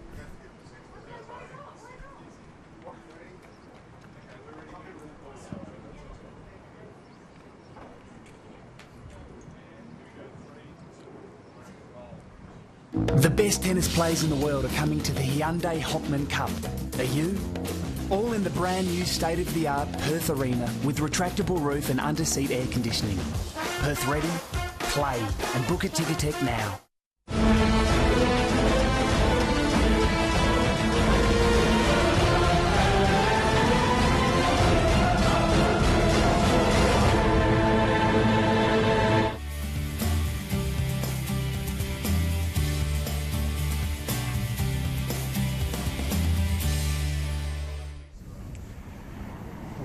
Beautiful day in Melbourne after some thunderstorm activity early. The forecast looking okay for tomorrow. A little bit of early rain, but that'll clear in time to get play started for the men's and women's final.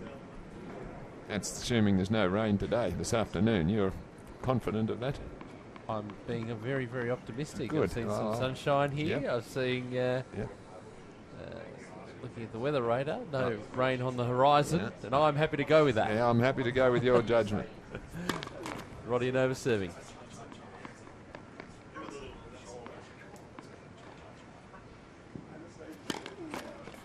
Fault, love 15. So as I mentioned, the serve not the strongest part of the game of these two very good competitors. It's their ground strokes and their ability to hang tough at all stages in the match.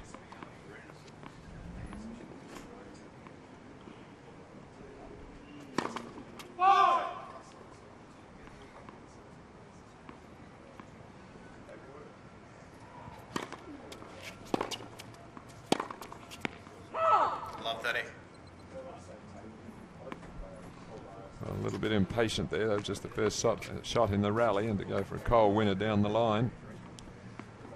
From a ball coming cross court, she had to change the line of flight.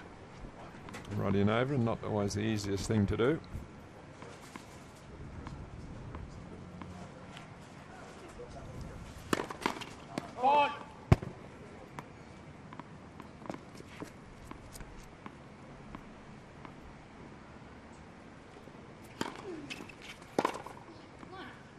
Love 40.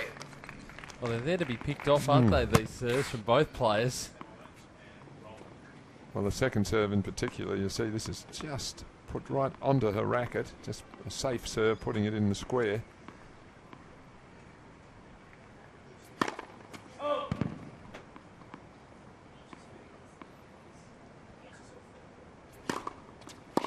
Game, Babusic. So, break of serve. And Babusic, 3-1. Babusic leads 3-1.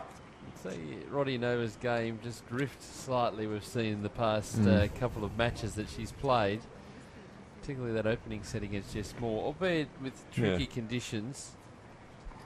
Well, 2 double faults there, really, just giving half a game to your opponent straight away.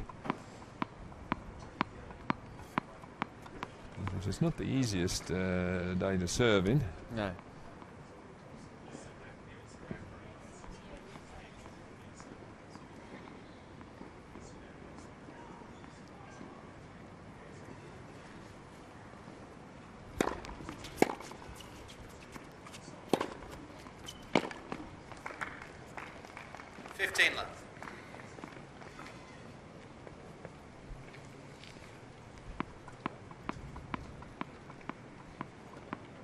She goes through a routine of with her back to the court as she gets the balls to serve, takes her time, gets her thought process in order, and then turns around, skips back to the baseline and ready to go.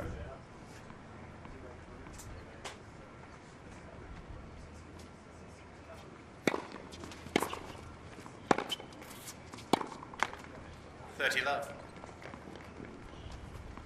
Well, after a match with Barty, just noticed that she had notes set up too. Well, there's her little routine again, bouncing the balls, staring at the backdrop. They're in Bartoli, the French woman does that, along with a lot of weird things on the court. Well, double-handed off both sides too. Yep.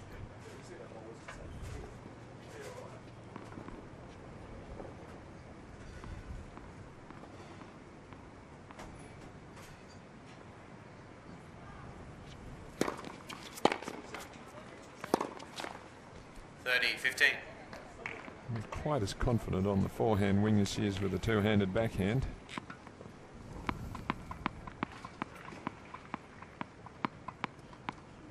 Joanna Babusic was a semi-finalist in Port Pirie. She picked up a Pro Tour title last year in Mount Gambier.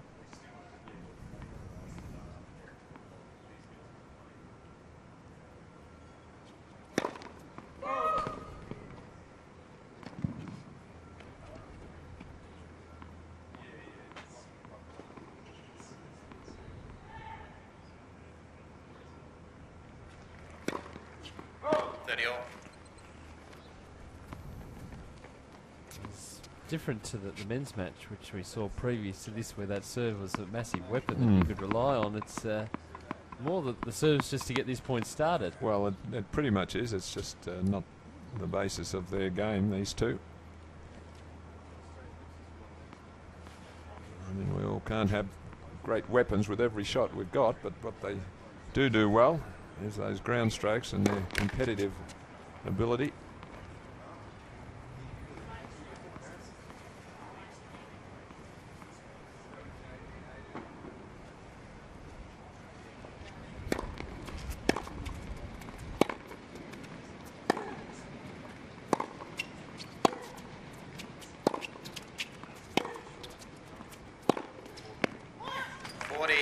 That's good. It is both players working down the middle of the court for the majority. That rally can be quite difficult to generate that angle, but just nice control from Well, Babusic. she used the wind beautifully there. The wind was blowing there, so she could afford to hit it even just outside the line or close to it, and the wind was going to push it in.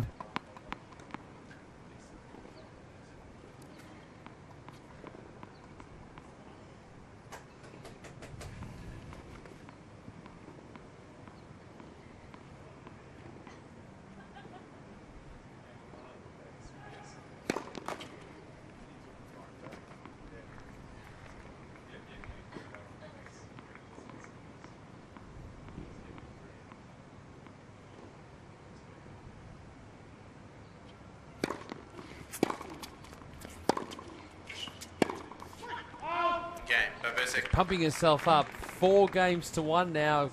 Good start for Bojana Babusic in this semi-final.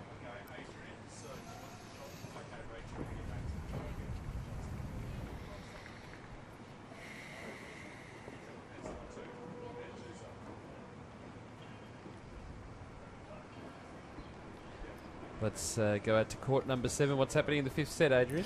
Very early stages here, guys. So it is 2 sets apiece, and Ben Mitchell's serving, and it's back to Juice. So it's been advantage Ben Mitchell. He's had a few game points here in the very first game of the 5th set. Hasn't been able to capitalise though. So we're back at Juice. So if Barton could break serve in the first game here, and he's got a good chance, it would be really tough for Mitchell to get back into this match at this stage. All the momentum with Matthew Barton at the moment. He's won 2 sets in a row, and he's flying. I think the match is on his racket. That's just gone wide. So another game point to Ben Mitchell. He really needs to stabilise here and win the first game, get on the scoreboard, because he's a bit down and out at the moment. It's just so intriguing, this battle, guys. It's really hard to know, but at the moment I feel as though Barton has the edge purely because he's the more aggressive player. He's being more proactive. So it's first game here, and Ben Mitchell at advantage. All right, we'll come back to you a little bit later with how that's progressing. Early stages of the final set there between Mitchell and Barton. We're back here on a feature court, women's semi-finals. Good start, Bojana Babusic 4-1. Love 15. Well, she has no confidence in her serve at the moment.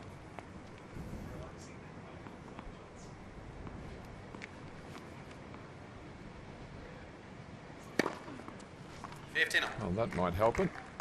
One out of the blue, that one. Yeah. Decided to just go for it. Basically, he just spins the serve into play.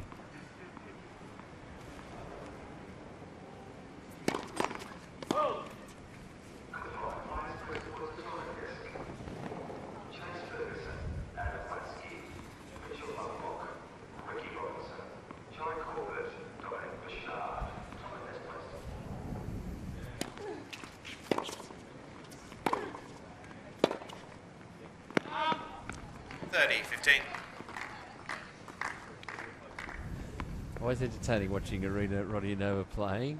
Doesn't hold back. No, but she... her expressions and just her emotions out on court. Yes. One of the problems for her is she can allow things to irritate her a bit. 30 all. Не обращай внимания!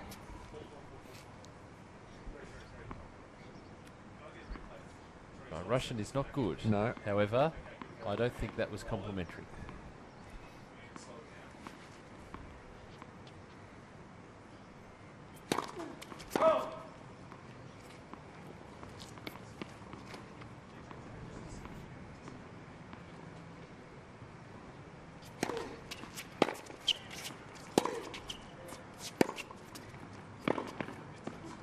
A lovely angle there. 30-40.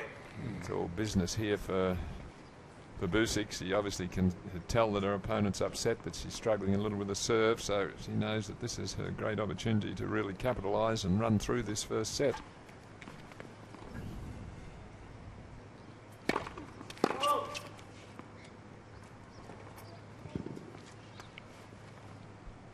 Annoyed with the calls, the wind.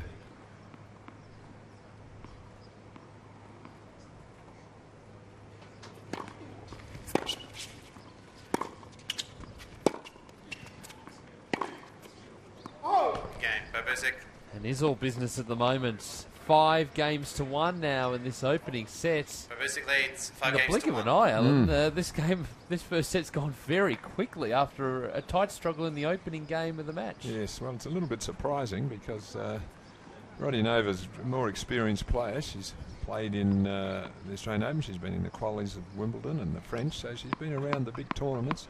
And she's got an elder sister who's a tour player, of course, Anastasia, so she's had a lot of practice with her, and there's her coach there. So I'm a little bit surprised to see her sort of allow things to fall away so quickly here in this first set.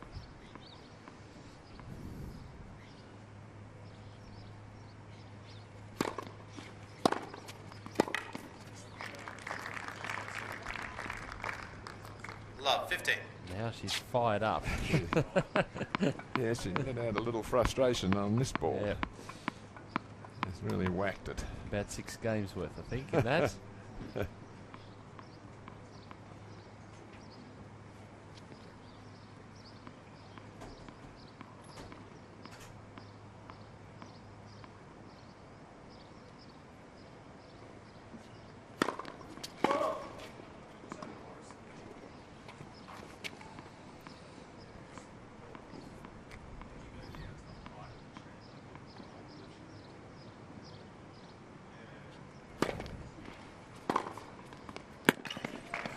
There's another 6 games worth. Well, that's her best shot. Then, two-hander down the line. So if she's missing those, she'd really be in trouble.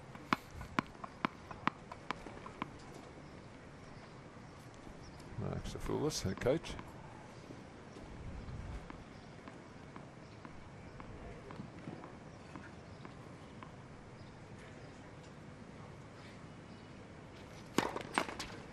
Flat first serve.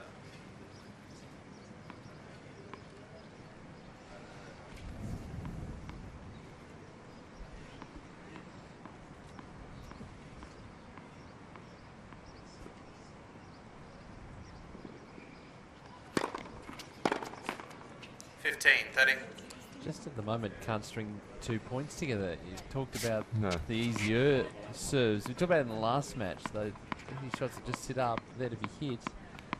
Not grabbing those opportunities. No. Just can't put 2 points in a row together.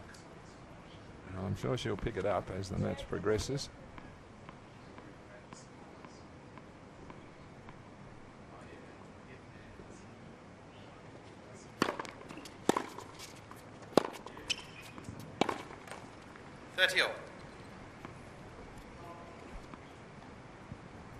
Not only are they missing, but being dumped into the bottom of the net. And she looks pretty puzzled and confused, really, doesn't she? She's just squatting there, trying to collect herself and say, now listen, what's going on here? Let's get the ball in play for a few games. Let's stay in the points.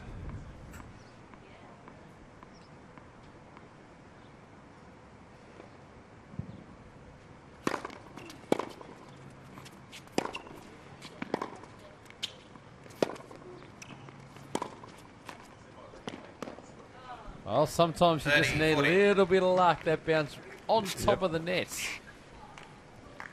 and fell dead.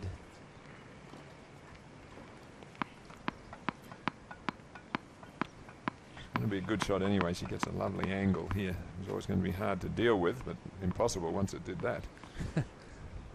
Gosh, that was about a centimetre away from being out. We were looking at set points. Instead, break point now for Rodionova.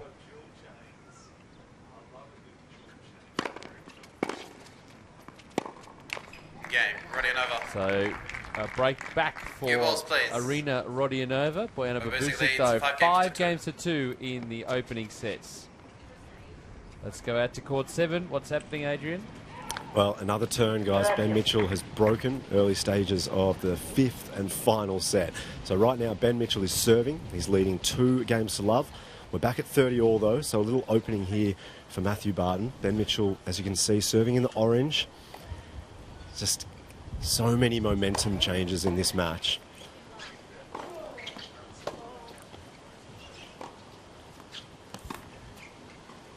So no one really knows out here what's going to happen next, and that has gone into the net. So a break point opportunity for Barton to break back and then get the match on level terms again.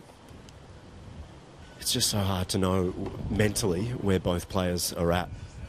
Mitchell started off the match so well. He was in full control, completely turned back to Barton, and now we're at 2 apiece, and it's just hard to tell. The wind probably at its strongest right now, so Mitchell just composes himself. He's facing a break point. Really needs a first serve here. He's been serving fairly well, but his first serve percentage I don't think has been overly high. He really needs to increase that. That's where Barton's strength has come into play. His first serve has been so effective. So Mitchell serving here as that one goes in. So we're at juice, guys, and Mitchell still has the break, leading 2 games to love. Well, we've seen Arena Rodionova over here just throw away the racket. Did she appear to break a string, Alan? I didn't quite tell. No. I couldn't quite tell. The interesting thing about that match out on court 7, that often a player who leads 2 sets to love drops the 3rd and 4th, then you think he's in trouble, and the stats show that more often than not they come back and win the 5th.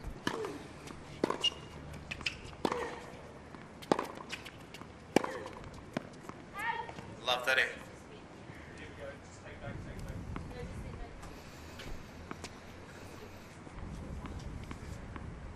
Busic, now big opportunity to take this set. Let's have a look at him over there. 15-30. Appear as if she broke a string there.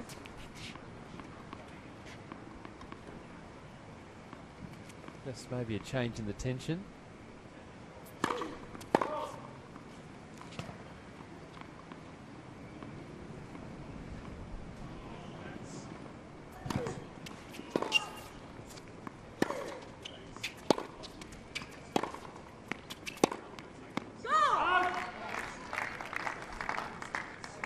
This is better from Roddy Nova, Alan. Just within the rallies, being able to hold her own, pick up those points. Well, I think she should be directing her attack to Babusic's forehand. You've seen her, it looks a bit awkward sometimes when she plays it. And she just doesn't have the same confidence on that wing as she does with the two-handed backhand.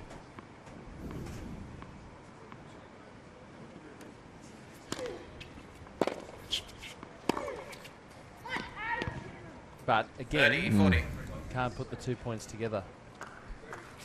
That was quite a good second serve, so there was no reason. She had her opponent out of court, and she didn't have to do too much there as far as her court position.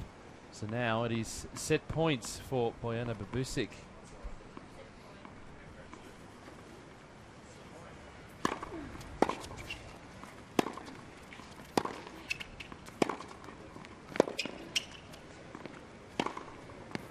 Nicely done. Yes. Top shot that under the pressure of being down a set point. The wind blowing across that way. There are just some signs here that the Roddy Nova game is starting to fire up now.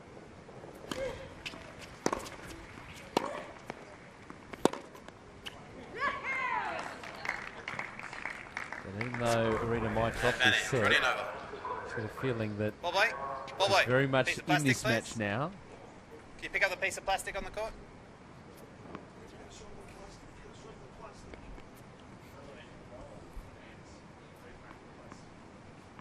Thank you. Game point for 5-3.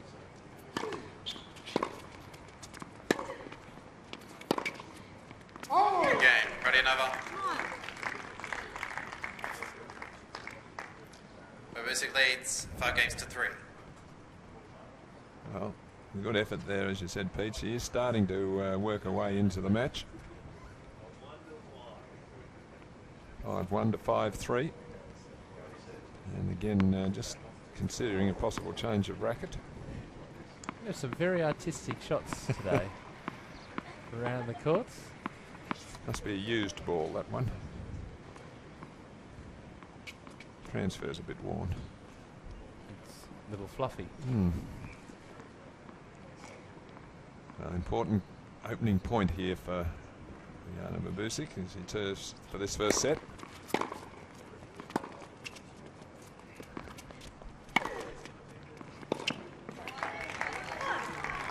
Straight on the line. Love 15. I've just got a feeling here that Babusic is a little worried now that Roddy Nova is getting her game on track. Well, she needed that opening point because psychologically now her opponent can have a go at a couple of shots. You know, she's ahead that 1 point. So she can play a little bit more aggressively at this point.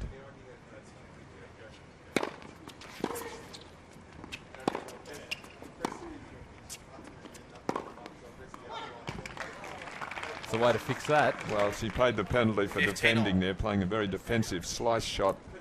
Roddy Nova just floated and sat up and was waiting to be hit. And as we said, Babusic's, well, both of them are very strong off the backhand.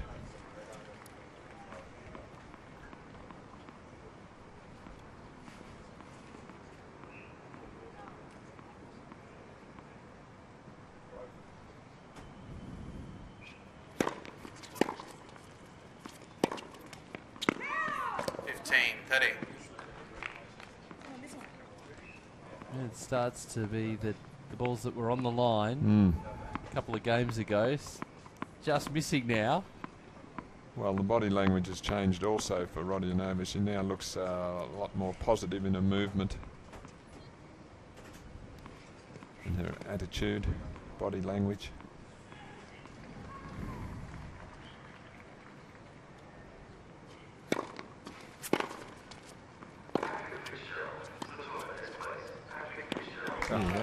was that? Out of the blue.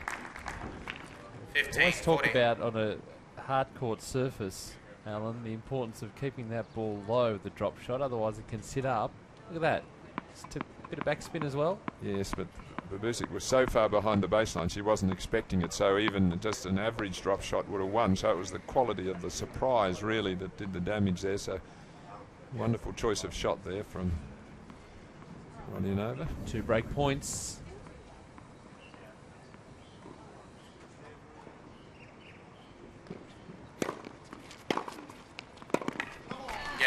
There it is. So Rodionova back into this set. Babusic leads. Babusic, though, still leading 5 games to 4. Games back on serve in the first set of the semi-final.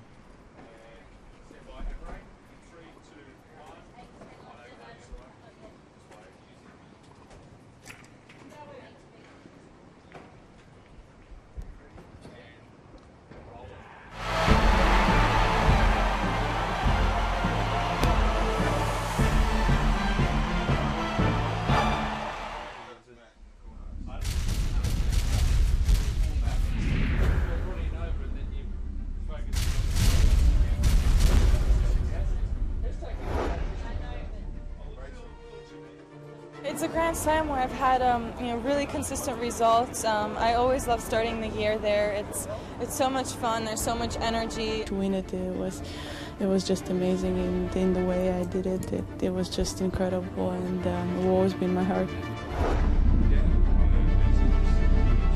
You feel like, oh, I will see the old friends like every year, you know. So feeling was pretty good. I love Australia and I love the Grand Slams in Melbourne, so I'm always so happy that I can be there. It's always good fun going there. They love their sport. The Aussie Open's, it's one of the most fun tournaments that we have on the tour. I really love Australia, and it's always great weather. So back here.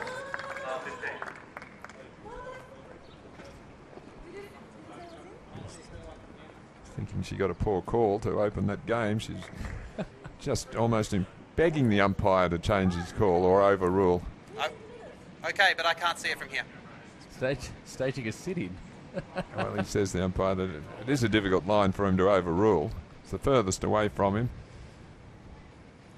Let's have another look at it here.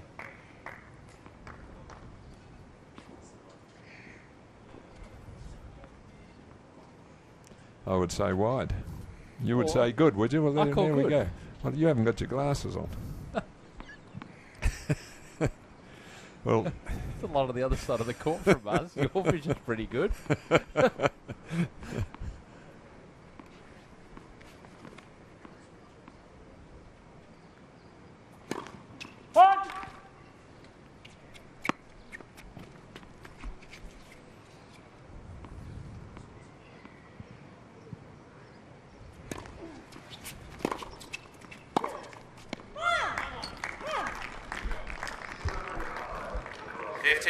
Now the momentum really rolling with Rodionova.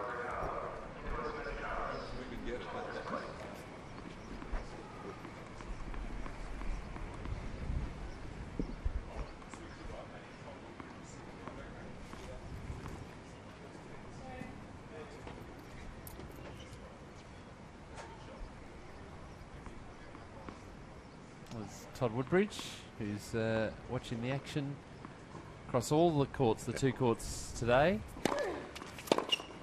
In charge of professional tennis for Tennis Australia. 15, 30.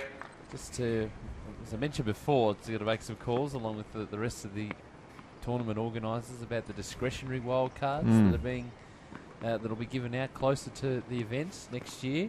Well, someone who may not win it here might have done well enough to come into that category in consideration. But also things like 15, 40. Qualifying, wildcards into qualifying, and also the AO Series events too. So there are a lot of decisions that need to be made. So Todd's having to get across all these matches and be able to pass on some recommendations. Well, there's frustration because it's set point now for Babusic.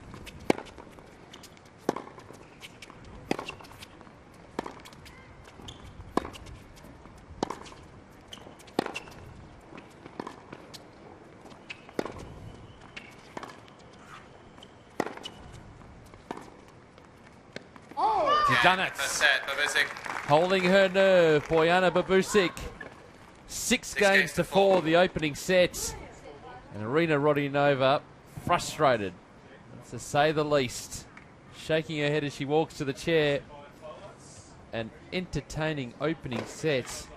It was all Babusic in the early stage of this match, really on top. But then we saw Arina Rodionova get her game together and to start to put the pressure back on, claw those breaks back, but in the end it was another break of serve that did the job. Well, there's 5 breaks of serve in the set, but really Rodionova got a bit annoyed with things midway through the third set and found herself down, first set rather, found herself down 5 games to 1. She fought back well, as you said, but then got that bad line call. She thought a bad line call to open her serve that last game, and that bothered her again. And I know she sent her sister, big sister Anastasia, off, who's been watching her, off to the racket stringers to get a couple of rackets strung up. So that's a factor that's bothering her. The tension of the rackets is not quite right.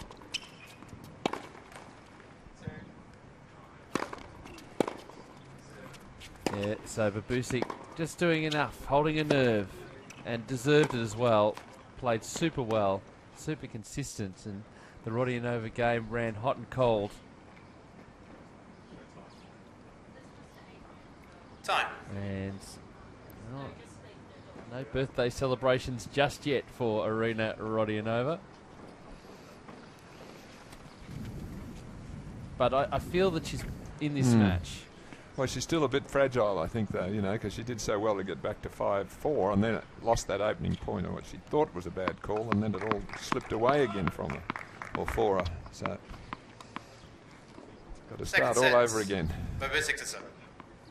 Babusic was solid and consistent right throughout the set.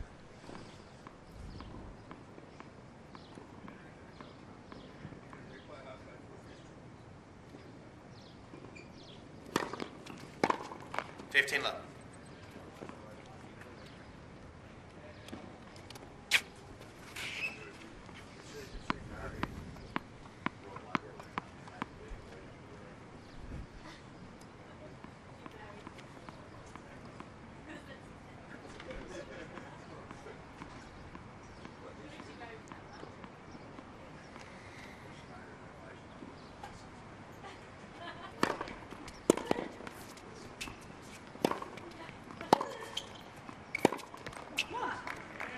15 all.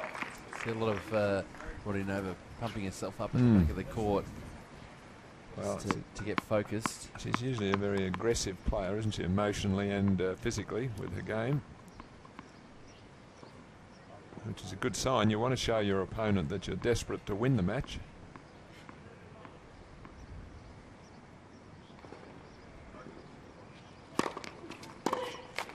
$30-15.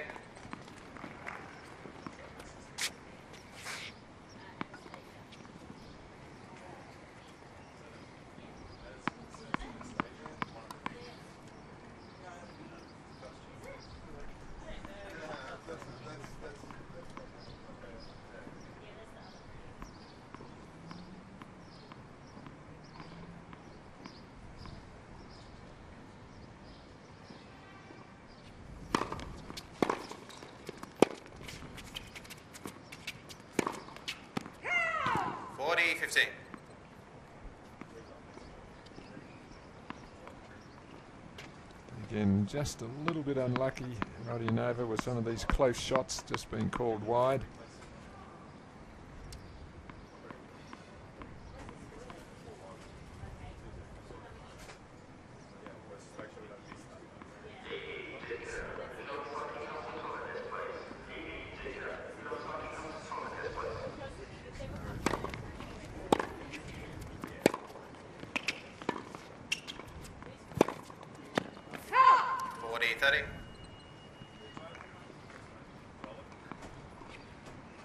Sort of consistency in her game, Babusic, that did the job against Ash Barty, who's a very consistent player herself. Well, she probably liked Barty's style of attacking play, where she had a target. Here it's a similar style of player to herself in Rodionova, both with the big ground strokes. and the backcourt play.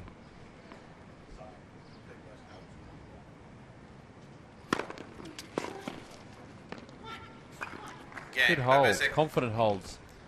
It's opening game of the second set.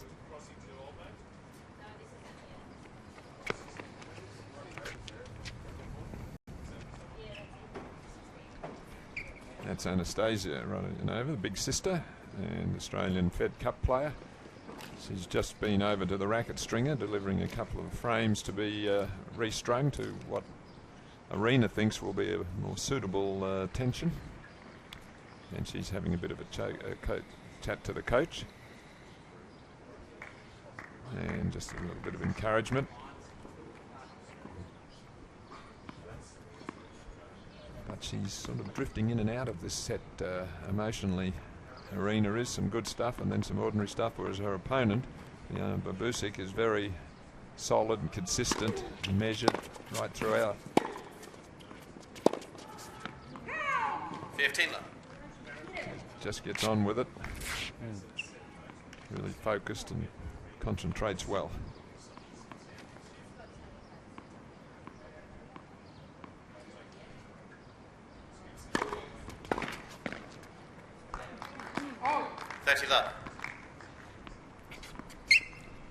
This will be handy to get an easy service game here for Arena Rodionova.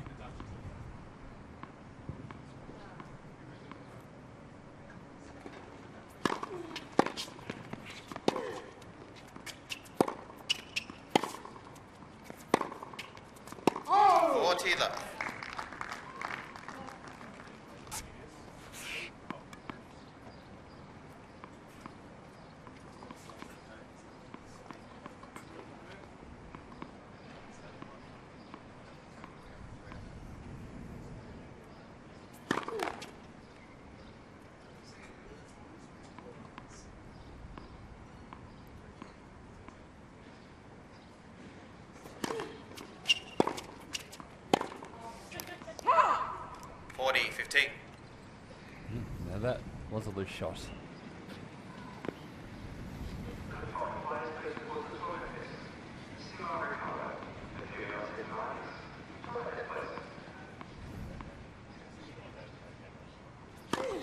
Let's first up.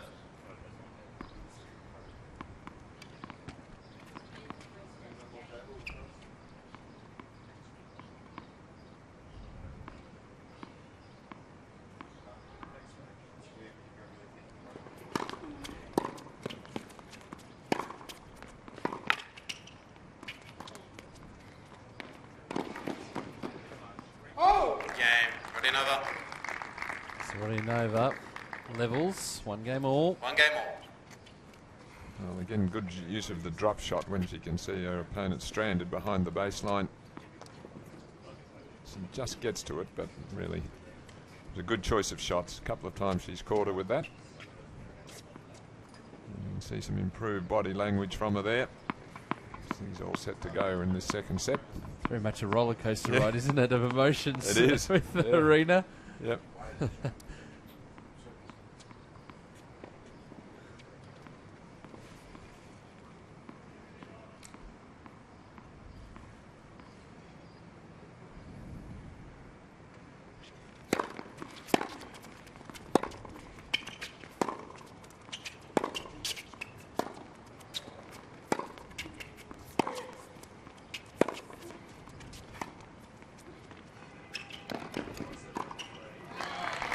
Good thing to do off the back of a drop shot is try and get rid of that angle, just be in a really strong position to put that ball away, which Rodionova did.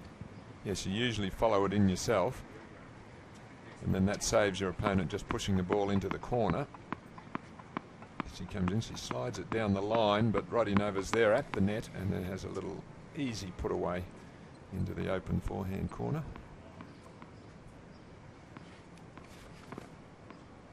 Babusic will have to watch that drop shot. She's been caught 3 times with it now.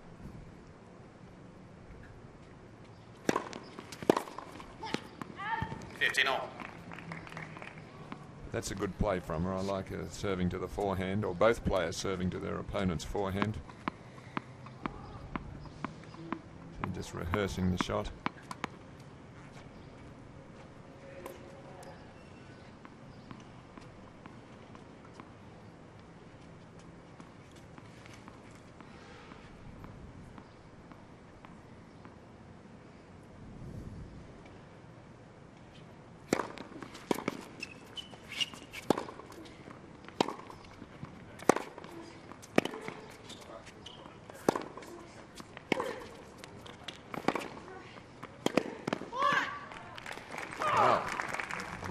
motion there from 30-50. Babusic. That was some excellent forehand work from her there. She was stretched and pushed on it, and she controlled them well. Wants to just keep this ball rolling, keep the momentum going.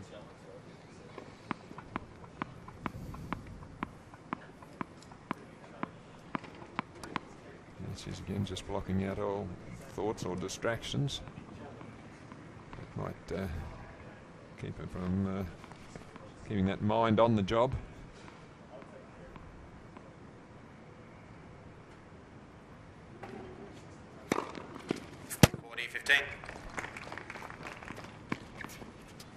Excellent service. So service is picking up a little. The first serve, a bit more speed as the match has progressed. I think she's become a little bit more comfortable with the conditions, with the breeze.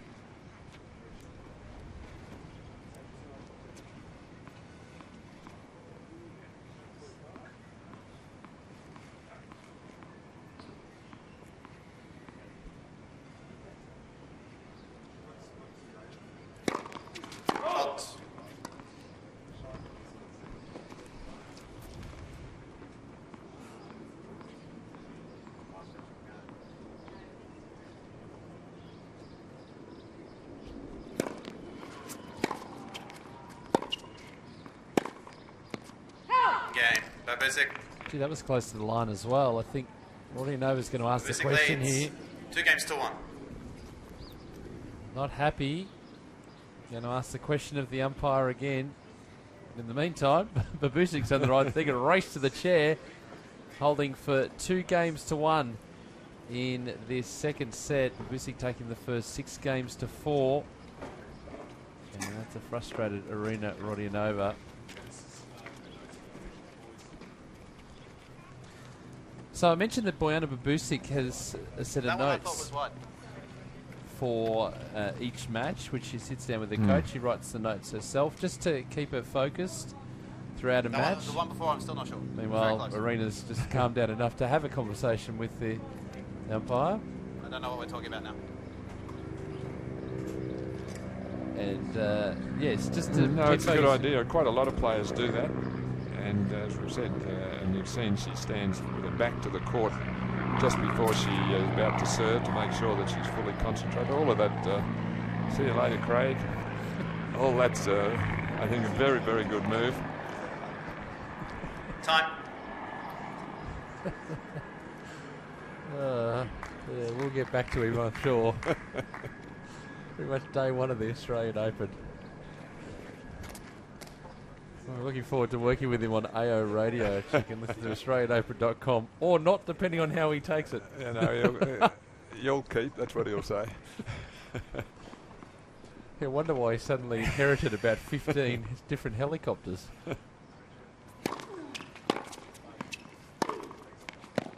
15 left.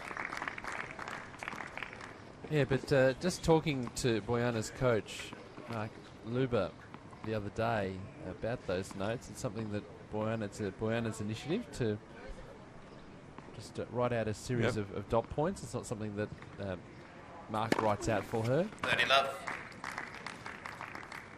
That's a good positive start by Arena to this game. A forehand winner and then an ace.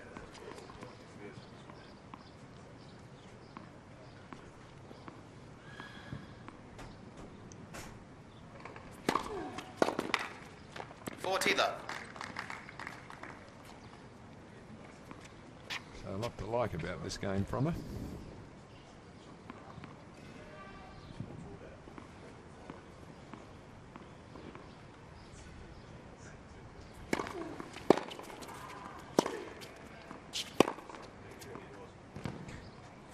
Yeah, that's good. Right in the corner of the court.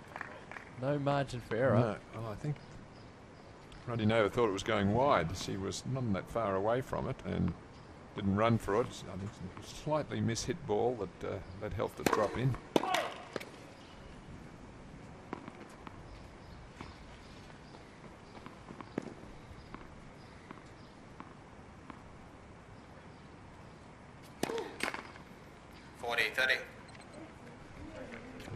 Gesturing about the ball toss. That was just too far away from her. When you get it out in front like that, you can't get underneath the ball and spin it up. All you can do is spin it down.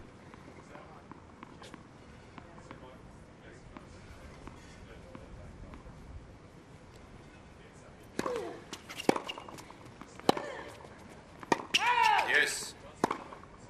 One of the other things too, you mentioned that Babusic in her preparation when she serves has her back Mm. away from her opponent. Doing this similar sort of thing here. I don't think one of the notes you might have written down, I think, is not to be distracted by what's happening down the other end of the Don't court. get involved in anything else.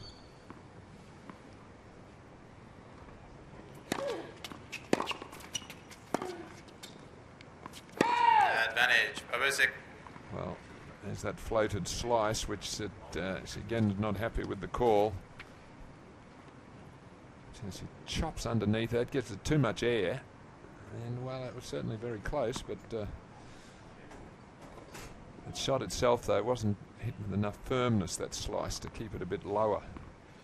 Ballooned on her.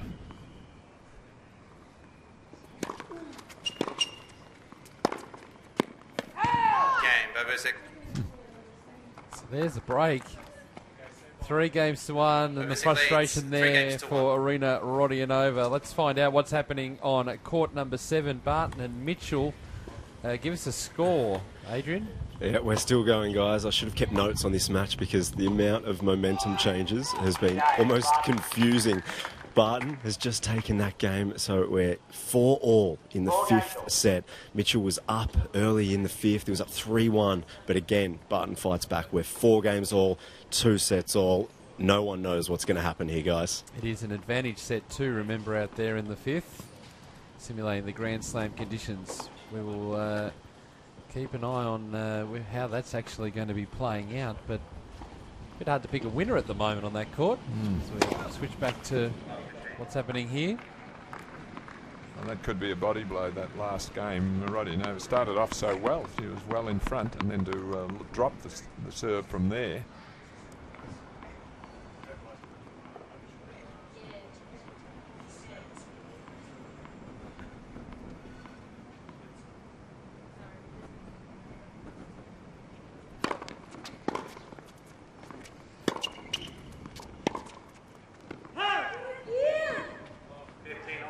Back to what we saw in the first set of the Rodionova game.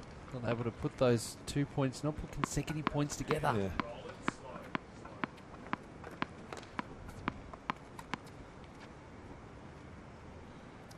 And Babusic, in the meantime, is just going along very steadily, just minding her own business, concentrating. She's in her own world here. A really good example of how you go about your concentration in a tennis match.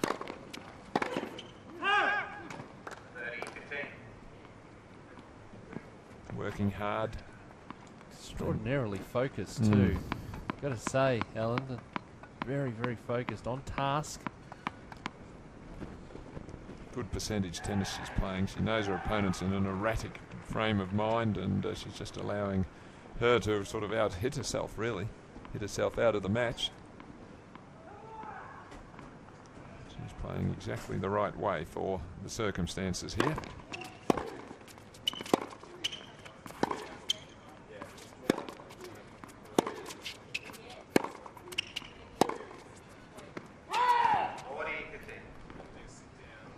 So this match is disappearing quickly for Arena Rodionova. Points here for 4-1 for Babusic, and just a commanding lead. There's been no sign that the work rate has dropped, the intensity hasn't dropped, the energy is still there, no sign of nerves.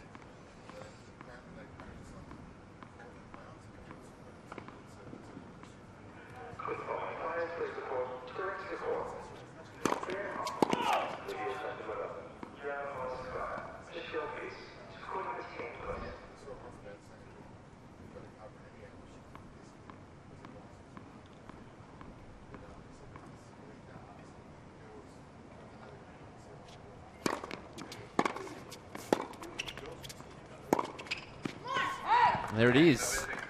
So racing away with this match, Bojana Babusic. 4 games to 1 now in the second set after taking the first 6 games to 4. Now with Bojana Babusic in control of this one, the excitement is all happening on court number 7 with between Barton and Mitchell. It is deep in the 5th set. What is happening, Adrian? It's on serve, guys. 5-4, Mitchell leading. Barton serving here in the blue top. is 15 love up in this service game. So Mitchell effectively is one game away from the match, but no one knows what's going to happen here at all. It just completely turns from game to game. Momentum shifts. I've lost count, and 30 love here now to Barton. So he's in control of this game. Well, as you say, the momentum swinging backwards and forwards. One of the things we've noticed calling our game is we can hear a lot of noise coming from that court. Yeah, well, the previous game that Mitchell held, he did shriek out, "Come on," at the end of that one. So getting a little bit emotional. It hasn't been over the top. There have been points where you thought it could just tip over the edge emotionally, but both boys have kept it together. So Barton serving 30 love. Mitchell does like to try and get... That's gone wide. So 30-15. Throughout the match, Mitchell's game plan has been to keep the balls in, remain consistent, and wait for an error from Barton. But that just depends on the confidence of Barton, because he has been hitting winners over recent times, obviously winning the last 2 sets of the match. So 30-15. The girls have both been here, Tammy Patterson and Monique Adams. They've been practicing off to the side of the court. Lots of footwork going on. Monique's been here for the last set and a half, so interesting to see what happens when she goes on court. As that falls short from Mitchell and is taken advantage of. So 40-15, Barton serving now. 2 game points to take it to 5 games apiece. Sitting at 2 sets all. Got a feel for the coaches out here, guys. They're watching every single point. I'm sure they just want to get out on court at different times and have a bit of a debrief with the players, but obviously they're not allowed to do that. Fault 1.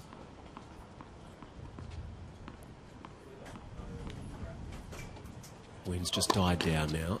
And a double fault. So 40-30, 1 game point to come for Barton, but it's an understatement to say he certainly didn't want to throw in a double fault at this stage of the match. Even though he's 40-15 up, you just don't want to open that window of opportunity at all. First serve. And that's long. So back to Juice. Ben Mitchell, 2 points away from taking this match. And that's where the double fault comes into play here. Hopefully he doesn't have to look back on that and rue that as just a very poor error. Fault. Almost took the head off of the linesperson. That has happened numerous times throughout this match. Oh, that's gone into the net. It just seems to be tiring a little bit here, Barton. He is a little bit, yeah. He hasn't been consistently hitting his strokes. He doesn't like to get into deep rallies, so you do often see a few errors creeping in because he's just trying to force the play a little bit too much. So he serves now.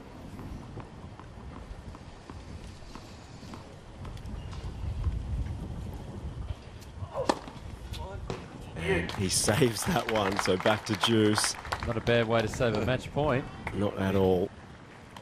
Well, that's been his strength for the whole match, is serving. Huge amount of first serves in play, unreturnables, aces, you name it. Back to Juice.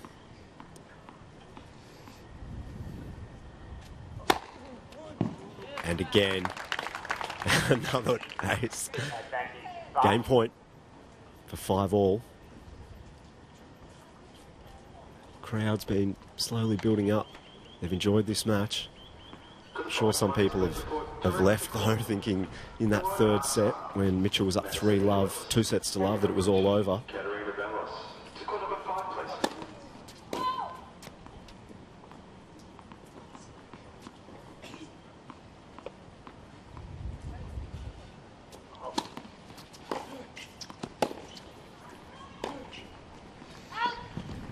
Being called out. So, guys, we're back to 5 games apiece, 2 sets apiece here. 5 games. Thanks, Adrian. Well, back here on our main court, Bojana Babusic has another break-pointed advantage here to go to a 5-1 lead.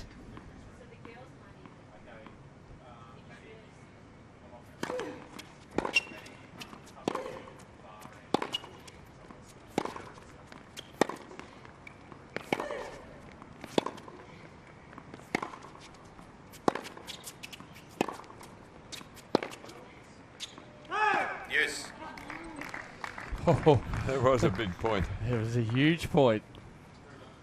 Just hanging on.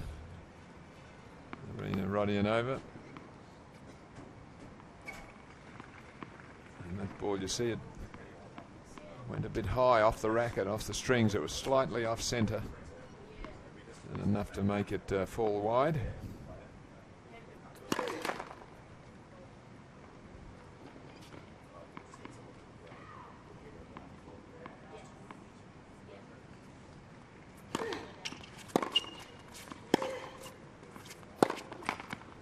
Advantage, Rodionova.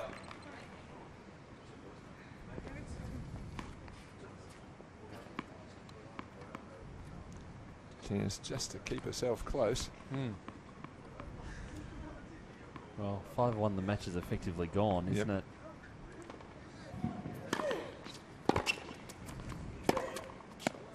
Game, Rodionova. Does well. That's an important hold in the context of this match. New balls, please. Babusic leads 4 games With to all 2. this focus that Babusic has, it would be interesting to see if she plays this next period of the match. Just looking, got her opponents in the right spot, with a good advantage. You think about tomorrow and getting that wild card and how close you are, and That way. Down, yep. Well, look, she seems so. The ability to concentrate and remain in the moment seems, from what we've seen today, is very high quality. So I couldn't see her getting ahead of herself as she goes through her routine. Doesn't change body language or emotion much. She had a point to lead 5-1 there, and you wouldn't know it by looking at it. So it's really a very good sign, that.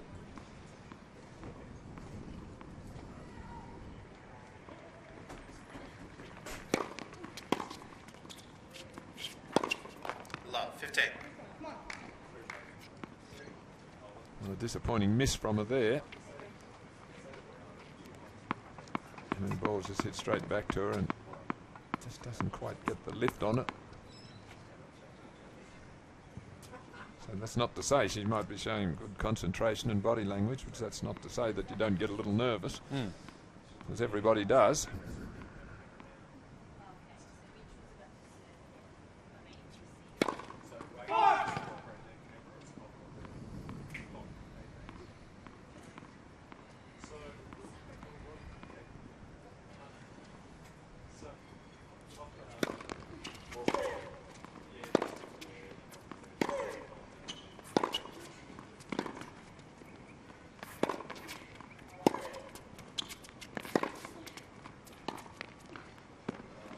Well, very 15 all. poor choice of shot, really. Well, no conviction on that at all. Well, it's hard to play a drop shot when you're on full stretch like that. It's just really, when you've won the first point, this is just a mental error here from her. She stretched on this and she just tries to play it. Just drops the racket head down on it, which means it's going to balloon up in the air. So a bit of a brain fade there from it. And she knows it.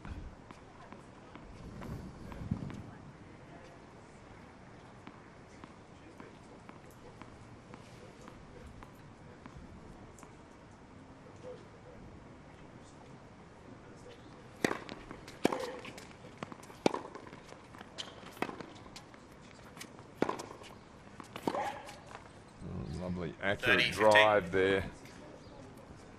It's the strength of her game, two-handed backhand, and her work ethic. Diana Babusic.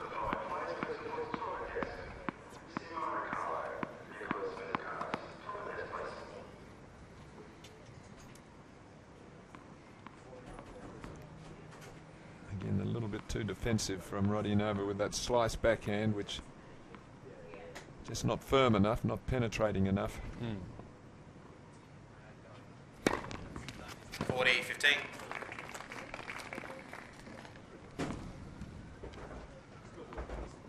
But it's just, again, there's no negative, as you say, there's no negative emotion there. There's no throwing, there's no, oh, the shoulders drop. It's just back, right, next point, next point, next point. Yep. Anytime your emotion is positive, you hit the good shot, come on. And points now for 5-2.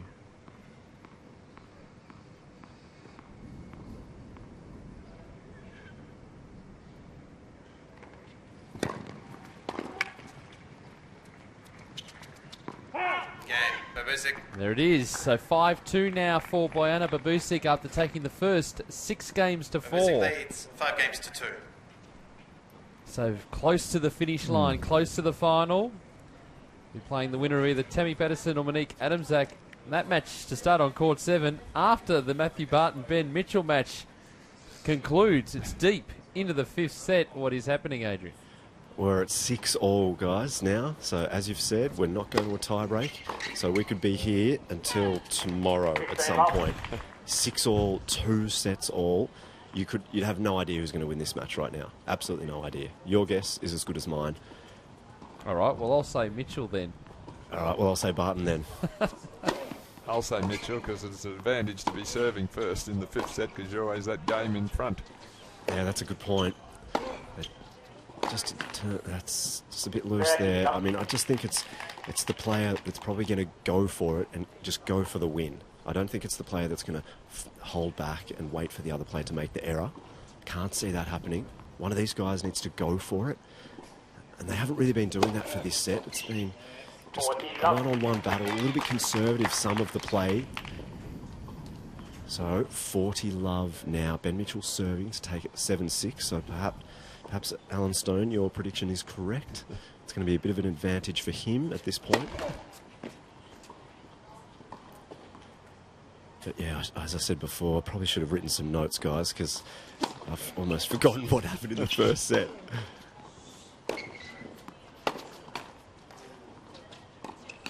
Oh, he's missed that. So 7 games to 6. The boys are going to sit down and come after this one. We'll see what happens. Yeah, we'll be back to you as soon as we get close in that next game. Meanwhile, back here, Bojana Babusic 3 points away from the match.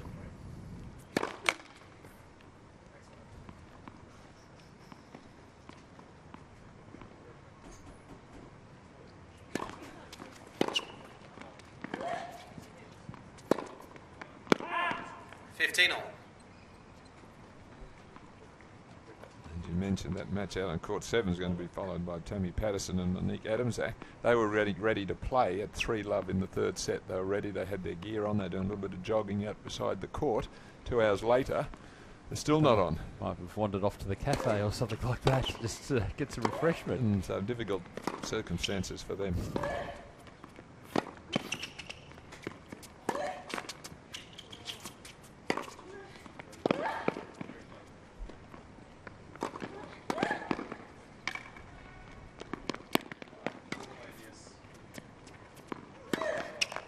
What a wonderful point by both players, and Rodionova threw absolutely everything at Babusic there. Great scrambling work, had to work so hard, but Babusic too solid.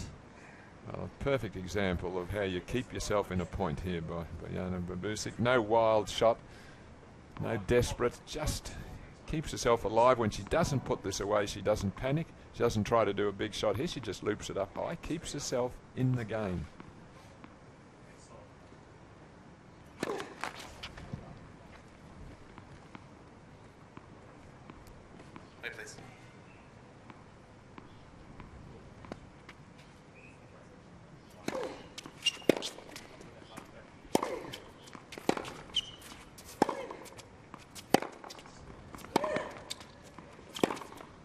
Oh, the depth of shot again from Babusic. 2 match points for Bojana.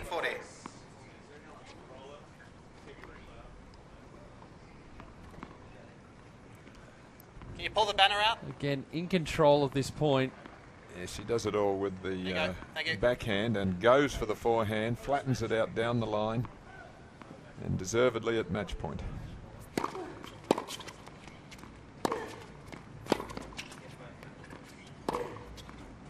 $30-40. 1 down, 1 to go for Irina Rodionova.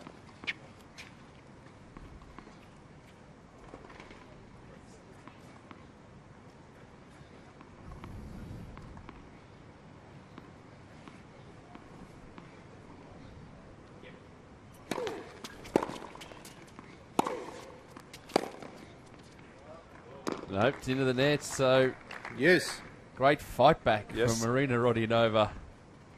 Hanging in there.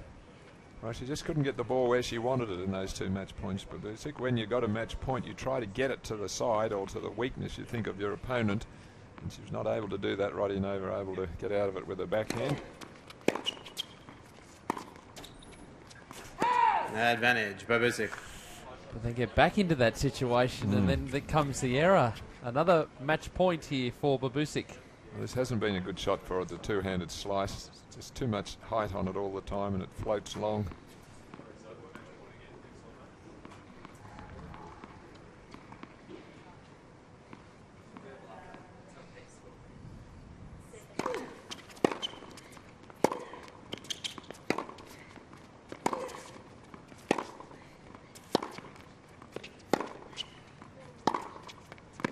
And she did it. Match, Babusic. Well done. 2 sets to love. 6-4, 6-2. What a great performance from Bojana Babusic. Her great week continues here at the Wildcard Playoff. 1 match away from getting direct entry into the Australian Open for 2013.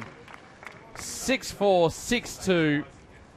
And that was emphatic in the end, Ellen Stone, against a wayward Arena Rodionova today. Stayed on task, stayed focused throughout the match, and thoroughly deserved that win. Well, she did, and on paper, I think we thought Rodionova would have been favourite. She's a very strong hitter of the ball, and did win at their last encounter. Babusic has had a great week when she defeated also earlier in the week Ashley Barty, the number 2 seed, and that rise in confidence that she's got from that win has enabled her to carry on with that great form here, and she's through to the final. Well done to her. 7 games all, too, between Barton and Mitchell out on court number 7. We'll speak to that player in just a few moments, but the birthday party spoiled a little bit for Rita Rodionova today, who just really couldn't get her game going. We saw glimpses of it, but just the consistency was the big factor there. Yeah, and she let things bother her a little bit, the line calls and the wind. And she did play in patches, really, whereas Babusic was solid the entire match. Her game didn't vary much. It was a very high level right from the start to the finish. And that was really an outstanding performance from her under the somewhat difficult conditions. So Bojana very, very happy, as you would expect, and she is with Adrian. Bojana, congratulations. You're through to the final. You could see from your reaction how excited you are to be in the final. Well done. Thanks. Yeah, it was a bit of a relief at the end. Tough one again today, and like Arena was never going to give up, so I knew I had to win it, and yeah, I'm really happy. You seem like a very professional player. Not too much fuss goes out on the court. Is that the way you've always been? You know, we don't know too much about you. Tell us a little bit. Yeah, no, well, I think it's something that I've been working on, and it's just me. That's how I go about it on the court, and you know, I get fired up and it shows, but you know, I just keep my things together, and yeah, it works for me. You beat Ash Barty in the previous round, obviously. Now you've beaten Arena Rodionova, Storm Sanders in the first round. You must just be walking, you know, on cloud 9 at the moment. Yeah, no, it's pretty good. I don't want to get too ahead of myself, but it's good that all the hard work I'm doing is paying off, and just really enjoying it at the moment. And in your notes, you had them over there before. A big tick goes against all your notes today. Yeah, maybe not a couple of things, but that's something I'll reassess come tomorrow. And yeah, no, it's a good win. Good luck tomorrow. Thank you. Good work. Let's move back to court 7, because we go from the straight sets win here for Bojana Babusic to 8-7 on serve in the 5th set. Barton serving.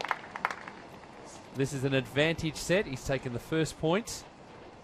Well, he saved a match point, because I think during one of our crosses a couple of games ago he was down a match point and served an ace. He was. So it moves to 30 love. And really interesting. This is uncharted territory for both of these players deep into a 5th set. This is where it's... The last time they played was at Margaret River back in October. It was a straight sets win to Mitchell. 6-3, 6-4. Lots changed here. Well, I think the occasion is a bit bigger. It's more important.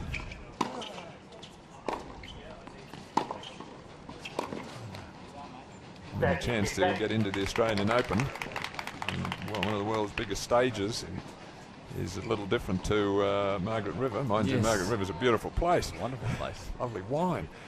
But just the circumstances here are really of the utmost importance for these players.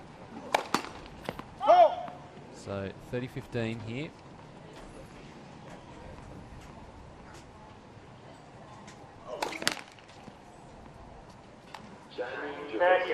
No, don't want to be throwing them in. No. The double faults. So Mitchell would be hoping to look at a second serve here. Such a big part of Barton's game. The first serve gets so many free points, so a fault here would give Ben Mitchell a real opportunity to perhaps force another match point. 40. Couldn't get it. Nope, 40-30 now.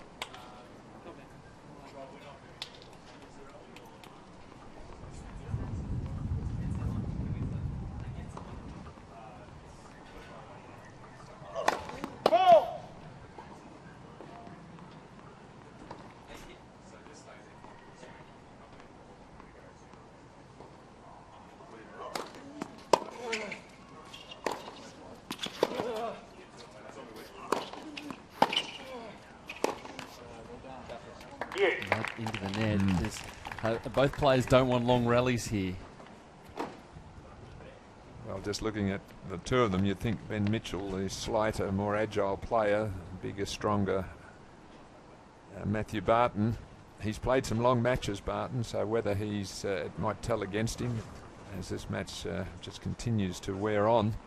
Although he's playing on adrenaline at the moment, I don't think he'd be too worried about feeling tired. I mean, you're so into a match like this that you don't even notice it unless you lose.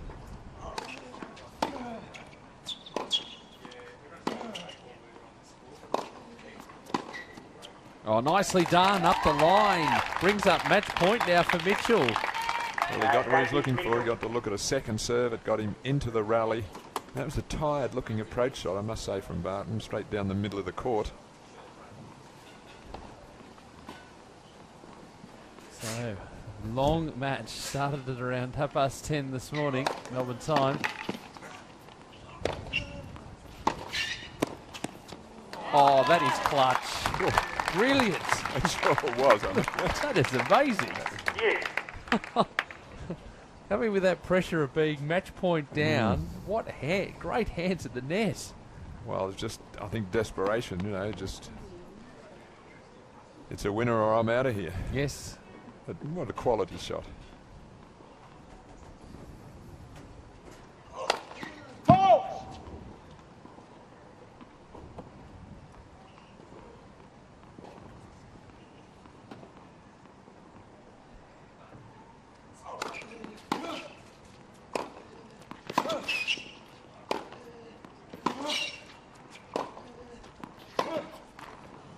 Gee, a couple of times there it seemed that Mitchell slipped as he hit the ball or went to move, push he off. He was in a hurry to recover because Barton had control of the rally with his big forehand, which is one of the features of his play, of course, the serve and the forehand, the two big weapons in modern tennis.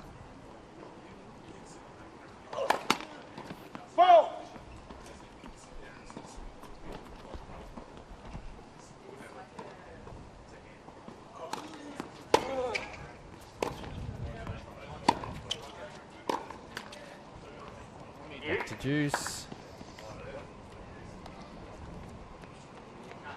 And this is where it is the advantage to be serving first, because if he breaks serve, then Mitchell, he wins the match. For Barton to win the match, he's got to hang on to his serve, break serve, and then hold his own.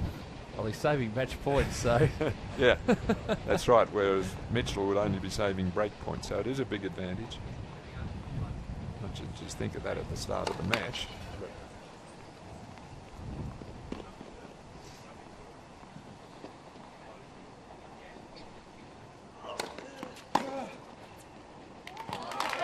That stopped Dean, I think. Yes, he was looking for it down the line, I think. His weight was on his heels after he backpedaled from the serve, and that off backhand really caught him.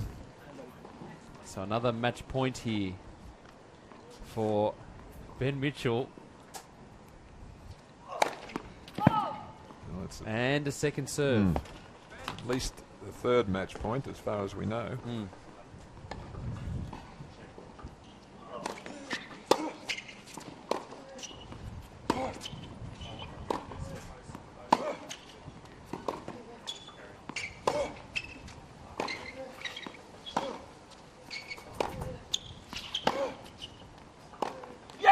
he did it.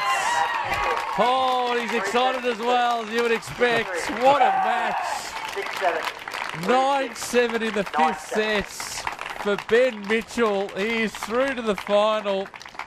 And we'll play Matt Reid. What a performance by the Queenslander, the fifth seed, ranked 326 in the world. See there, those first two sets in his keeping, the next two to Barton. And then 9-7 in the fifth set. What a performance. Well, particularly from Ben Mitchell, when he led 2 sets to love and 3 love, he was already planning dinner. And Matt Barton had been upset by a line call that cost him, he felt, the second set. And he didn't really compete that hard early in the third. And it looked like it was all over. So full marks to Barton. The way he came back like that to get out of the third set, win the fourth, and then take it to 9-7 in the fifth was a great effort. But Ben Mitchell, he had the match in his keeping, really, and as we said, his big advantage to serve first in the fifth set, particularly as it gets to be a drawn-out one like that. And in the end, he was probably deserved his win. Yeah, well, he did. Roller coaster out there. There were plenty of momentum changes.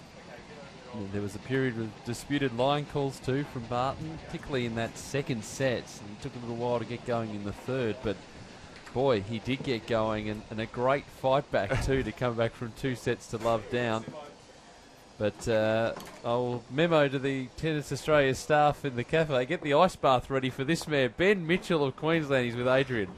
Ben, I was saying to the commentators before, I should have taken notes on that match because I can't even remember what happened in the first set. Can you try and take us through that match? Look, I was playing some really good tennis. I've never lost to Matt, but he's had the tournament of his life. I won the first at 6-3. I probably should have been a little bit easier. I dominated, had lots of break points. Second set was pretty even, but I was got away with the tie. Played a really, really good tiebreaker to win that, and I was pretty comfortable 3-love up in the third, and I thought Matt might have been drifting off a little bit, and then he came back harder and stronger, and credit to him, he fought really, really hard in the third set. I was pretty tired in the fourth, I'm not going to lie. And then, I don't know, I just found something extra in the fifth, and I didn't know what the score was. What was the score? Was it 10-8? Yeah, I think it was 10-8. So I won 10-8 in the fifth. I don't know how. It was 9-7. 9-7, sorry. 9-7, yeah. The fact that with the 5-set structure of the playoff, I mean, you can't have played that many 5-set matches in your time. Does it, I mean, it's such great experience for you, but does it change things throughout the match? Do you go up and down, and how does it work? Sure. I mean, I played a great match, 6-3, 7-6. That's to win in any other circumstances except for the Grand Slam. So it's a little bit difficult knowing, you've dominated the match, but yet, you've still got such a long way to go. But I feel like, when they play me, they feel like, when I got up 2 sets to love, I just saw he was really down hard, but he lifted back up, and yeah.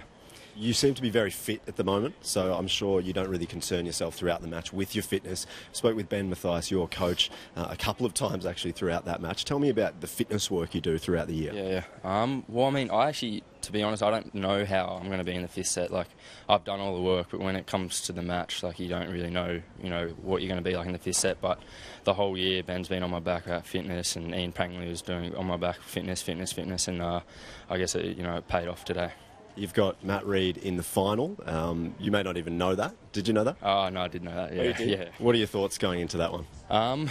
We're really good mates, so, it's going to be difficult, but then once we step on court, we'll be battling. Obviously, physically, he's obviously got a bit of advantage, but I'm just going to do what I can to get ready for tomorrow. I've got a bit of a blister I feel. I don't know how big it's going to be until I take my shoe off, so I'll just ice bath until tonight, and then try and get a good sleep and good feed. We may need to order more Powerades and more bananas into Melbourne Park, because how many bananas did you go through? I think probably about eight bananas, and then I don't know how many waters. Yeah. Well, congratulations, mate. I'll let you go. You need to go and sort yourself out. Good luck tomorrow. Thanks, mate. I've got a feeling a spokesperson for bananas. Well done, Ben Mitchell. A lot of love on Twitter for Ben as well. But as we switch back to our final match here, Tammy Patterson and Monique Adamczak. Just a word on both of the players in that men's match. Always tough for Matt Barton to go down 9-7 in that fifth set. Makes it just really tough. You know you're in that, you had the opportunity, but he was always sort of chasing in that final set. Well, I thought he made a very interesting point, Ben Mitchell. He says you can train as hard as you like for a 5-set match, but until you get in and experience a 5-set match, you just don't know how you're going to cope, how you're going to handle it. So I thought it was a very mature attitude that he showed there, and full marks to him. Yep. The other interesting thing was he wasn't actually sure of the score in the end, the final score. He just knew that he was the way the match was set up, that he was just ahead and continued to keep rolling from there. So great performance from both players, and said he also made the point that Matthew Barton played the tournament of his life this week too. So an epic 9-7 fifth set. So Ben Mitchell now to play Matt Reid in tomorrow's final, and all the action live on tennis.com.au. In the meantime, though, this is our final match for broadcast today. Tammy Patterson and Monique Adamczak. Adamczak, the third seed. Patterson, unseeded, had a win over the top seed, Olivia Rogowska, in the opening round. Early stages of the match, as you can see.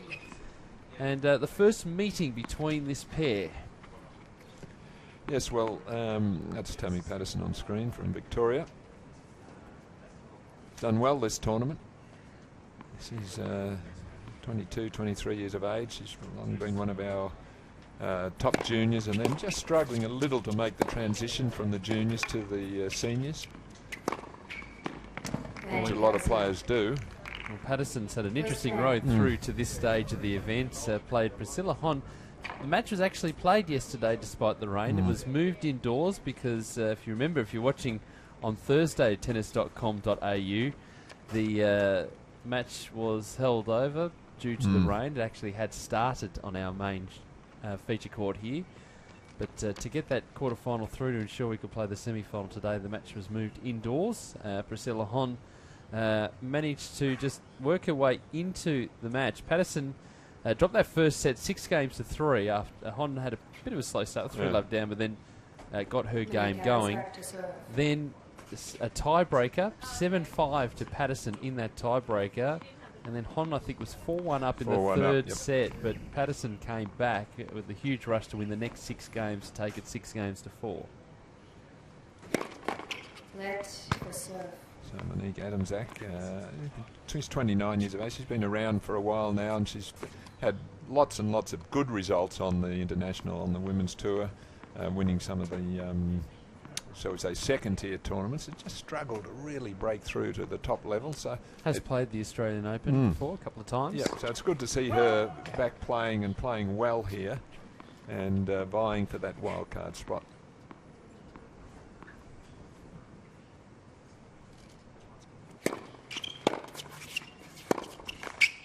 Love 15.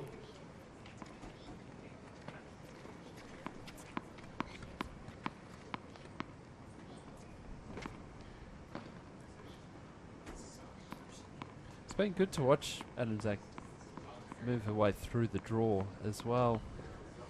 Hasn't lost a set. Been quite comfortable in the way through.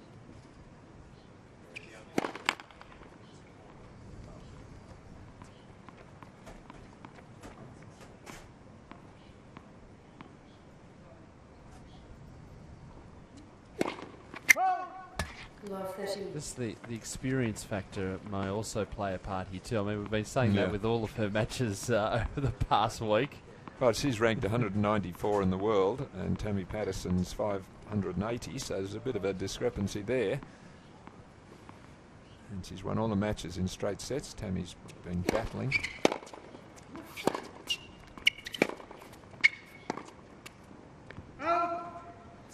Low 40. 3 break points here.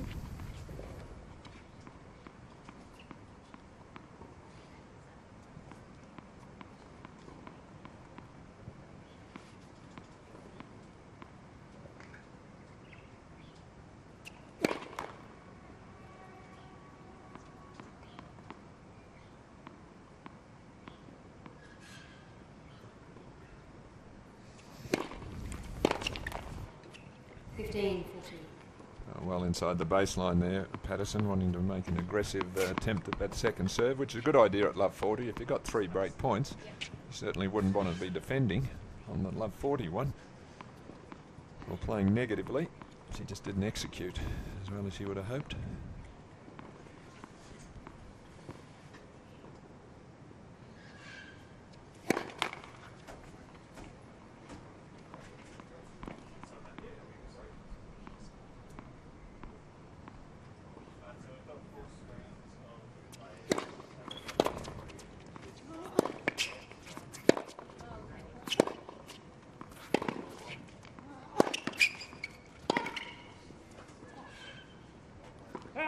Both players will be pretty aggressive from the back of the court here, Alan. We know the strength and the power that Tammy Patterson has. We saw it against Rogowska in the opening rounds, but they can match her from the back of the court.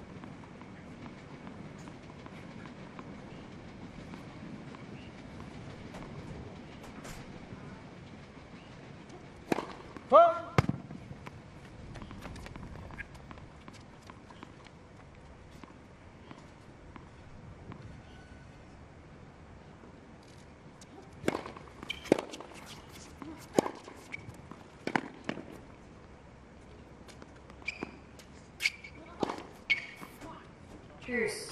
A good comeback from Monique from love 40 to Juice.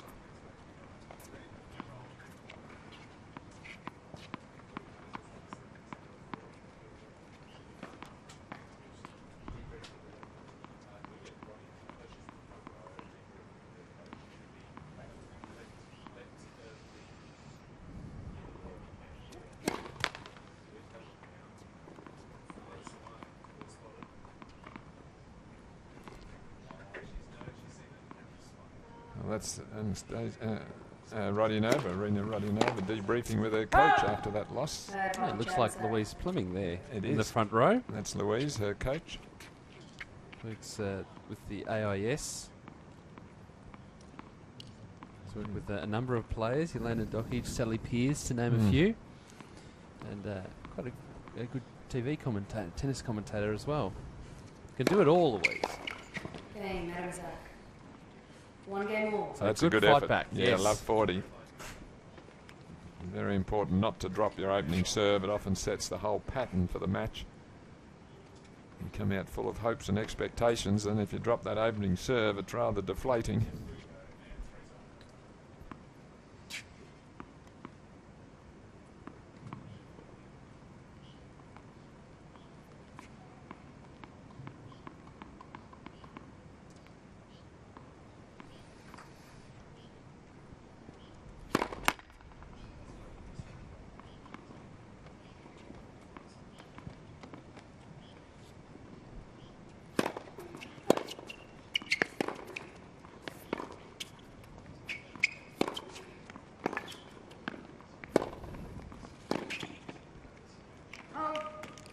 Well, that's the strengths of Patterson's game, particularly the backhand. Beautiful two-hander, very powerful hitter. She's had a little bit of time off this year in the last few months where she's reevaluated her career, I think. And it's good to see her come back like this. 30 love.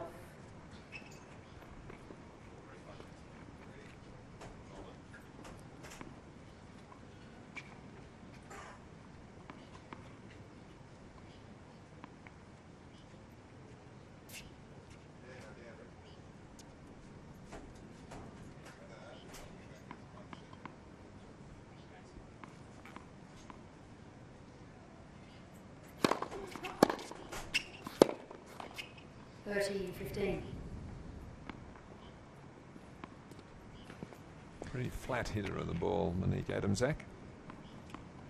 As is Tammy Patterson, and I guess an adjustment to be made here, playing indoors yesterday without the elements, to coming back outside, the sun and the wind, etc.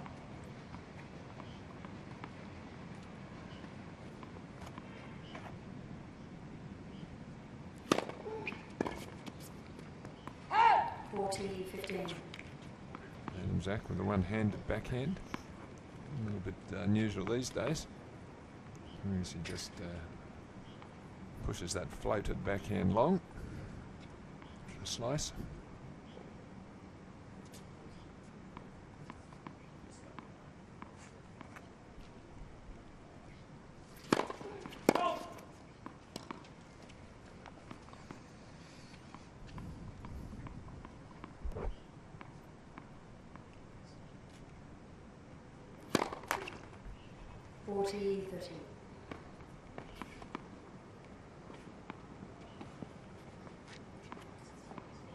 Maybe more about the pressure that Adamczak is putting on the Patterson serve there.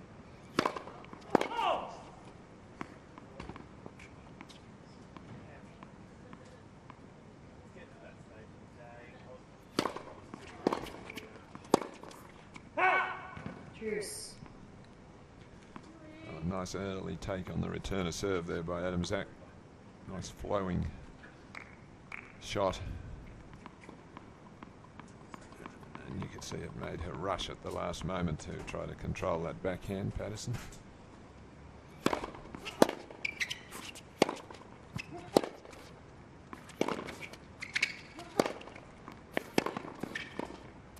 Oh, brilliant. That's wonderful.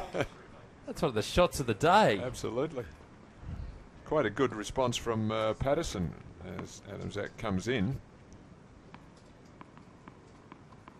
This is a good shot. She has look at that. Half volley at her feet and just a little tippy toe and drop it over.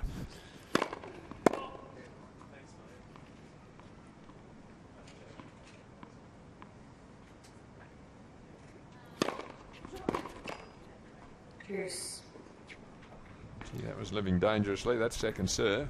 Beauty just caught the line, I think.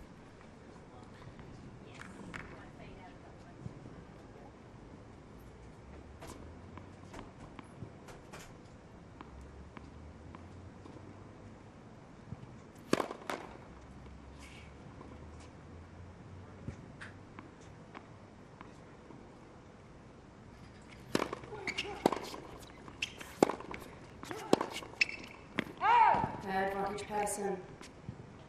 Beautiful mover on a tennis court, Monique Adamczak, very graceful. Really flows around her movement around the court.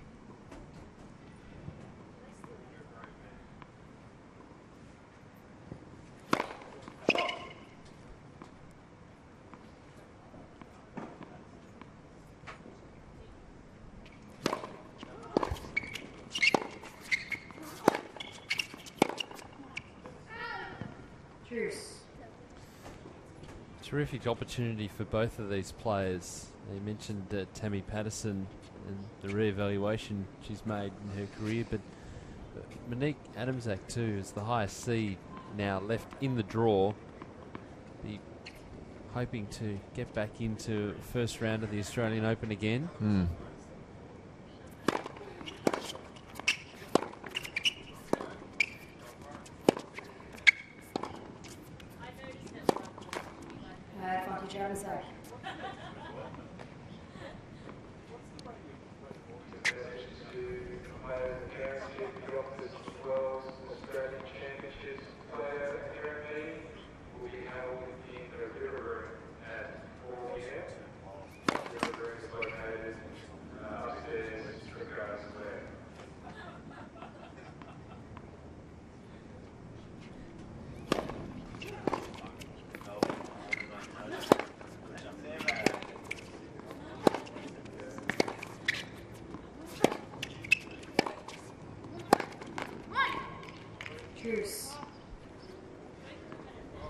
Good solid defending there from Patterson.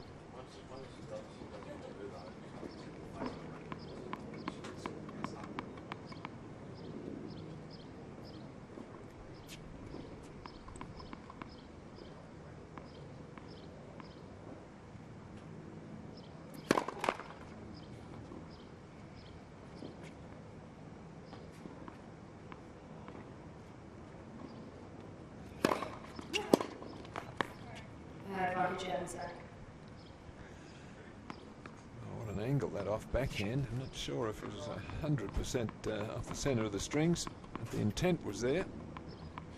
And got a little bit of good fortune also, just clipped the tape. So further opportunity.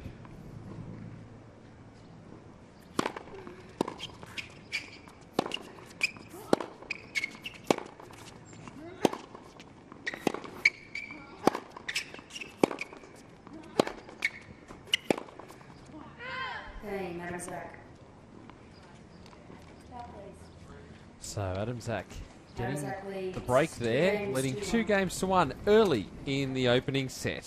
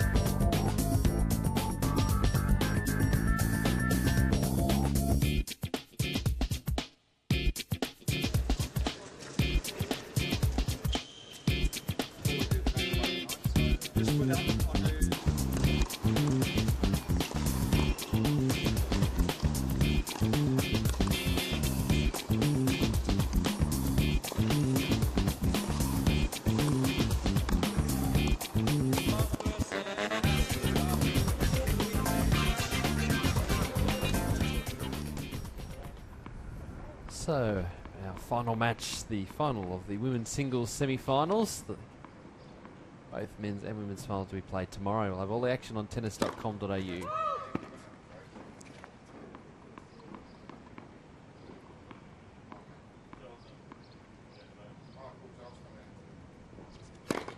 Left, second serve.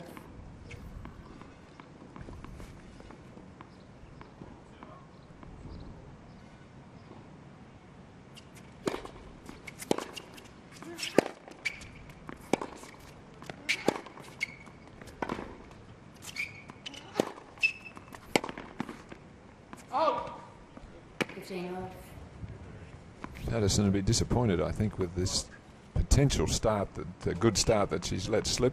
Won her opening service game, had love 40, lost a close service game there. So technically she could, or in theory she could be up 3-love, and yet she's down 2-1 to break. So it just shows you've got to take advantage of the game points against the better players.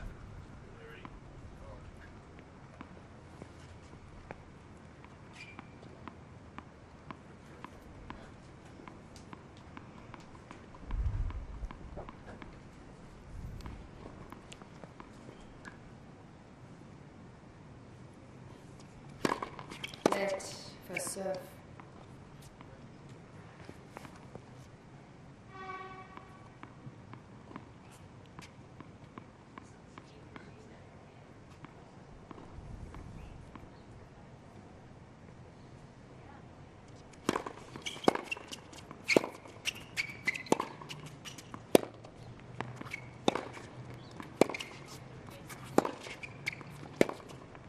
I 30-15. mentioned that Monique Adamczak has made it through to the main draw of the Australian Open on 2 occasions, and 3 occasions I should say, reaching the second round back in 2007, going down to Svetlana Kuznetsova in straight sets. First round loss in 2008 and also 2005. 40-15.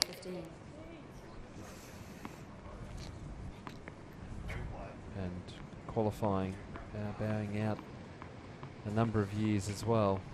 We'll be looking to get back and add to the 3 main draw appearances that she's made.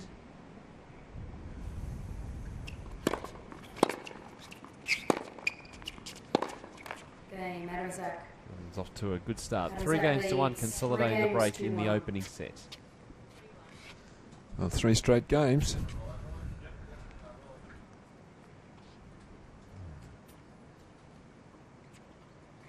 Disappointment there for Patterson, missing that. That's a favourite shot too, that two-hander.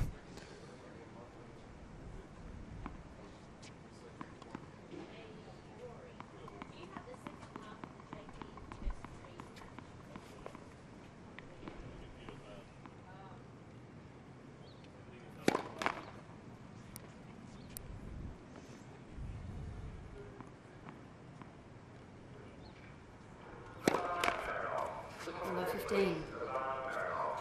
Just looking a little despondent at the moment, Patterson. I think knows she's given up a great opportunity to get off to a top start here in this match.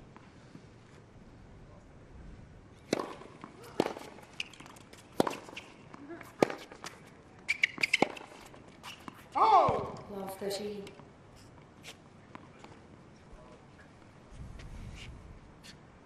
And got to be careful here because the match or the set at least could slip away very quickly.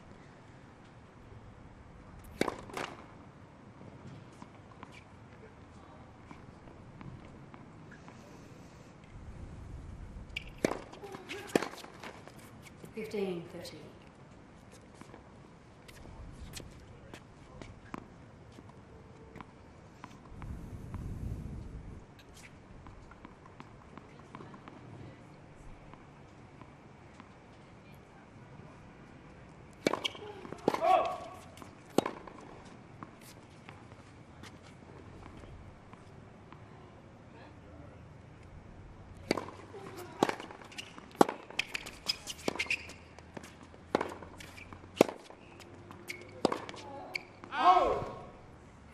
Oh, lovely improvisation there from Adams-Ack when she was totally wrong-footed, but the benefit of a one-handed backhand, she was able just to turn and chop that ball back off the backhand and keep her in the rally,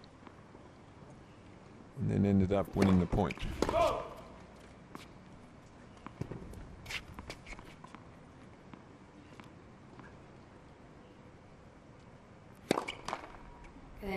Yeah, so Adams-Ack well in control of this match. Away with Tammy Patterson. It is 4-1 now in the opening sets. Leads 4-1. Well, she's going to change restrings here.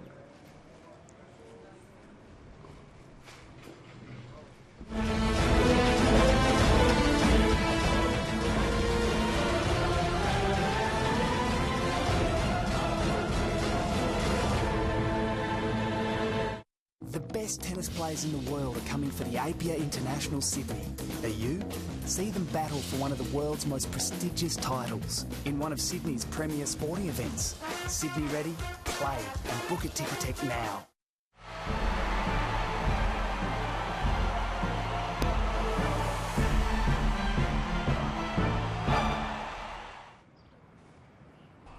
Ready, play. The theme of next year's Australian Open. Always feel like this year already. It does. Once we get to December, the tennis year starts again. December showdown and the wildcard playoffs. Exactly. That's all part of it, isn't it? So Monique Adams-Ack 4-1. Now, be reliably informed, Alan, during the break that our man Adrian Franklin has a bit of news to break. Wow. Breaking news. A scoop regarding Australian tennis. I know no more than that. All right. Well, You're not making a comeback, are you? Definitely not. Not even into the seniors. Love 15. It's worth an ask.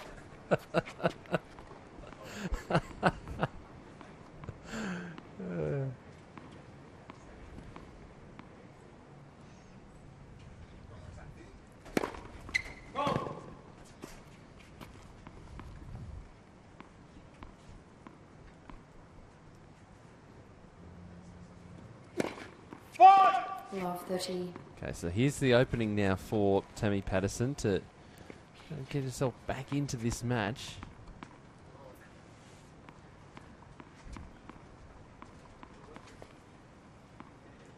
Oh, she's just showing a little bit despondent, really, about letting that opportunity slip.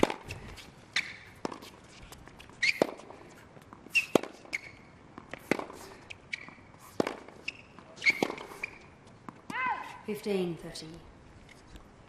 Lovely variety off the backhand from Monique Adamczak. A nice top spin and then the slice, which is really a good slice.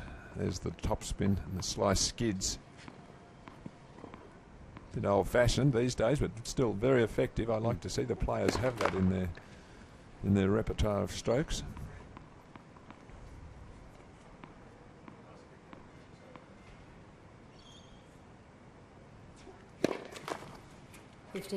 Second in this game for Adamczak.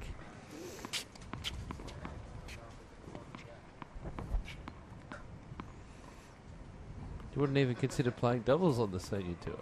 No. That's all they have. Masters? No.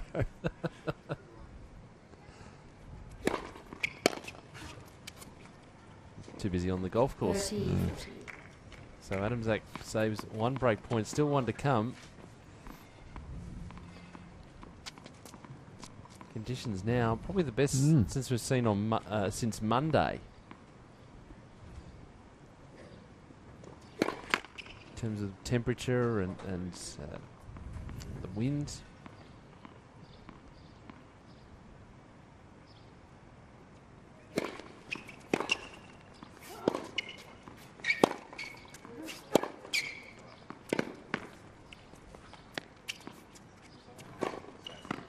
Juice.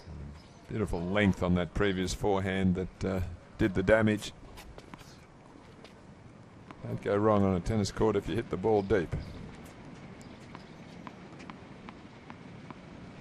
Like that. That draws the short reply, and then it's an easy finish.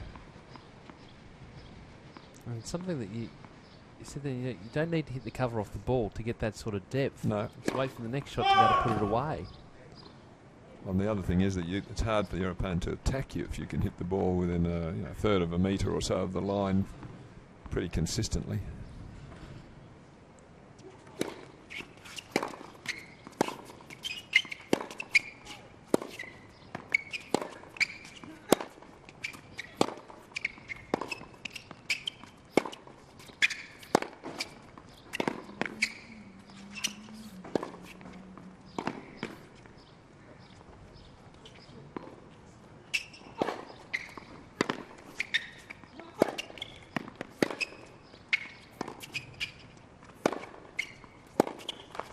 The rally of the match. Great defensive work from Patterson. Stranded at the back of the court. None of these back into play. None of them were short. No, she defended beautifully here.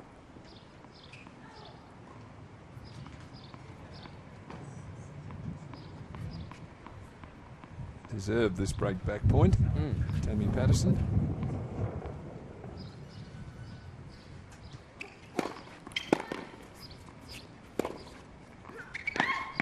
Juice. Ball took off. I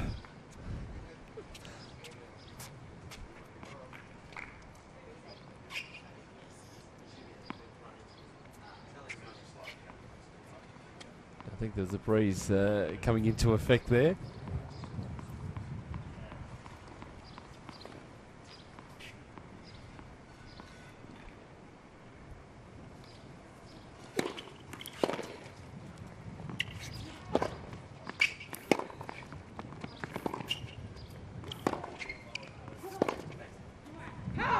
Advantage Patterson.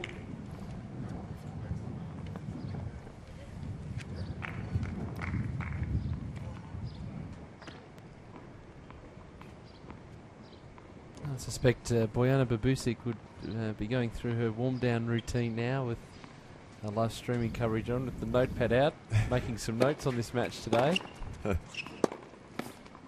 Already safely into tomorrow's final. Well, amazing shot there off the back foot. Perhaps you can see it there, a little bit fortunate, but used a lot of wrist, and Patterson can't believe it. She looks around. I mean, amazing shot from Adamczak to save the break there.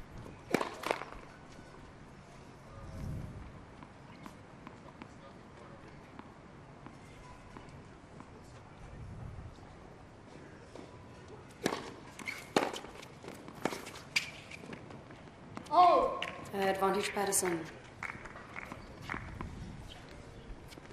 Another game point. There's that sort of rather fortunate shot to save the previous one by Adam Zak off the back foot, somehow able to get an angle like that, and all the weight falling away from the court. Juice. A similar sort of situation to the Reed JP Smith match from earlier. Do well to set up the opportunities, just can't finish. And it's not because Tammy Patterson's doing anything wrong. No. It's just that Adam Zak puts in that big first serve.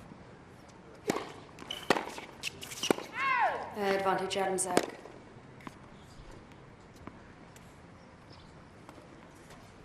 It's that psychological barrier that comes into it as well, and you know you're getting so close, Yeah. but just can't jump over the hurdle.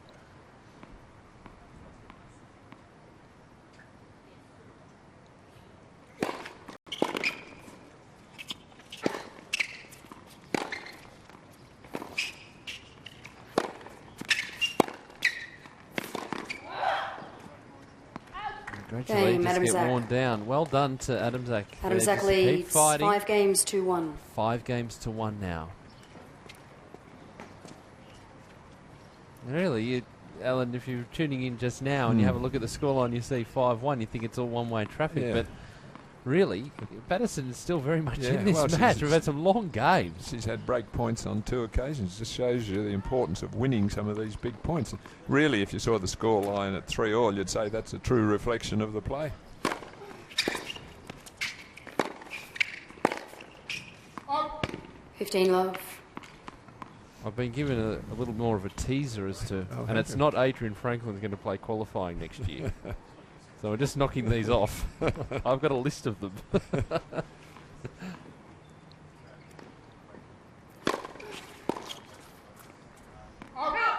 30 love.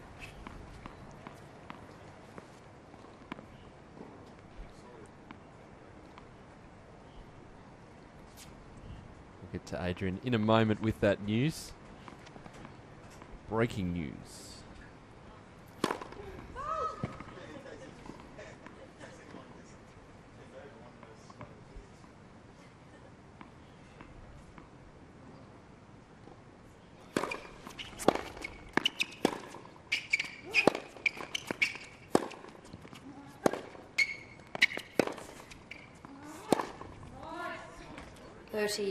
Well, one of her favoured shots.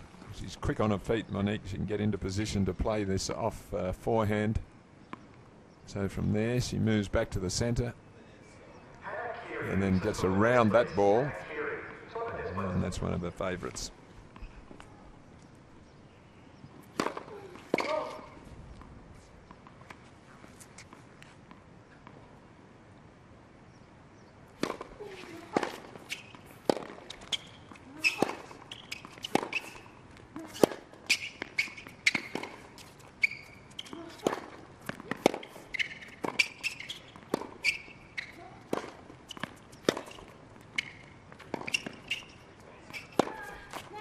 Great work from both players.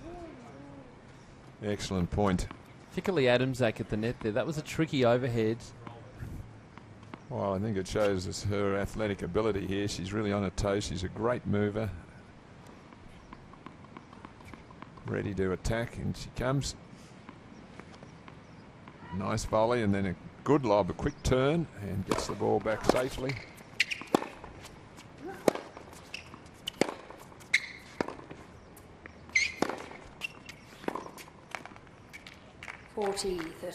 Well, a quality two-hander there from Patterson. Nice angle.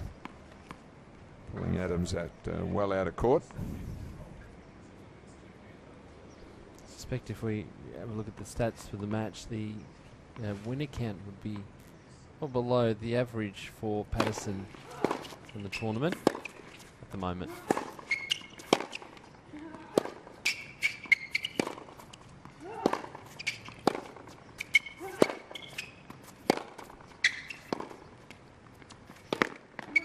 What a slice, what a change up. That's the value of the slice backhand that you can't do with a two-hander. Well, it really, it just bites off the court, doesn't it? Right there. Yeah, this is going to skid low. It's a nice safe shot. It's not a difficult one to play. But players who grow up only with a two-hander off the backhand side never learn it. Oh, there it is again. Just a big, heavy ground stroke. So Zach. we've seen a great array of Yeah. shots, haven't we, from Adam Zach to bring up set point. Oh, she's really rushing Patterson, just all over all the shots, aggressive, moving beautifully, just hardly giving Tammy time to breathe here.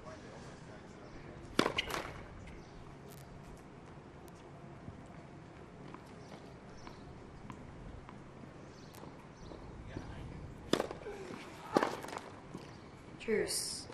Not quite. No, good second serve. They've got to kick up wide.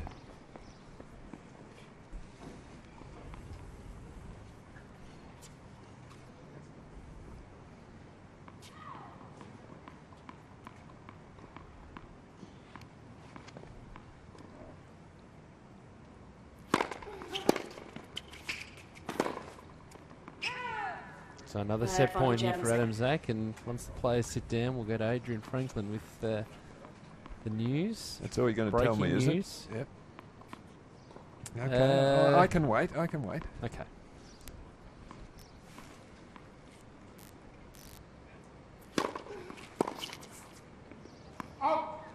Truce.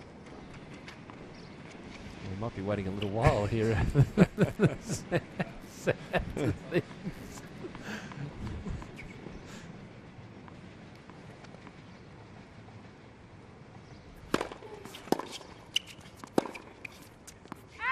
Advantage Adam Zach. So another set point opportunity. 6-1 first set. To have that in the bag is a massive, massive advantage.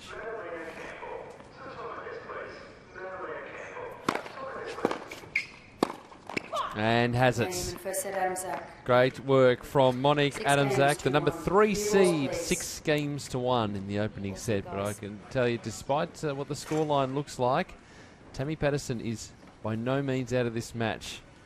And she will put up a hell of a fight in this second set. The winner to play Bojana Babusic in the final tomorrow. The men's final between Matt Reid and Ben Mitchell. Let's get to Adrian Franklin, and we can reveal what this breaking news is all about. Adrian. Yes, thank you, guys. Well, the news is that Fed Cup captain David Taylor has decided to relinquish his role. Now, we know that he works as Sam Stosur's main coach. He's also been with the Fed Cup team for the past 7 years. So he decided that the travel that it takes to work with both Sam and the Fed Cup team has just taken its toll, and he wants to really focus on Sam Stosur. Now, he's had a great run of it over the past 7 years. They began in the lower ranks of the Asian playoff draw, and he's moved them up this year as they beat Germany this year over there, which was a big upset. He's now moved them back into the main draw of the Fed Cup group. So it's a significant decision, but it's a positive decision. He feels, he thinks that someone new can come in. Craig Tiley, the head of tennis here at Tennis Australia and the tournament director of the Australian Open, he's come out and said that Dave Taylor's been one of the best Fed Cup captains that we've ever seen. His strength has been to bring the great culture within the team, and also his results. So he's resided over a 15-6 win-loss record over the past 7 years, which is clearly significant. So David Taylor is going to relinquish that position of Fed Cup captain. The decision hasn't been made yet as to who will move into that role, but they're going to look at that right now, and we'll hopefully have a decision over the next month or so. So quite a significant decision, but probably a positive one at this stage. Yeah, thanks, Adrian. Yep. Alan, your initial thoughts on that? Well, look, I think it's probably the right decision. I think it's too difficult to coach somebody as great as Sam Stosur is, and the requirements of your coach, if you're Sam. It's difficult to then be trying to look after the Fed Cup team as well, which Taylor managed about as well as you could do it. But I think this is the right move for him to go to be her full-time coach. 15 love. 15-6 win-loss records, and has made some comments about it. It's been an honour to hold such a prestigious position in a great tennis nation such as ours. I'm thankful to Tennis Australia and Craig Tiley for entrusting me with such an important role. Acknowledge the fantastic loyal support of our players, with whom our elevation back to World Group 1 would not have been possible. Started this journey from humble beginnings 7 years ago in the lowly Asia Group qualifying, and 15-6 win-loss record from there. Wants to mention the support from Nicole Bradke as well as the Fed Cup coach. And he says, I've been honoured to work with Nick as I've also to see several players make their debut during my time. So happy to see several players making their debut. Been saddened to see the retirement of the greats like Alicia Mollick and Renee Stubbs during the time. The common theme through it all has been the selfless commitment from all our players to our team goals and the terrific team environment that they all very much subscribe to. We're going to speak to Craig Tiley, the Director of Tennis for Tennis Australia, tomorrow. But he says Dave was the perfect Fed Cup captain. His ability to bring out the best in his players and build a healthy team environment is as good as I've seen in tennis. Certainly did not take the decision lightly. And not without a lot of healthy discussion. Remains a Tennis Australia national coach. 40-30. And is more determined than ever to help Sam soar even higher. I think it just works out beautifully for everybody. He leaves the game, or he leaves the Fed Cup captaincy in or the Fed Cup team in a very at a very high note from getting back into the world group. And he's developed really an outstanding relationship with Sam Stosur. So I think a win-win everywhere.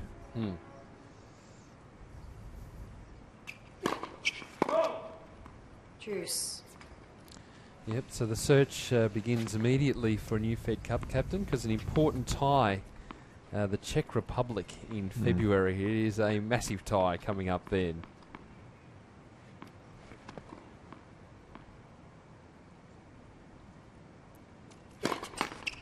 Let first serve.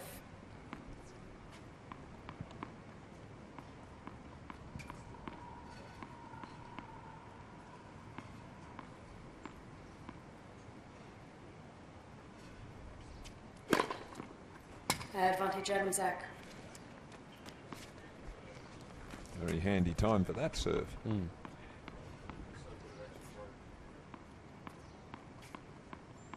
be any more accurate than that.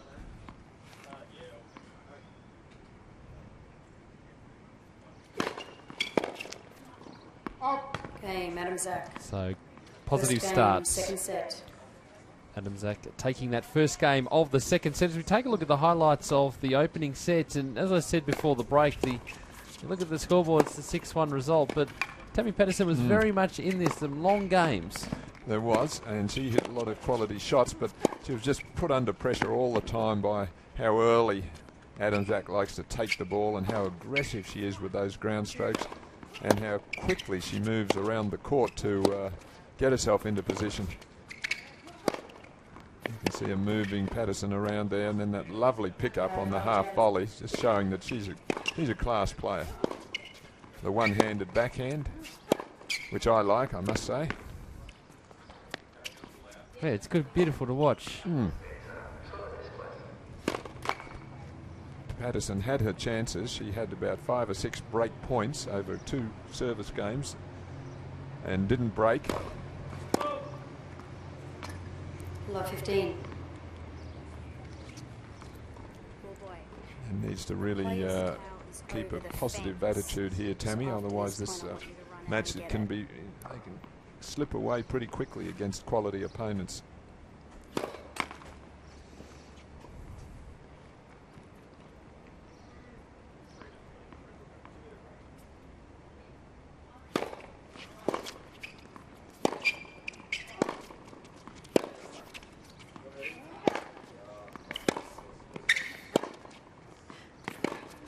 Love 30. Should also mention too that our coverage tomorrow will begin at 10:45 Australian Eastern Daylight Savings Time. The women's final up first, a 11 o'clock start, and then the men's final, which will be not before 12:30. That's nice from Adam Zach. And what we want to see is this nice blue sky that's around Melbourne Park right now. That's cool conditions. Yep.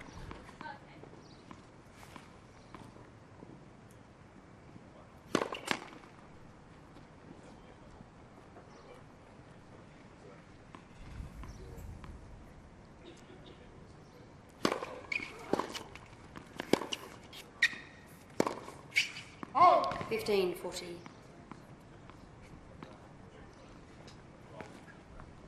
I've just got to really find a way to hang in here, Tammy Patterson. It's probably not a bad shot there to push Adamczak wide on the forehand side. Just missing. Low percentage shot though, break point. 2 games, 2 love. There is the break.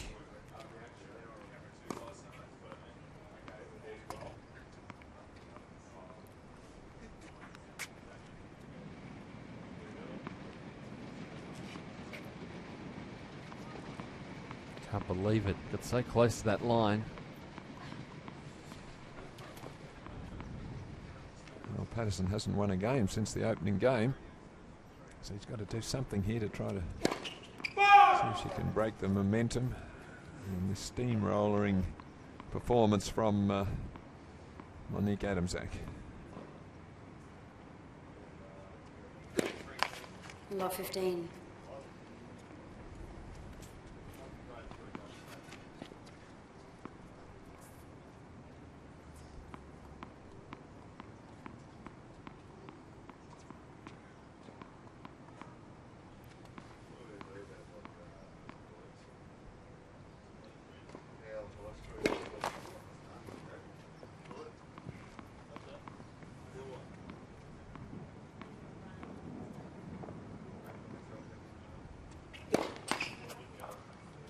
Love 30. Well, back-to-back double faults to open this game. Has been a little bit of a problem for the second serve in her career, Adamczak. Sometimes gets a bit flattish. That one, the ball toss got away from her. Not a lot of margin for error on it.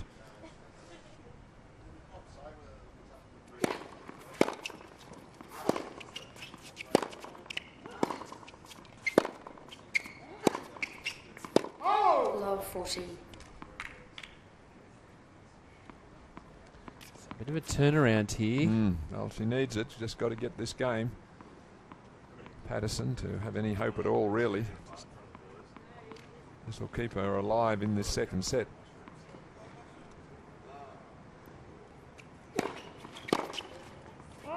$15-40. She did have love 40 early in the first set. Didn't break. Didn't quite move her feet there.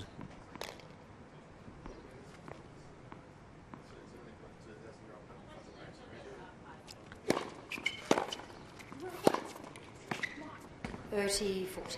And then it just rolls from there. So get to that breakpoint opportunity. We saw it in the opening set as well, but then the points start to roll from Adamczak, and they running too quickly. Well, Adamczak takes the ball early and she's aggressive. She doesn't just loop it back and prolong the rally. She's looking to do something.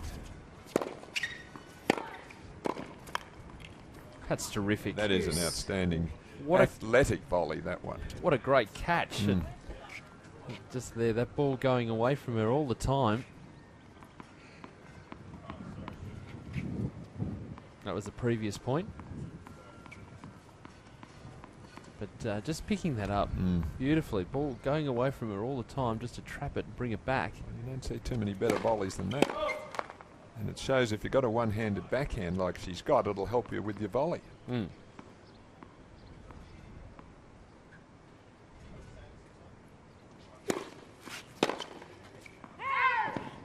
Advantage Adamczak. After a bit of a struggle here, Adamczak's got a game point.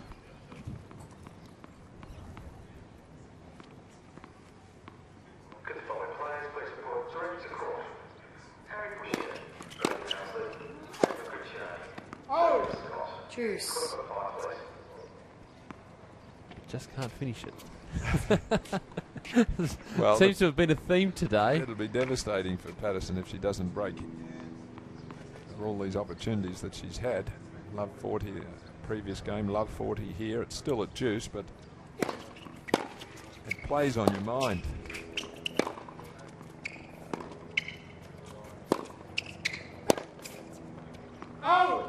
Advantage Patterson. So for her sake, she's got to win this point.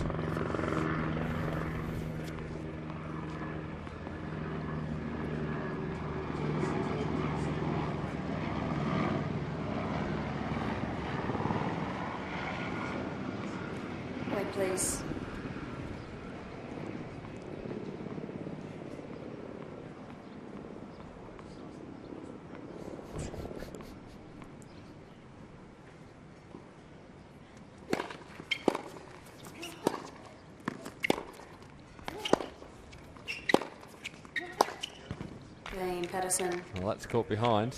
Patterson Adams finally leads breaks 2 through. games to 1. Gets the break back. 2 games to 1. Let's Yes. continue having a look at the first set highlights. We didn't get through all of them, but the theme of it will be Adamzak very strong from the back of the court, but pleasing signs that Patterson was able to get a break back there. Well, it was essential. The movement also of Adamzak is very smooth. He's on her toes. Very graceful, athletic player. And just keeping Tammy Patterson on the back foot all the time.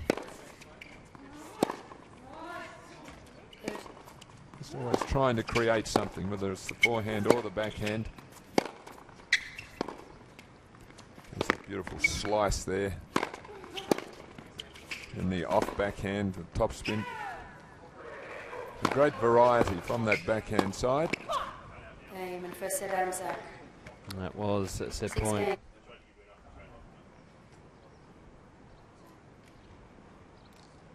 But I don't know what Tammy would have done if she didn't Time. break serve there, leading love 40.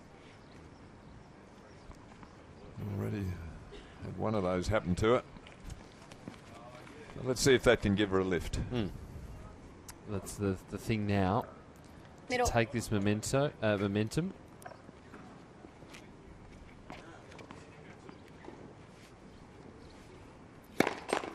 Let first serve.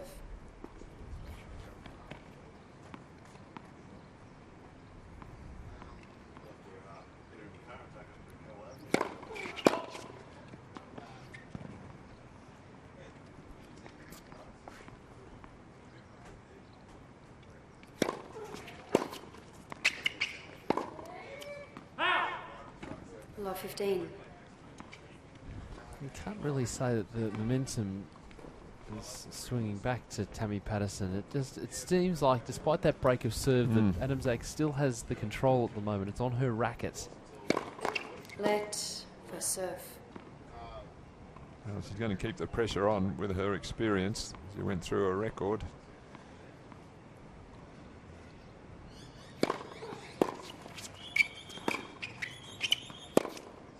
Hey! 15 all.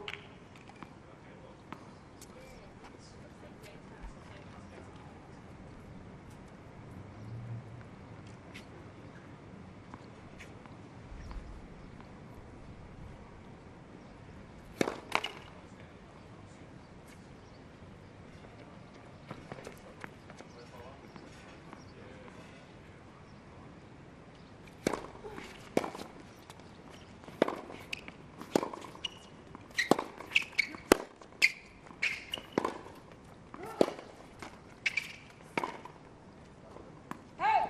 15-30. Well, the difference there, Patterson having to play a one-handed backhand because of the net cord, tipping the ball short and low, and she's not used to playing that shot, whereas that would have been a straightforward one for Adamzak.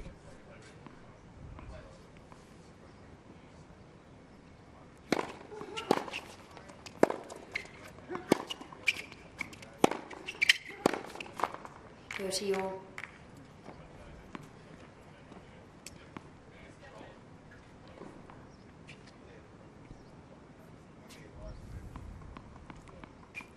That was that slice, attempted slice that she lost control of.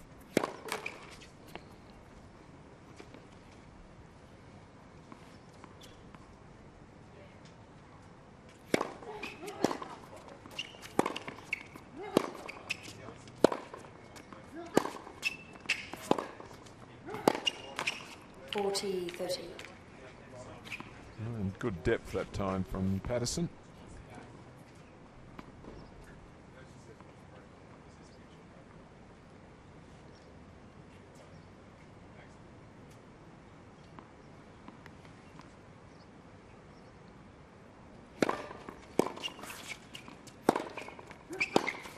Game Patterson.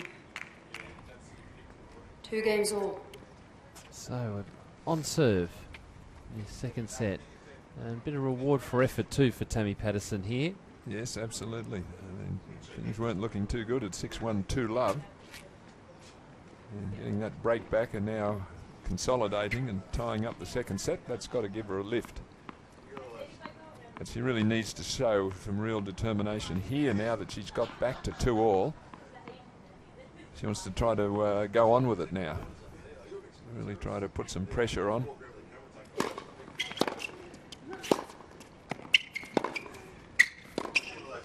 Love 15. This match is by no means done and dusted. No. Patterson got out of trouble, as you said, against Priscilla Hon.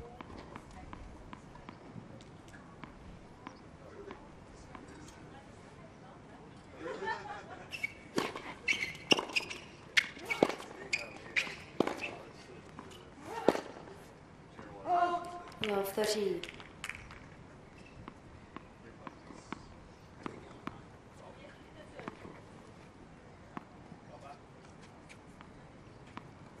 Just dragging off that backhand.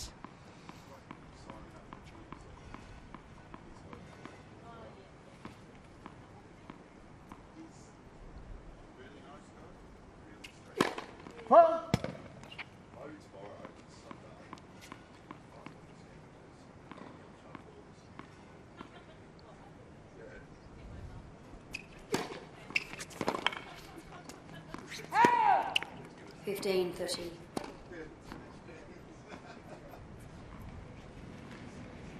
Quality second serve there at love 30 from Monique.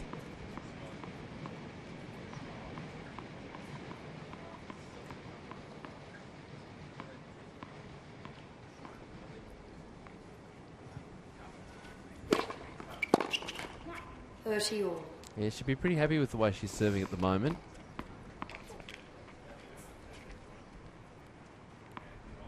A couple of double faults along the way, but it's a good serve. It's deep into the corners of the service box.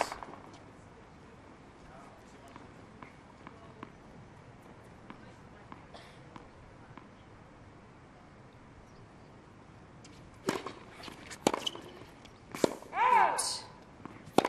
40, 30. A little bit unlucky there. Just long at a key point, 2-all, 30-all. Did the right thing though, attacking.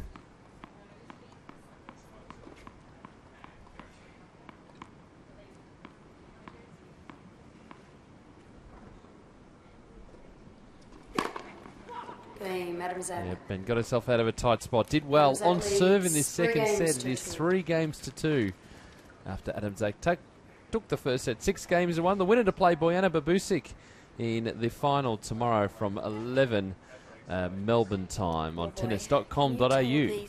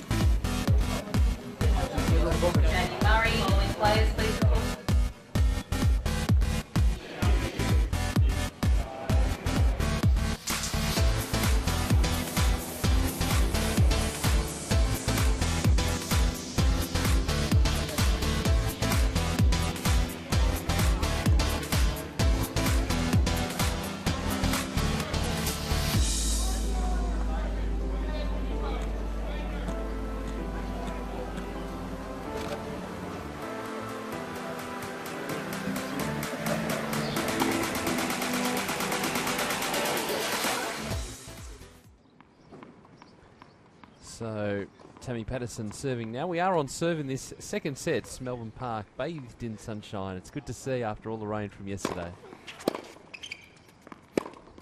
So just joining us, the men's results from today. Matt Reid, 6-4, 6-3, 4-6, 6-3 over JP Smith.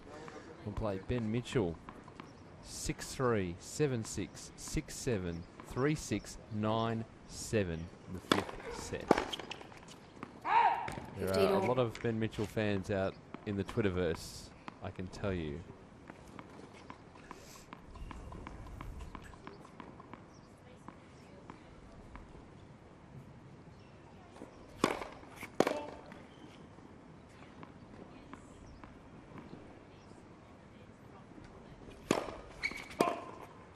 15-30. Call a break here and all that momentum stops. Well, she did have love 30 in that last game again, so look back on this match at some point and see where there were quite a few opportunities. It's not over yet, of course, but...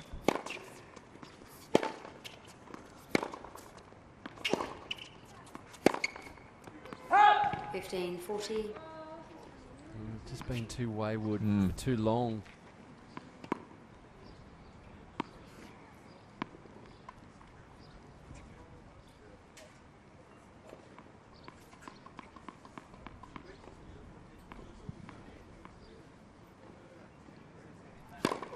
Let first serve.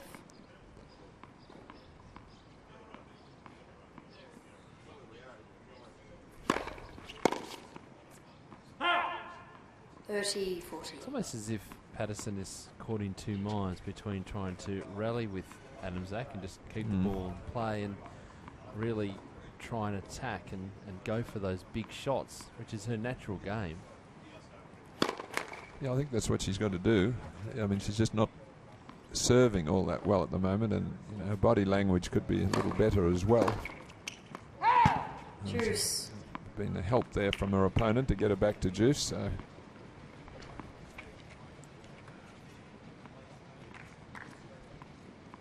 Shoulders are slumped a little. I think she needs to just show a little bit more aggressive court movement and attitude towards the match. Advantage Adams-Zack. Can give you the forecast for tomorrow too, Alan. Oh, good. Shower or two clearing. Partly cloudy, scattered showers during the morning. Isolated showers clearing during the afternoon. The winds north to northwesterly 15 to 20 k's, shifting south to southwesterly.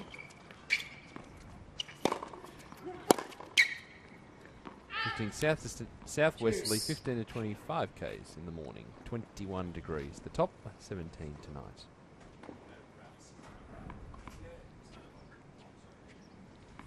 Sounds okay. Bureau suggesting less than 2 millimetres of rain.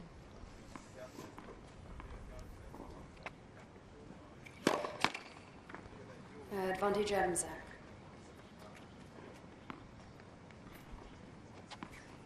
Again, just not, I don't think, looking positive enough here. Almost as if she's accepting that she's probably going to lose, and that isn't a given at all. Juice.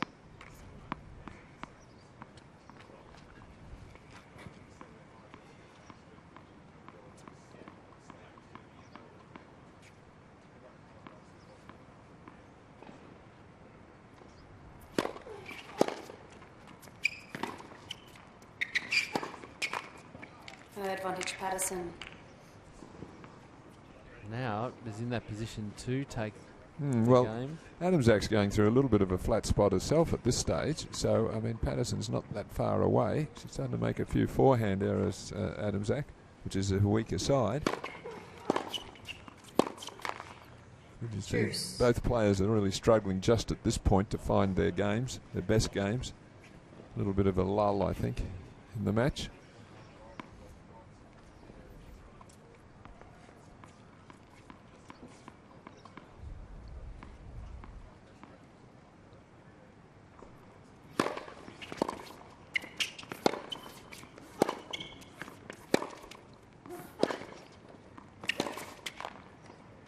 Advantage Adams-Zack. So now another break point for Adams-Zack. It's almost like we have a stalemate at the moment.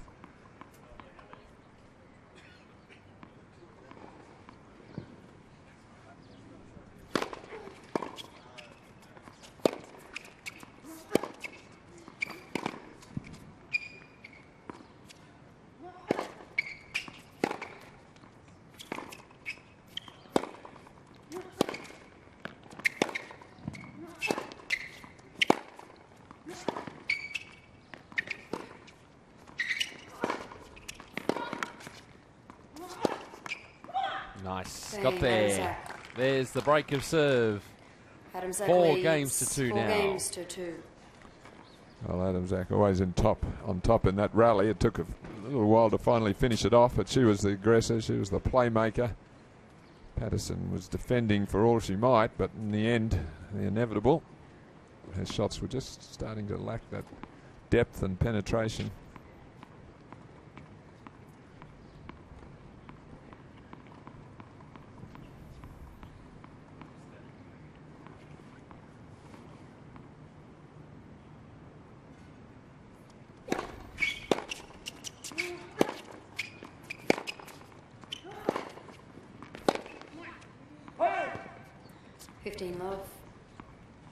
What we've seen after that little bit of a stalemate or the longer games is that the next couple seem to roll pretty quickly. Yeah, so Patterson needs to be careful.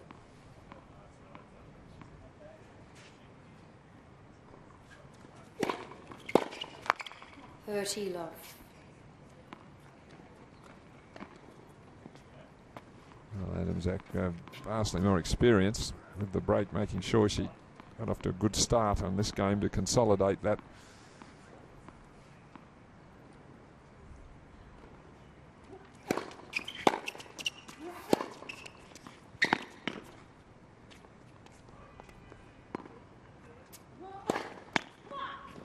Love. She's caught her with that one a few times. Yes. Just holds for wait to see what Patterson does. Yes, he commits a bit early sometimes. Yeah. There, just that extra second just to hold it.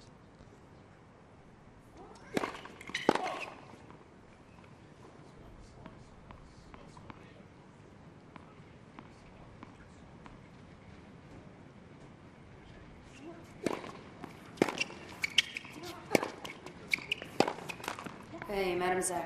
There we go. Adamczak holds 5 games to 2 now, racing towards victory. So they have a meeting with Bojana Babusic in the final tomorrow.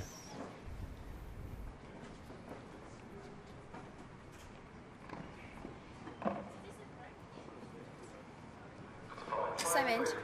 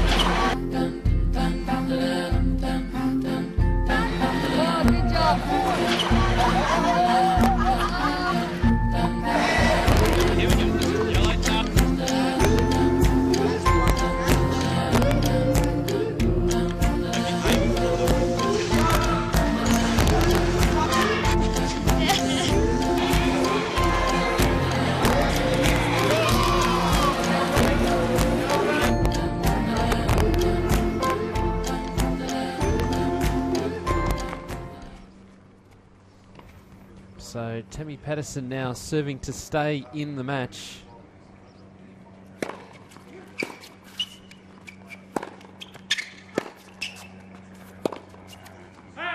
Love 15.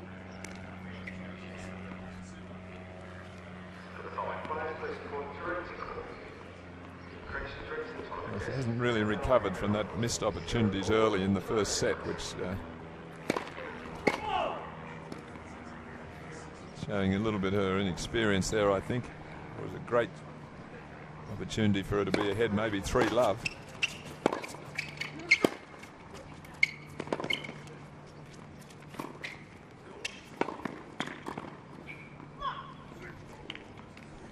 Love 30.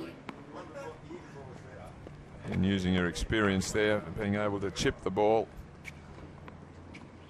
Comes in just a little slice shot down the line, gives a net position, which then opens the court for a very easy volley. Shows you a variety of shots from Adamczak.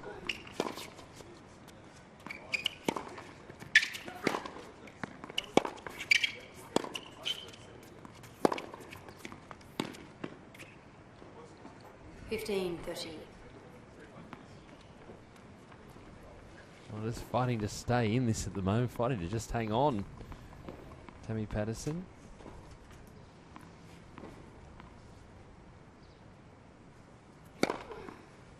All.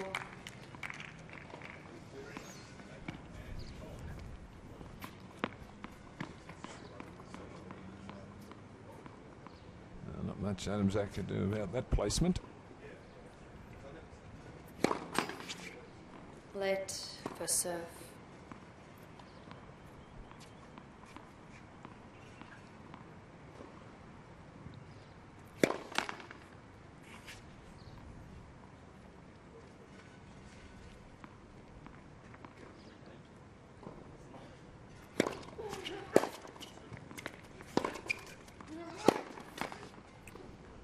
Probably not the shot to try and go inside out there.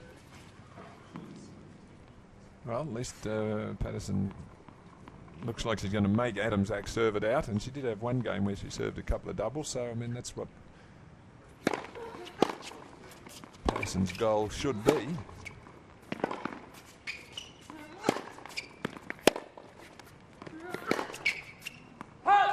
Patterson. Good work there by Patterson. Under pressure Adamzak again. leads 5 games to 3. But now it's up to Monique Adamzak to serve this one out, the number 3 seed in this event. 3 more down here, ball boy.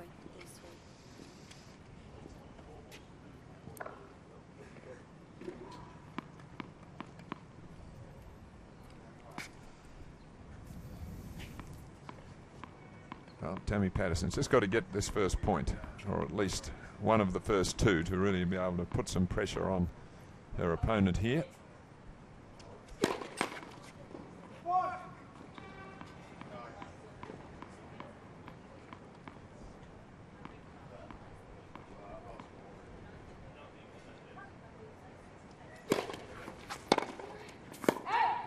Well, can't do it. In fact, gifted the first point to her opponent. Second service, not a great one, just put in the square. Straight to Patterson, and she overhits it, so really just, I don't think, quite enough intensity from her in this match compared to her opponent.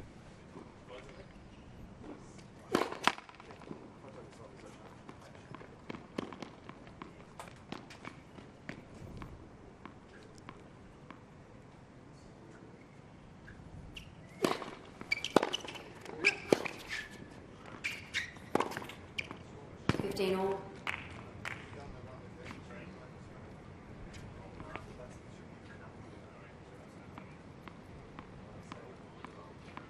Better return this time off the second serve, and doesn't usually miss too many backhands.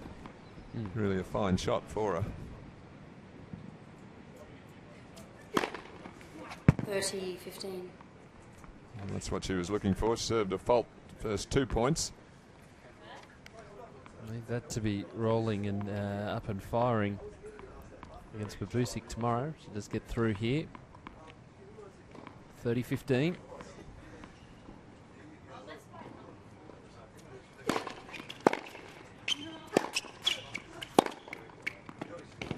Right in the corner. A bit of the freer hitting that we saw in the first match against Olivia Rogovska, but we're only seeing glimpses of it today. Yeah.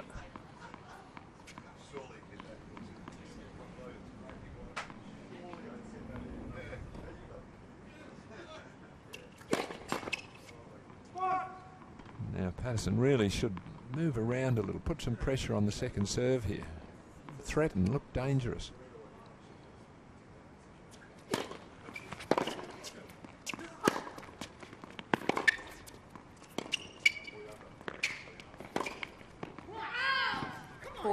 Wow. Wow. It's a bad miss. It brings up match points. Well, it was the first drop shot pretty much, and not a good one from Adamzak. I don't know why she would go for this here. Look how much height it gets on it. And Patterson's just so surprised by it, missed it.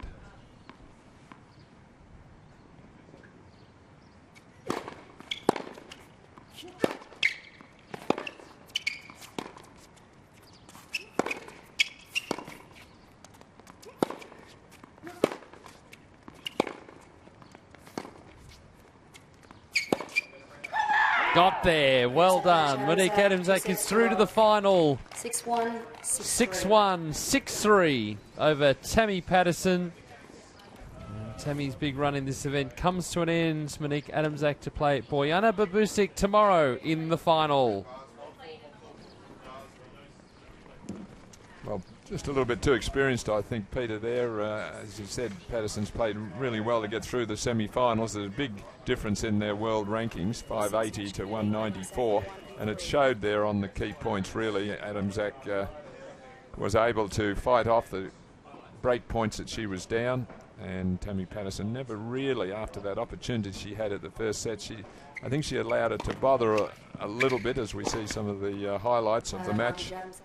She lacked a little bit of intensity, I felt, and she should take a lesson from Adamczak in that regard, who was really positive and intense and kept the pressure on the whole match. Yeah, I thought we saw some good variety from Adamczak today, and even though she had a flatter stage in the early stages of that second set, she managed to get her game going again, and you can rely on that big serve and that consistency and really going for the winners. Your opponent's making too many unforced errors. That really does put you in a good spot, and was able to grab that break of serve in that second set and then just roll from there. The court positioning was a difference also. Adamczak keen to stand up closer to the baseline, take the ball earlier, and when you do that you can direct traffic, you can control the play and look to come forward if an opportunity arose as well. So good all-court performance really from Monique Adamczak. So be Adamczak, the number 3 seed, taking on Bojana Babusic, the 5th seed, tomorrow from 11 o'clock at Melbourne time. And as we look at... And got there in the end, did well. Really happy to get there as well. Let's hear from her now. Monique Adamczak is with Adrian Franklin. Monique, we started with 16, now we've got 2 leading into tomorrow.